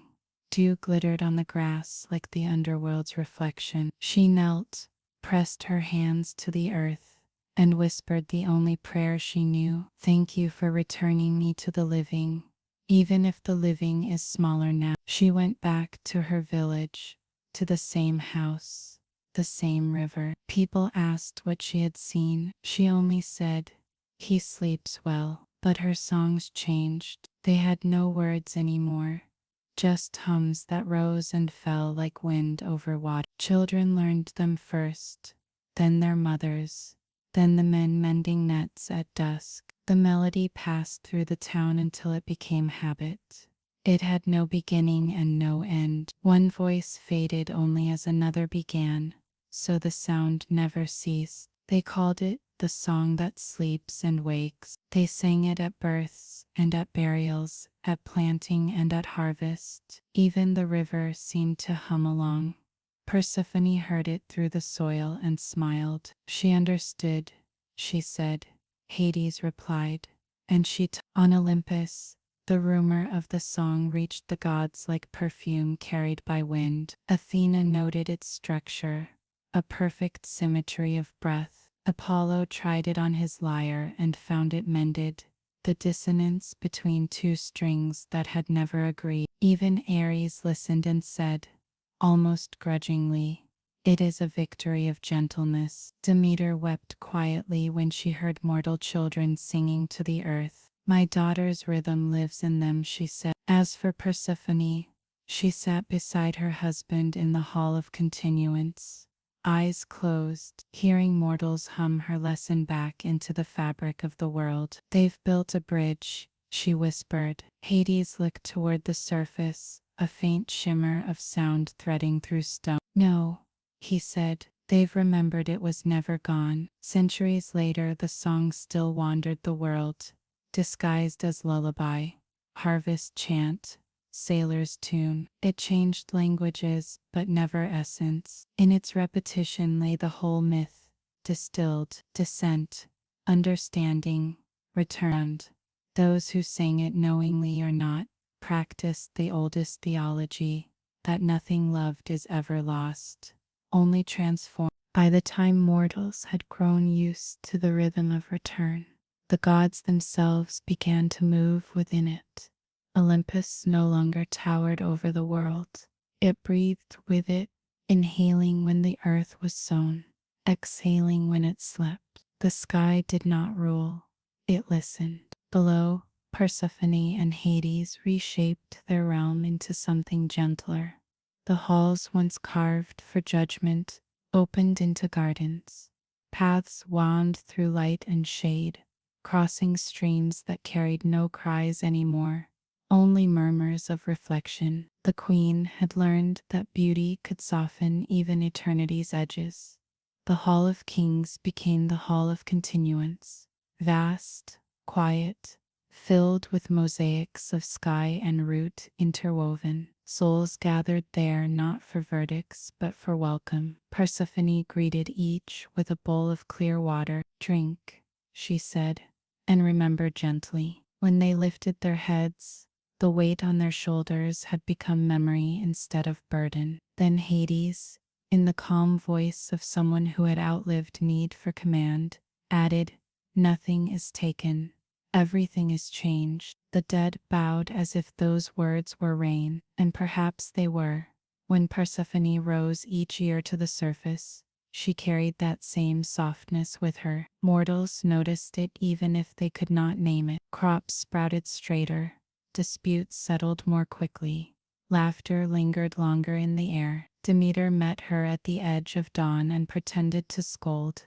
"You stay too long below, and you worry too much above," Persephone replied, kissing her mother's cheek. Hades sometimes followed her in mortal guise, a quiet man with eyes the color of deep water, content to watch rather than rule. He would stand beside her in the markets while she bartered for figs or olives, never revealing himself. Mortals, feeling an odd calm around him, lowered their voices without knowing why. He found himself smiling at their ease. "So this is what peace looks like," he murmured.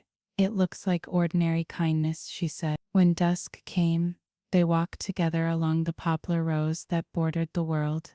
Their footsteps made no sound, but the leaves turned as they passed, recognizing what even wind must honor. Eternity, they learned, was mostly maintenance. Persephone tended seasons as a weaver tends her loom, pulling winter through autumn, threading spring through frost, so no color felt alone. Hades cared for endings, ensuring no spirit carried regret heavier than memory could bear. Each found in their work the grace of repetition, the art of doing something perfectly ordinary forever. In the quiet hours they read mortal petitions, scraps of thought that drifted down like seeds. Some were prayers, some were apologies, some were just sighs that had forgotten where to go. Persephone kept them all. "They fall like snow," she said once. Hades answered, "Then let them melt where they land." Above, Demeter aged differently. Time, which had always respected her,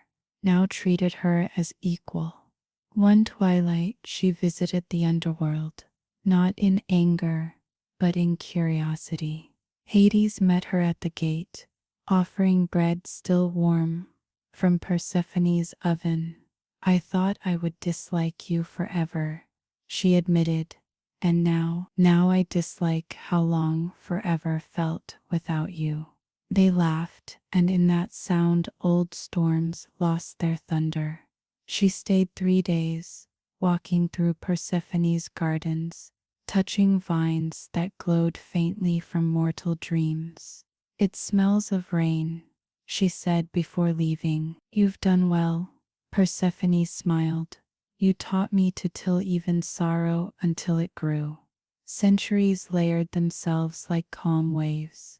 The mortal world, sensing the god's stillness, built a new festival to mirror it, the festival of both homes. For 3 nights, families divided their tasks. One tended fire, one tended water. At the end, they switched. On the final night, they opened every door and window, so the world could pass through unhindered. Children called it the Night of Doors. They didn't know which goddess it honored, only that it felt right. Persephone watched from the threshold between realms and said, "They're learning harmony. They're learning us." Hades replied. He had grown quieter over the ages, not heavy with power, but light with understanding. Once he'd ruled like iron, now he moved like water in stone. Persephone loved him for that. "You've changed," she told him one evening. "So have you," he said. "The surface shows in your eyes, and the depths in yours," she answered. "Perhaps that is what marriage is, the art of trading horizons." He smiled, and the river Styx shimmered as if in agreement. Above ground, mortals built gardens on rooftops and wells at crossroads, calling them the twin gifts of the queen. Each garden fed travelers, each well offered rest. They said one belonged to life, the other to peace. Those who drank from both were called balanced. The gods found the idea amusing and secretly admired it. In one village, a poet wrote of the 2 thrones, one gold, one onyx, and of the lovers who sat upon them as guardians of both beginnings and endings. The poem spread until no one remembered the author's name. Persephone heard it sung by fishermen and smiled at its inaccuracy. "They make us sound larger than life," she said. Hades laughed. "That is the smallest kindness mortals can give gods." Years passed into eras. The underworld, once shadowed, began to glow with soft color. Hades cultivated orchards. Persephone painted the ceilings of the great hall with constellations mirrored from above. The dead lived in gentle order, their memories organized like shelves of song. The living, meanwhile, grew into peace with death, speaking of it not as thief but as companion waiting on the far shore. One night, Hades found Persephone beneath her trees, reading a letter that had fallen through the soil, a mortal's farewell, scratched on papyrus. "It says," she whispered, "that he planted a fig tree for me. When it bears fruit, he will know I've forgiven him." Hades smiled. "And has it?" "Yes, twice." They sat together, hands linked, listening to roots, exchanging slow messages beneath their feet. "Do you think they still need us?" he asked. "They never did," she said softly. "We were the mirror by which they saw themselves. Now they can see without reflection." "And what will we do when they forget?" She looked toward the faint gleam of dawn above. "Then we'll remember them instead." He drew her closer, and the hall's mosaics brightened as if the stars below wanted to echo the ones above. It was difficult to tell where heaven ended and the underworld began. That was the point. That when the next spring arrived, Persephone rose again, and the world welcomed her as it always had. But this time she felt something different, not the old exchange of halves, but a wholeness, quietly fulfilled. The earth no longer trembled at her return. It breathed easily. She walked among the fields and saw her mother resting, head tilted toward the sun. She touched her shoulder, and Demeter woke smiling. "Is it time again?"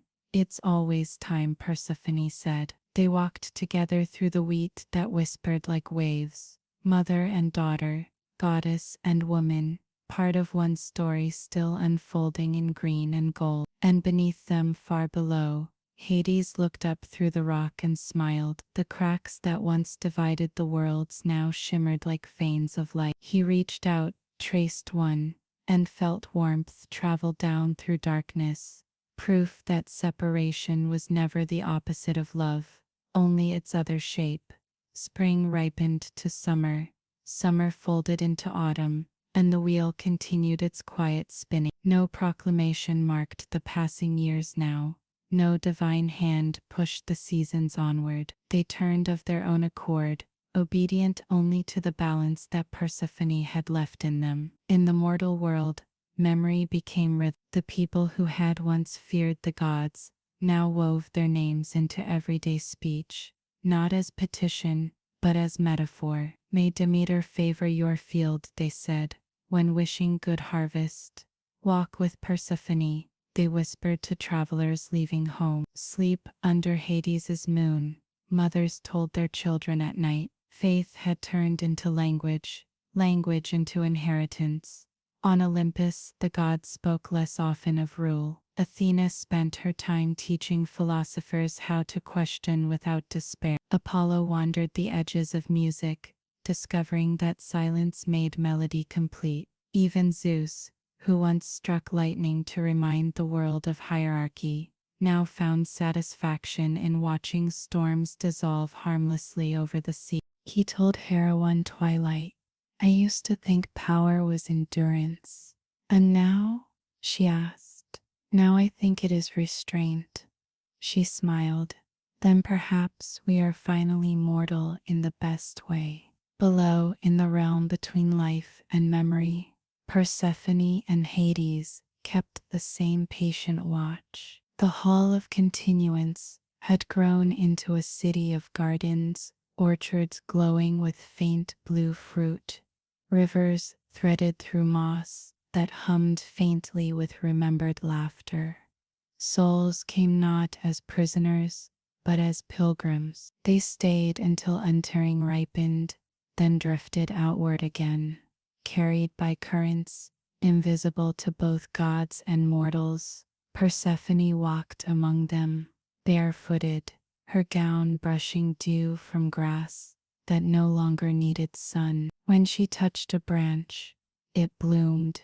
When she passed a pond, its surface cleared. Hades followed at a distance, content to watch her move through the light he had once feared. There was peace in admiring what one could never fully own. Sometimes they sat together beneath a tree of continuance, the oldest in the garden, trunk silvered with age. "Do you ever tire of the cycle?" Hades asked. "No," she said.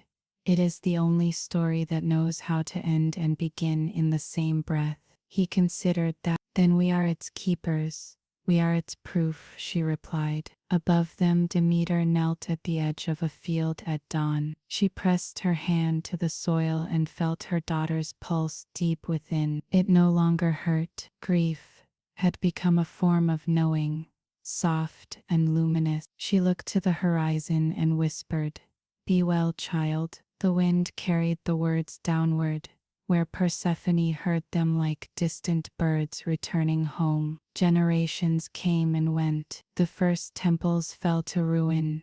New ones rose and were repurposed into marketplaces, libraries, theaters. Mortals continued to celebrate the passage of light and shadow, though few remembered the old names. They spoke instead of harmony, of the dance between departure and return. Some painted circles on their doors for luck, others wore pendants, shaped like seeds. The meaning shifted, but the rhythm endured. One poet sitting by the sea wrote, "There is a goddess who goes below so the world may rest, and another who returns so it may wake. They are the same goddess." The verse spread, uncredited, as most truths do. In time, even Olympus grew quiet enough to hear the mortal heart beat in echo. The gods had long stopped measuring worship.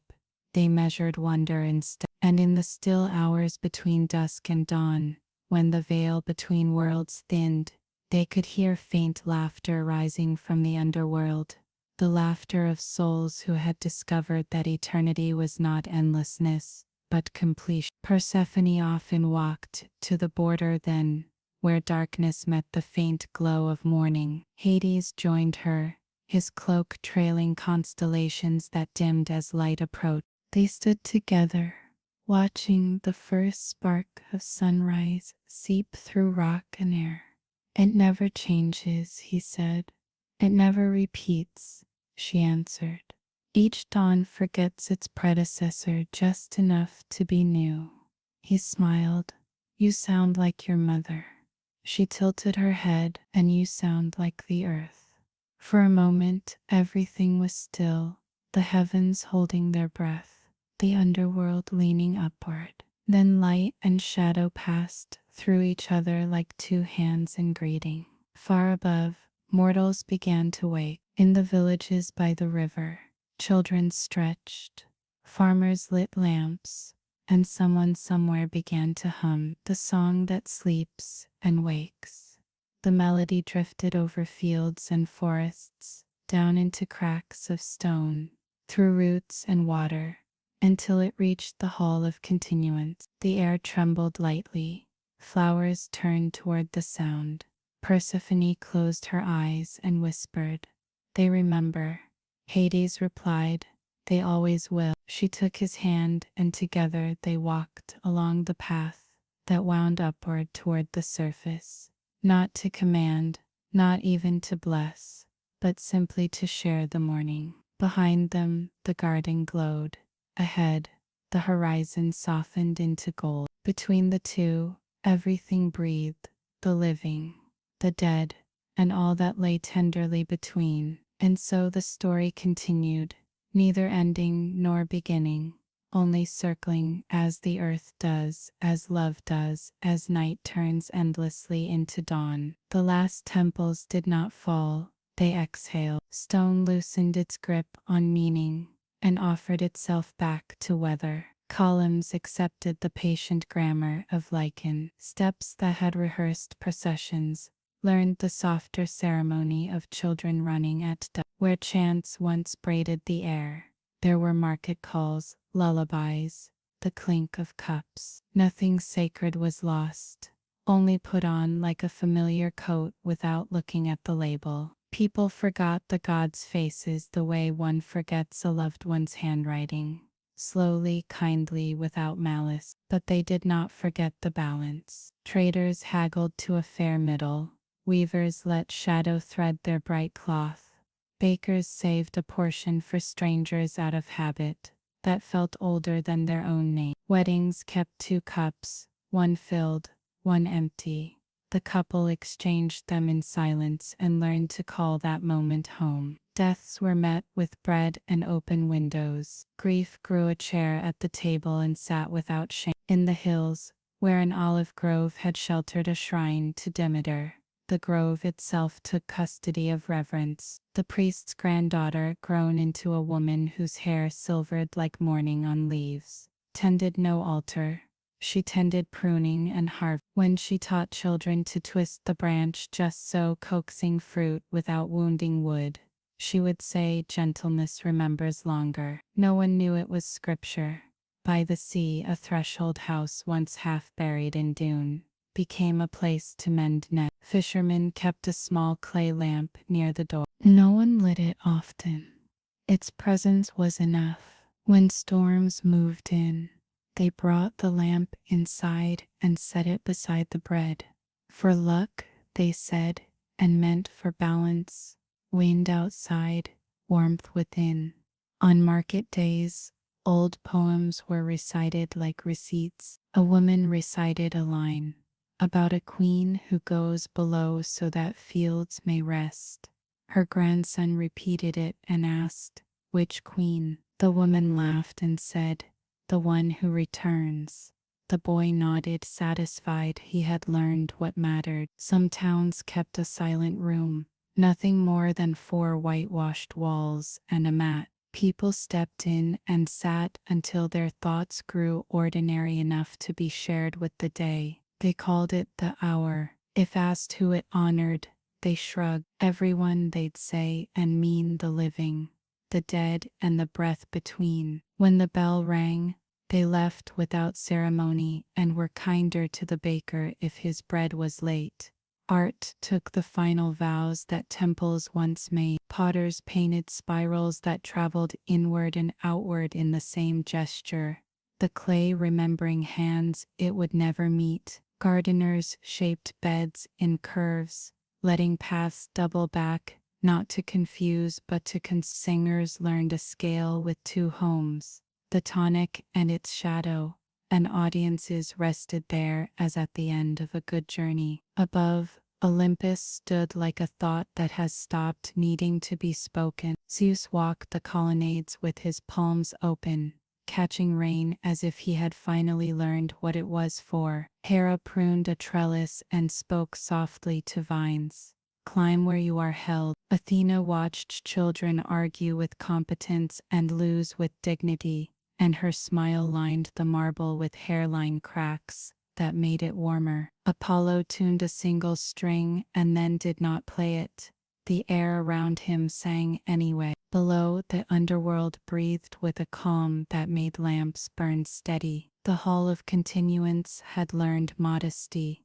Its mosaics dimmed to a gentle sheen, like stars choosing privacy. Hades measured time not by arrivals but by the way understanding took root. Persephone moved among the trees, fingers stained with sap, hair lit with the matte glow of unseen sunlight. Souls greeted her with the ease of people meeting a friend in a familiar square. "You look well," they would say, and she would smile because eternity had finally learned small talk. News reached them the way news always reaches the patient, by echo. Hermes, who never grew tired of errands, set a loaf on their table and said, "They no longer bring your names to the door." He expected sorrow and found none. "Good," Persephone said, breaking bread. "Names are handles, meaning is the door." Hades tasted the crust, nodded, and doors stay whether you announce them or not. On earth, a winter came that was honest rather than severe. Snow stood where it fell. Men left paths for foxes. In kitchens, mothers taught daughters and sons an old recipe called hunger loaf. Everyone knew it was more story than bread. "You stretch what you have," they said, "and season with patience." When spring returned, hunger loaf became guest loaf, and patience was not wasted. Someone somewhere composed a lullaby with no words, only breath moving from chest to chest. It moved through cities like a rumor, and took up residence in rocking chairs and doorways, and ferries that crossed in fog. Nurses used it in crowded rooms. Sailors used it on sleepless water. It slipped into cathedrals and street corners, and made both feel briefly like mother's lap. No one claimed authorship. The night did. Demeter visited a school where children were planting beans in cups. They pressed seeds into soil and patted them with the concentrated solemnity of priests. One child drew a tiny circle on the cup and said, "For its door." Demeter knelt, meeting the child's eyes. "It will open when it's ready." The child considered and replied, "Like bedtime." Demeter laughed and left a blessing folded into the water like a note. At the edge of a city, a theater kept a festival once a year, where the actors wore masks, neither tragic nor comic, half gold, half shadow. The plays had no villains, only mistakes and repairs. They called it the season. The audience left quiet, not because they were sad, but because they had recognized themselves and felt tidy. Even the sea learned to speak more softly. Poseidon, who had once thrown tantrums that rearranged coasts, stood with his feet in foam and listened to waves rehearse manners. "Age suits you," Aphrodite teased, passing by with a trail of nectar that bees mistook for a road. "Experience," he corrected, and then admitted, "age as well." In a northern village, where winters forgot the color green for months, a widow kept 2 lamps, one shaped like a pomegranate, one like a sheaf of barley. Each night she lit both and set them on the sea. Travelers, seeing the twin glows from the road, knew this was a house where departure and return were equally welcome. She died at peace. The lamps were inherited by a midwife, who lit them when labor began, one for the child leaving, one for the world receiving. There were places where memory pooled and other places where it went gladly thin. An abandoned shrine became a granary, an altar stone, a doorstep. That was not desecration, only a promotion into usefulness. Persephone approved. Hades, who valued economy, loved it. Nothing wasted, not even reverence. One evening, as Swift stitched the last daylight to the first shadow, Persephone rose to the surface and found a solitary figure, painting a door on the side of a barn. Just a door, nothing behind it, nothing in front, except the field and the sky. The woman stepped back, wiped her brush on her apron, and frowned. "It needs a threshold," she said aloud to herself. Then, as if instructed by a voice she did not hear, she painted a thin line of ochre beneath the door. The whole wall settled into truth. She nodded, satisfied, and went inside to set bread. Persephone walked up to the painted door and put her hand upon it. The wood was only pigment. The threshold, however, was real. She left warmth in the line and a suggestion in the grain. "This opens." In the night, a fox passing by paused, and without knowing why, felt braver. At the same hour, in the underworld garden, Hades examined the hinge of a gate that had never squeaked but might. He oiled it anyway. "Maintenance," he said, as if invoking a deity, the patron saint of continuance. Persephone returned, pressed her shoulder to his, and agreed without words. In the city that had once kept the mysteries, a woman sweeping a courtyard looked up at the sky and said, "I can't remember the name for what I'm grateful to." Her neighbor, rinsing figs, answered, "You don't need it." They stood together for a while, watching the dust settle as peacefully as snow.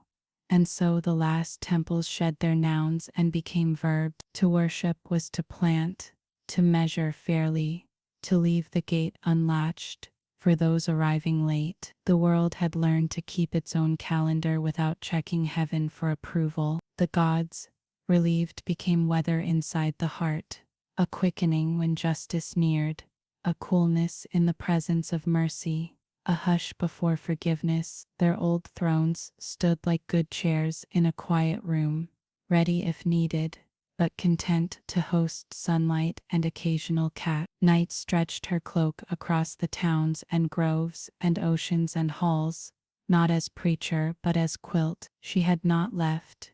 She had leaned in. People lay down and closed their eyes without fearing the dark. They had learned this much, that the dark was where things gathered their strength to return. In that soft, spacious hush, a last temple plain as a palm remained everywhere.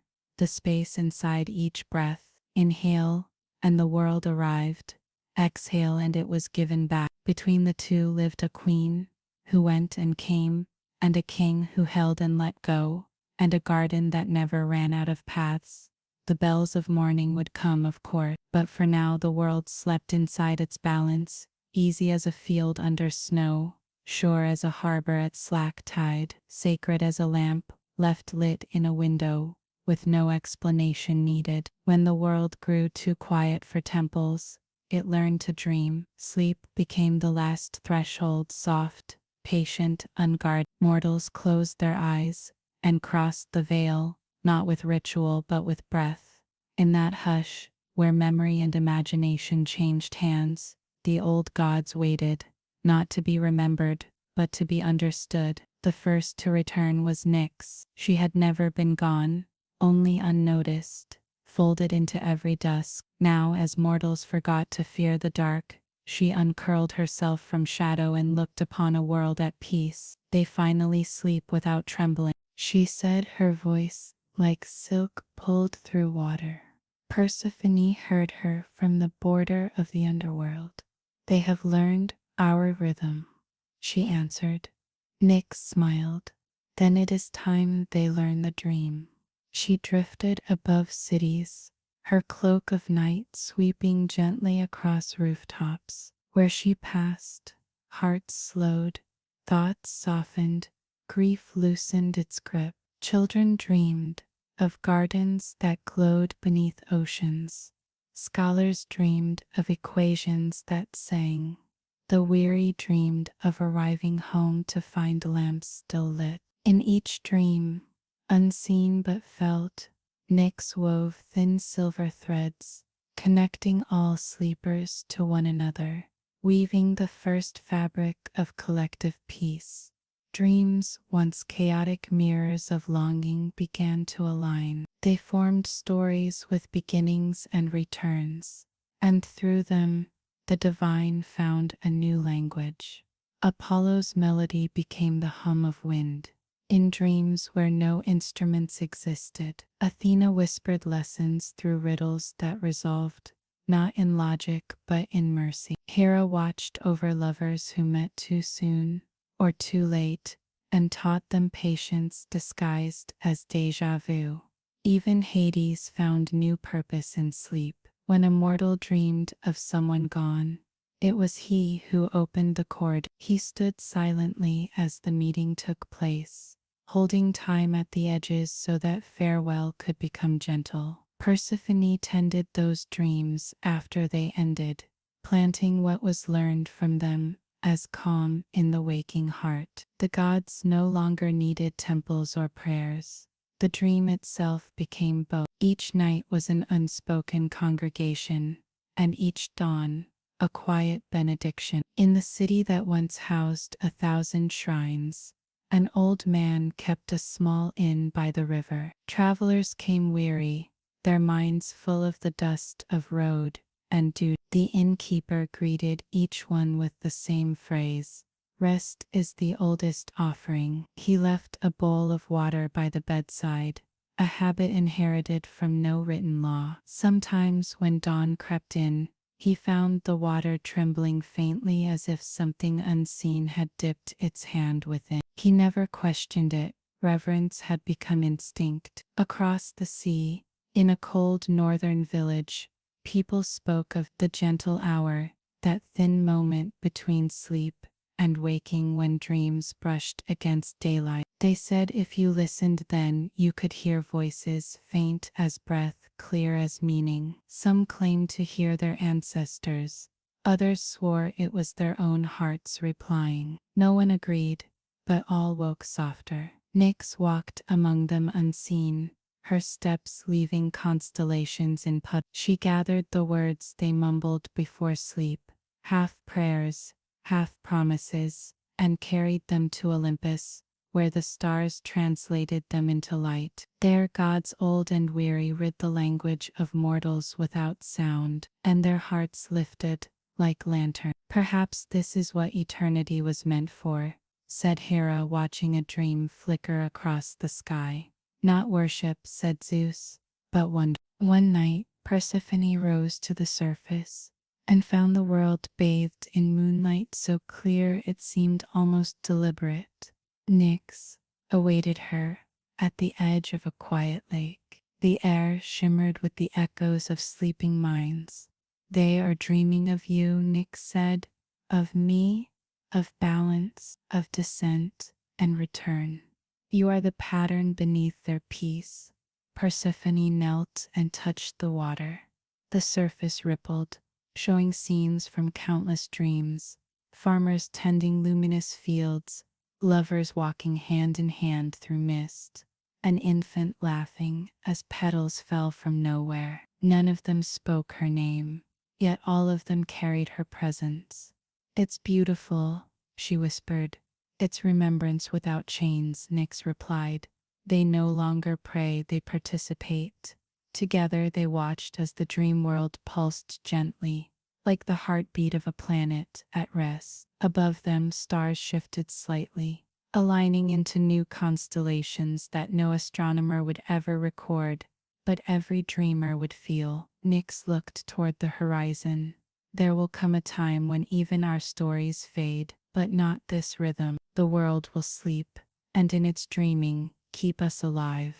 Persephone smiled, her reflection glowing like dawn. "Then we have done our work well." From the depths, Hades lifted his gaze toward the lake. He felt her contentment ripple down through soil and stone and smiled, closing his eye. The underworld breathed in time with the living, and somewhere a child turned in sleep and dreamed of a woman walking through a field of light, her hands full of seeds that glowed like stars. When he woke, he did not remember the dream, only that the day felt kind. Part 4.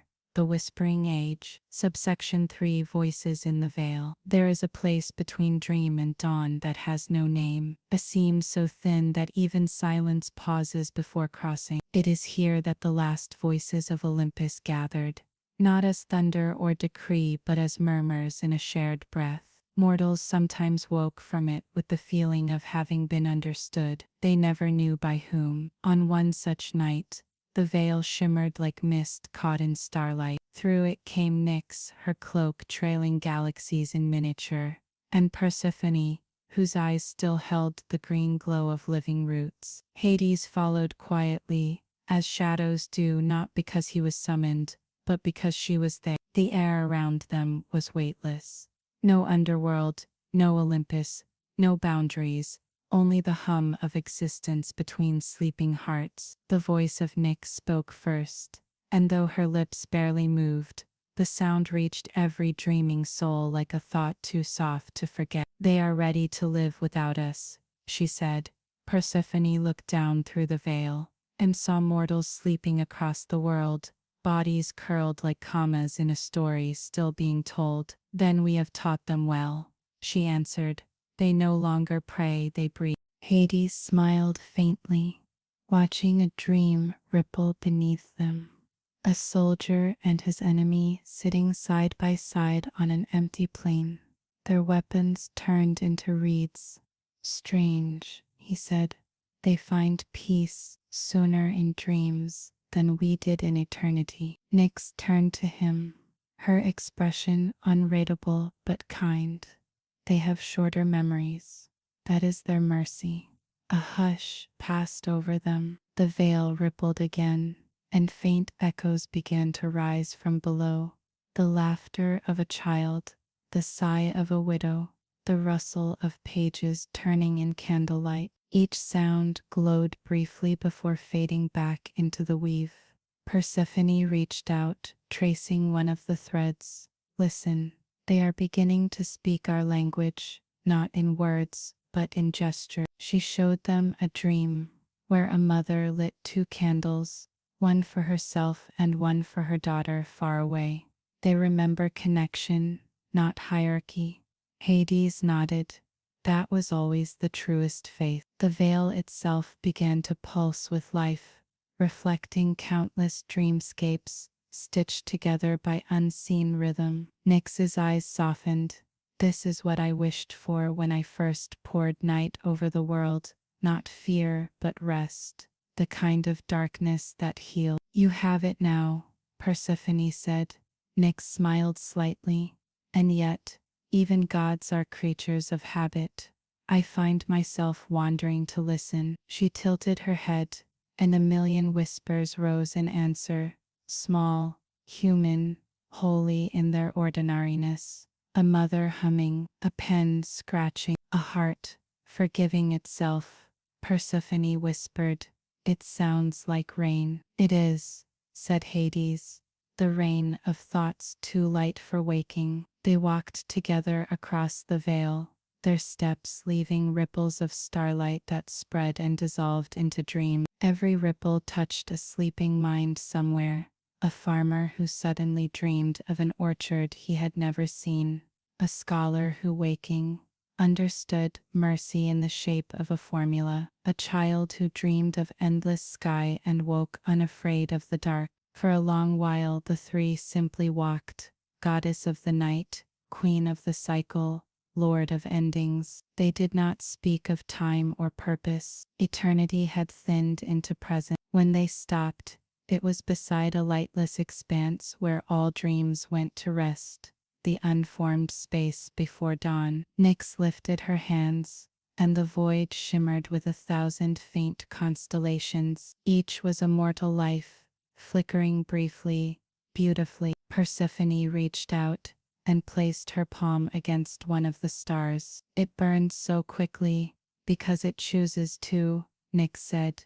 Even brief light warms eternity. Hades closed his eyes, and when they end, then they become the next night. Nyx replied, that is the secret the mortals have almost learned, that the dark is not absence, but continuation. Across the veil the world stirred. Dawn was not yet ready, but it was listening. Persephone turned her face upward and felt the pull of the living world. They will wake soon, and we will fade a little more. Hades said quietly. Yes, she whispered, but what remains will be pure. We are learning to exist in their memory the way breath exists in wind. Invisible, essential.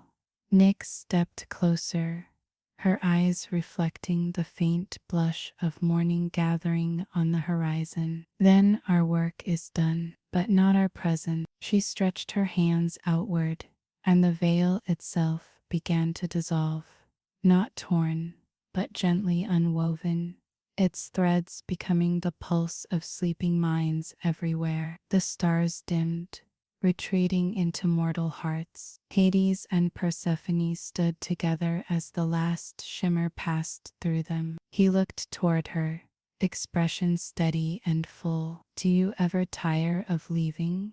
He asked.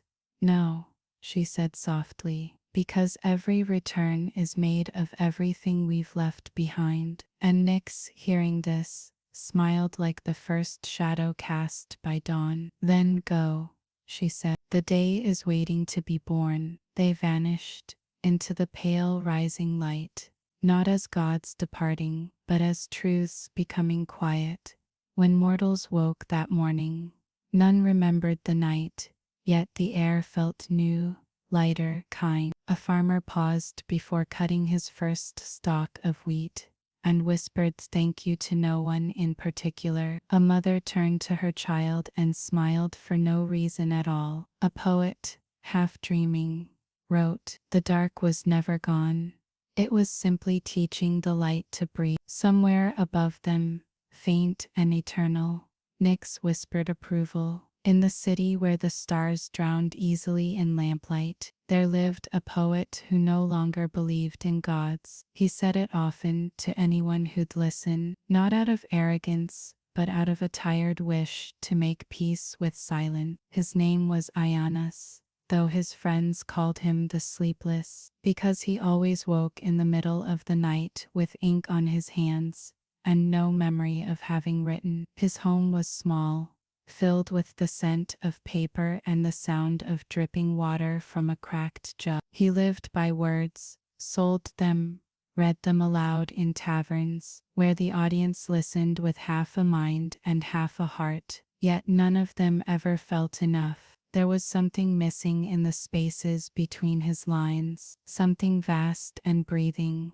like the sea he could not see from his window. It began one evening when he fell asleep at his desk with a candle still burning. The flame guttered and the smoke curved into the shape of a hand, slender, luminous, familiar to no one and everyone. He dreamed of footsteps echoing down a marble corridor that had no walls. At the end of it stood three figures, indistinct but radiant, a woman crowned in stars, another wreathed in green, and a tall shadow who seemed made of quiet itself. They did not speak, but he understood them, not with his ears, but with the small animal inside his chest that recognized meaning before language. You will remember us by forgetting us, said the one crowned in stars. You will carry what we are without needing our names, whispered the one of green. And when you speak, we will live in the pauses between your words, said the quiet man. Ionas woke before dawn, his hand trembling over the page. There was no memory of what he'd seen, only a feeling like the aftermath of thunder, the air still humming, the pulse still running ahead of the heart. On the desk lay a fragment of verse he did not remember writing. The gods have gone to live in the dark we close our eyes to see. He stared at it for a long time, then laughed softly, the way one laughs at a truth too simple to have been learned. From that morning onward, the poems came differently. He no longer planned them. They arrived like tides, retreating before he could catch their full shape. His words became gentler, less declarative, as if he were remembering instead of inventing. The city began to notice. People stopped him in markets to say his verses made them feel safe. A merchant hung one on his door. Let the night in. It has good manners. He was invited to recite at gatherings where strangers sat cross-legged on stone floors, eyes closed, breathing as he read. Sometimes he felt the air shift, as though the audience and the poem were exhaling together. At those moments, he sensed something vast listening through him. One evening, while performing beneath a half-lit moon, Ionis looked up mid-verse and saw the sky ripple, not with clouds, but with a sheen like silk stretched thin over stars. He faltered, the words forgotten. The audience waited. Then he said softly, "Do you hear that?" No one answered, but everyone did. The night itself was humming, a deep, tranquil resonance that seemed to come from within the earth. The sound faded after a breath, but its peace remained. When Ionis tried to write of it later, his ink refused to drop. He laughed again, whispering, "So even the night edits me." Years passed. His hair silvered. He wrote less, not for lack of words, but because he had begun to hear them everywhere. In wind, in water, in the turning of bread within an oven. He taught his students to listen for silence before they spoke, to breathe at the end of each sentence as though bowing to something unseen. Every pause is a doorway, he told them. Step through kind. One winter, when illness drew near like a courteous guest, Ionis asked to be left alone with his papers. His hands were thin, but his eyes still carried that distant gleam, the reflection of things too patient to leave. He wrote one final poem and sealed it inside an envelope with no name. The next morning, he was found asleep at his desk, peaceful, a faint smile on his lip. When the city scholars opened the envelope, they found a single line written in his delicate script: "Dream gently, for you are the gods now." No one understood entirely what it meant. Yet after that, the people began lighting lamps before bed, small ones, set near windows or doors, not for prayer, not for fear, but as if to remind the night that it was welcome. Children grew up believing the lamps kept dreams kind. No one remembered Ionis after a generation or two, but his words endured in the habits of the living. The gods, watching from the veil, smiled. Nyx said he heard us. Persephone nodded. He spoke what needed saying. Hades added, he completed the circle. And so the first mortal poet became the last oracle, not by declaring truth, but by living it softly. Centuries later, the lamps still burned in quiet homes across lands that no longer remembered Olympus or the underworld. The words of Ionis had changed with the tongues that carried them, but the essence remained. Rest. Breathe. You are not alone in the dark. The people of that age did not know it, but each time they spoke those words to a child before sleep, a thread of silver light wound upward through the air, faint, invisible, eternal, joining once more to the fabric Nyx had woven in the beginning. And there, in the endless quiet, the gods listened and felt complete. It began not with a sign, nor prophecy, but with stillness, the kind that feels deliberate. Morning broke slower than usual. The wind paused as though listening for instruction. In that breath, between what was and what would be, the old world exhaled the memory of its gods. And in that hush, they returned. Not as they had before, not to thrones or thunder or prayer, but as quiet presences nested inside the pulse of ordinary things. A mother, brushing her child's hair before school, felt her heart steady to the rhythm of something ancient and unseen. A sailor, steering through fog, hummed a tune with no words that kept the sea gentle. A doctor, closing a patient's eyes, whispered, "Rest easy," and the air around the room grew soft. These were not miracles, not even interventions. They were recognitions. The gentle stirring of balance made flesh again. Hades was the first to sense it. In the underworld, the rivers slowed. Their waters gleamed with a brightness that had no source. He stood beside the Styx and found his own reflection smiling faintly. "They remember," he murmured. Persephone appeared beside him, hands full of lilies grown from dreams. "They do," she said, "but not as gods, as something truer. They remember what we meant, not who we were." He looked at her, the light in his eyes a tempered glow. "Meaning lasts longer than worship," she nodded.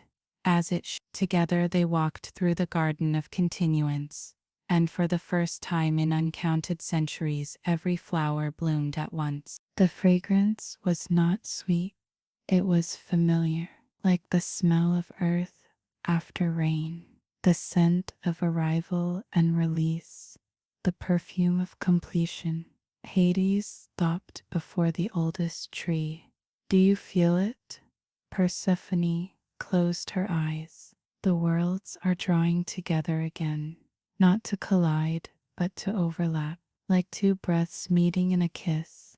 Above, in the vast quiet of night, Nyx opened her arms and gathered the returning hum. The voices of mortals had softened into the same cadence as starlight. "They are dreaming us forward," she said. "From Olympus, now more memory than mountain, the old gods stirred." Hera tended the gardens that had overgrown the marble steps, her hands strong, her movements deliberate. Zeus stood beside her, weathered, patient. They no longer looked upward or outward. Their gaze was gentle and human. "Do you hear it?" Hera asked. "Yes," he said. "They've stopped asking for answers. They've begun listening for echoes. And it's enough." The two of them walked among the ivy and statues, their feet soundless on the stone. The air trembled with something like gratitude. Apollo's lyre, forgotten on an altar, vibrated once and went still again, not from wind, but from resonance. Far below, Persephone placed her palm on the soil that separated her realm from the living. "They've learned to visit us without dying," she said. Hades smiled, "and to carry us back without prayer." The boundary shimmered faintly as if heat rose from beneath. It wasn't a veil anymore. It was a mirror, transparent, forgiving. Through it, the living could feel the presence of those they'd lost, not as ghosts, but as gentleness. The grief that had once broken them now arrived as warmth behind the ribs. A small pulse that whispered, "I'm still with you." It was not immortality as the gods had once known it. It was better. That spring, a child was born during an eclipse. Her mother swore the shadow on her face looked like a crescent crown. The midwife laughed and said, "Then she's marked by balance." They named her Irene, peace, though none could explain why. As she grew, strange things happened around her. Simple things. Plants thrived in her touch. Quarrels quieted in her presence. She spoke little, but when she did, her words felt like music remembered from another life. At 10, she dreamed of a garden under the earth, where a man with kind eyes told her, "You will remind them we never left." She woke crying, though she did not know why. In time, her songs spread across villages and cities. They carried no theology, no doctrine, only the rhythm of giving and receiving, the pulse of the seasons. "What leaves," she sang, "returns in another form. What falls teaches the ground to rise." The people called her the Whispering Child. Scholars debated whether she was a prophet or a poet. She denied both. "I only repeat what the night tells me," she said. Nyx, watching from above, whispered to Persephone, "She is our echo made flesh." And Persephone replied, "No, She is their memory made music. The gods no longer needed to intervene. They existed now as symmetry, the balance of opposites embodied in human tenderness. Hades was the acceptance behind every farewell. Persephone was the light that returned after every loss. Nyx was the comfort in every ending that chose not to hurt. The world continued, unaware that divinity had taken residence within it. Every act of kindness, every reconciliation, every moment of quiet courage was another altar built without stone. And in those moments, the gods shone brighter than they ever had in marble hall. The sky and the underworld no longer mirrored each other. They overlapped, night into day, life into afterlife, shadow into bloom. Faith had fulfilled its final task, to dissolve itself into understanding. And so when mortals spoke of peace, they unknowingly spoke of Persephone. When they spoke of mercy, they echoed Hades. And when they dreamed of rest, they called upon Nyx. None of the names were needed anymore. Only the presence, only the balance, only the quiet. On the last night before spring, Persephone stood at the threshold between realms, listening to the murmur of rivers and hearts. "It's time," she said. "For what?" asked Hades. "To return one last time, not to bring life back, but to let it keep itself alive." He looked at her, eyes full of the dark that glows when understood. "And after," she smiled, "after we rest, the story will remember itself." Nyx appeared behind them, the night itself folding into her silhouette. "Then go," she said. "The circle has almost closed." Persephone took Hades' hand. Together they rose through the soil, not as rulers, but as warmth moving through stone. Where they passed, roots stirred, seeds awakened. The world began to hum. Above, the first flowers broke through frost, petals trembling in the silver dawn. Somewhere, a child laughed in her sleep, and far above it all, the stars realigned, not in prophecy but in contentment. They formed a single shape, an open circle. It glowed once, then dimmed, leaving only the echo of heartbeat and breath, the sound of a world that no longer needed gods to stay divine. Night came without announcement. It did not descend or conquer or replace the day. It arrived as completion. The horizon exhaled light, the way a candle exhales its last sigh before rest, and the stars unfolded not as witnesses, but as participants. In that velvet hour, all boundaries dissolved, the divine and mortal, the dream and the waking, the known and the infinite. The world, at last, was whole. Nyx walked the breadth of the heavens, slowly, her cloak brushing against every corner of creation. Each touch restored something, an ember forgotten, a wish misplaced, a song left half sung. She gathered them without hurry, folding them into her mantle, until the cosmos itself hummed with serenity. Below, Persephone stood in her garden, the last bloom of the season cupped in her hands. It was not bright nor rare, but steady. Beside her, Hades watched the rivers quiet, their surfaces unbroken mirrors of starlight. "The circle holds," Persephone said softly. Hades nodded, "and the silence doesn't feel empty anymore." She smiled. "Because it's full of everything we've let go." He reached out, his fingers brushing hers. "Even gods learn to rest." At the edge of the underworld, 1,000 souls gathered, no longer waiting for judgment or release, but for the moment of understanding that comes when waiting itself ends. Persephone walked among them, touching one shoulder, one memory, one heartbeat at a time. Each shimmered briefly, then merged into light. "You are not lost," she whispered.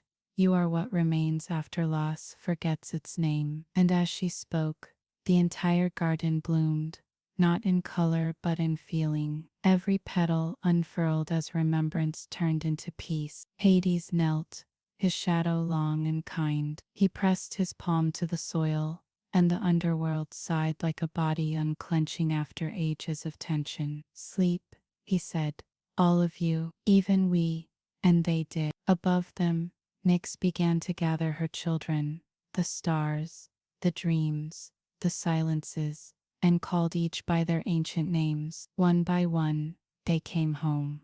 To Hypnos, she said, rest. The world now sleeps without needing you to sing. To Thanatos, she whispered, be still. They have learned to meet you as a friend. To Erebus, she murmured, mingle with the dawn. Darkness and light are kin again.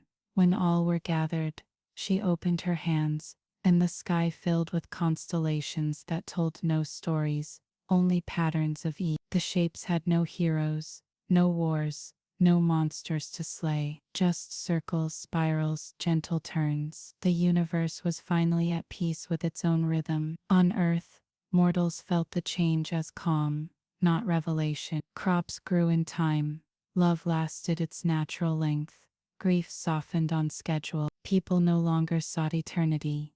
They practiced it daily, in patience, in forgiveness, in laughter that survived the end of conversation. The last temple, now just a ruin overgrown with ivy, became a place for lovers to carve their initials. Children played in its shade. Sometimes when dusk deepened, one or two would pause, tilt their heads and listen, as if someone had whispered their name kindly from far away. They always smiled, not knowing why. That was enough. Hades and Persephone stood together one final time at the threshold of their realms. The surface shimmered faintly, like the skin of water before dawn. Will they remember us? Hades asked. Not with names, Persephone said, but with peace. He looked at her and saw eternity reflected, not as time, but as stillness. Then that is memory enough. Nyx appeared behind them, the universe itself drawn in her eyes. The story is ending, she said, though her tone held no grief. Persephone turned to her. Or beginning again. Nyx inclined her head. Yes, they are the same thing now. She lifted her hands, and night deepened. Not darker, but more complete. The stars folded inward, not vanishing, but resting, like candles placed gently beneath glass. For one perfect moment, everything held its breath. A farmer paused mid-step, feeling warmth bloom in his chest. A mother, cradling her child, found herself humming a melody she had never learned. A dying man opened his eyes one last time and saw the night smiling back. Then the breath was released, and the world continued, not as before, but as always. Persephone leaned her head against Hades' shoulder. We've become what we were meant to teach. Hades smiled. And what was that? She looked up, eyes full of gentle light. That even darkness is holy when it's understood. Nyx placed a hand upon each of them. Then rest, my children. The night will keep the story. The three of them stood together as the stars dimmed to silence. No parting, no vanishing, only absorption. The dark gathered them the way the sea gathers waves, returning, reclaiming, remembering. And in that vast quiet, the world exhaled one last whisper that echoed through all of existence. We are whole. When morning came, it was softer than any before it. The sun rose through mist, like a thought recalled after a long dream. No one saw the gods, but everyone felt rested. The air was full of grace too natural to question, and far beyond the sky, beneath and above and within everything that breathed, Nyx watched. Her eyes were closed, but her smile was endless. The story had gone to sleep, and in that sleep, it had become eternal. And so, my starlit wanderers, the tale drifts to its end. The torches dim, the last echoes of the gods fall quiet against the marble, and the temple exhales. If the story found you, if it stirred something ancient in your chest, or soothed the place that never truly sleeps, then leave a trace of yourself before you go. The Temple of Nyx remembers every whisper left beneath its wall. Should you wish to return, and I hope you do, subscribe so the next time the night opens its gates, the stars will lead you here without delay. And if there is a tale you long to hear, a myth, a legend, a forgotten dream, write it in the comments below. Your words are offerings, and I read them as prayers beneath the quiet hours. But the night still watches over you.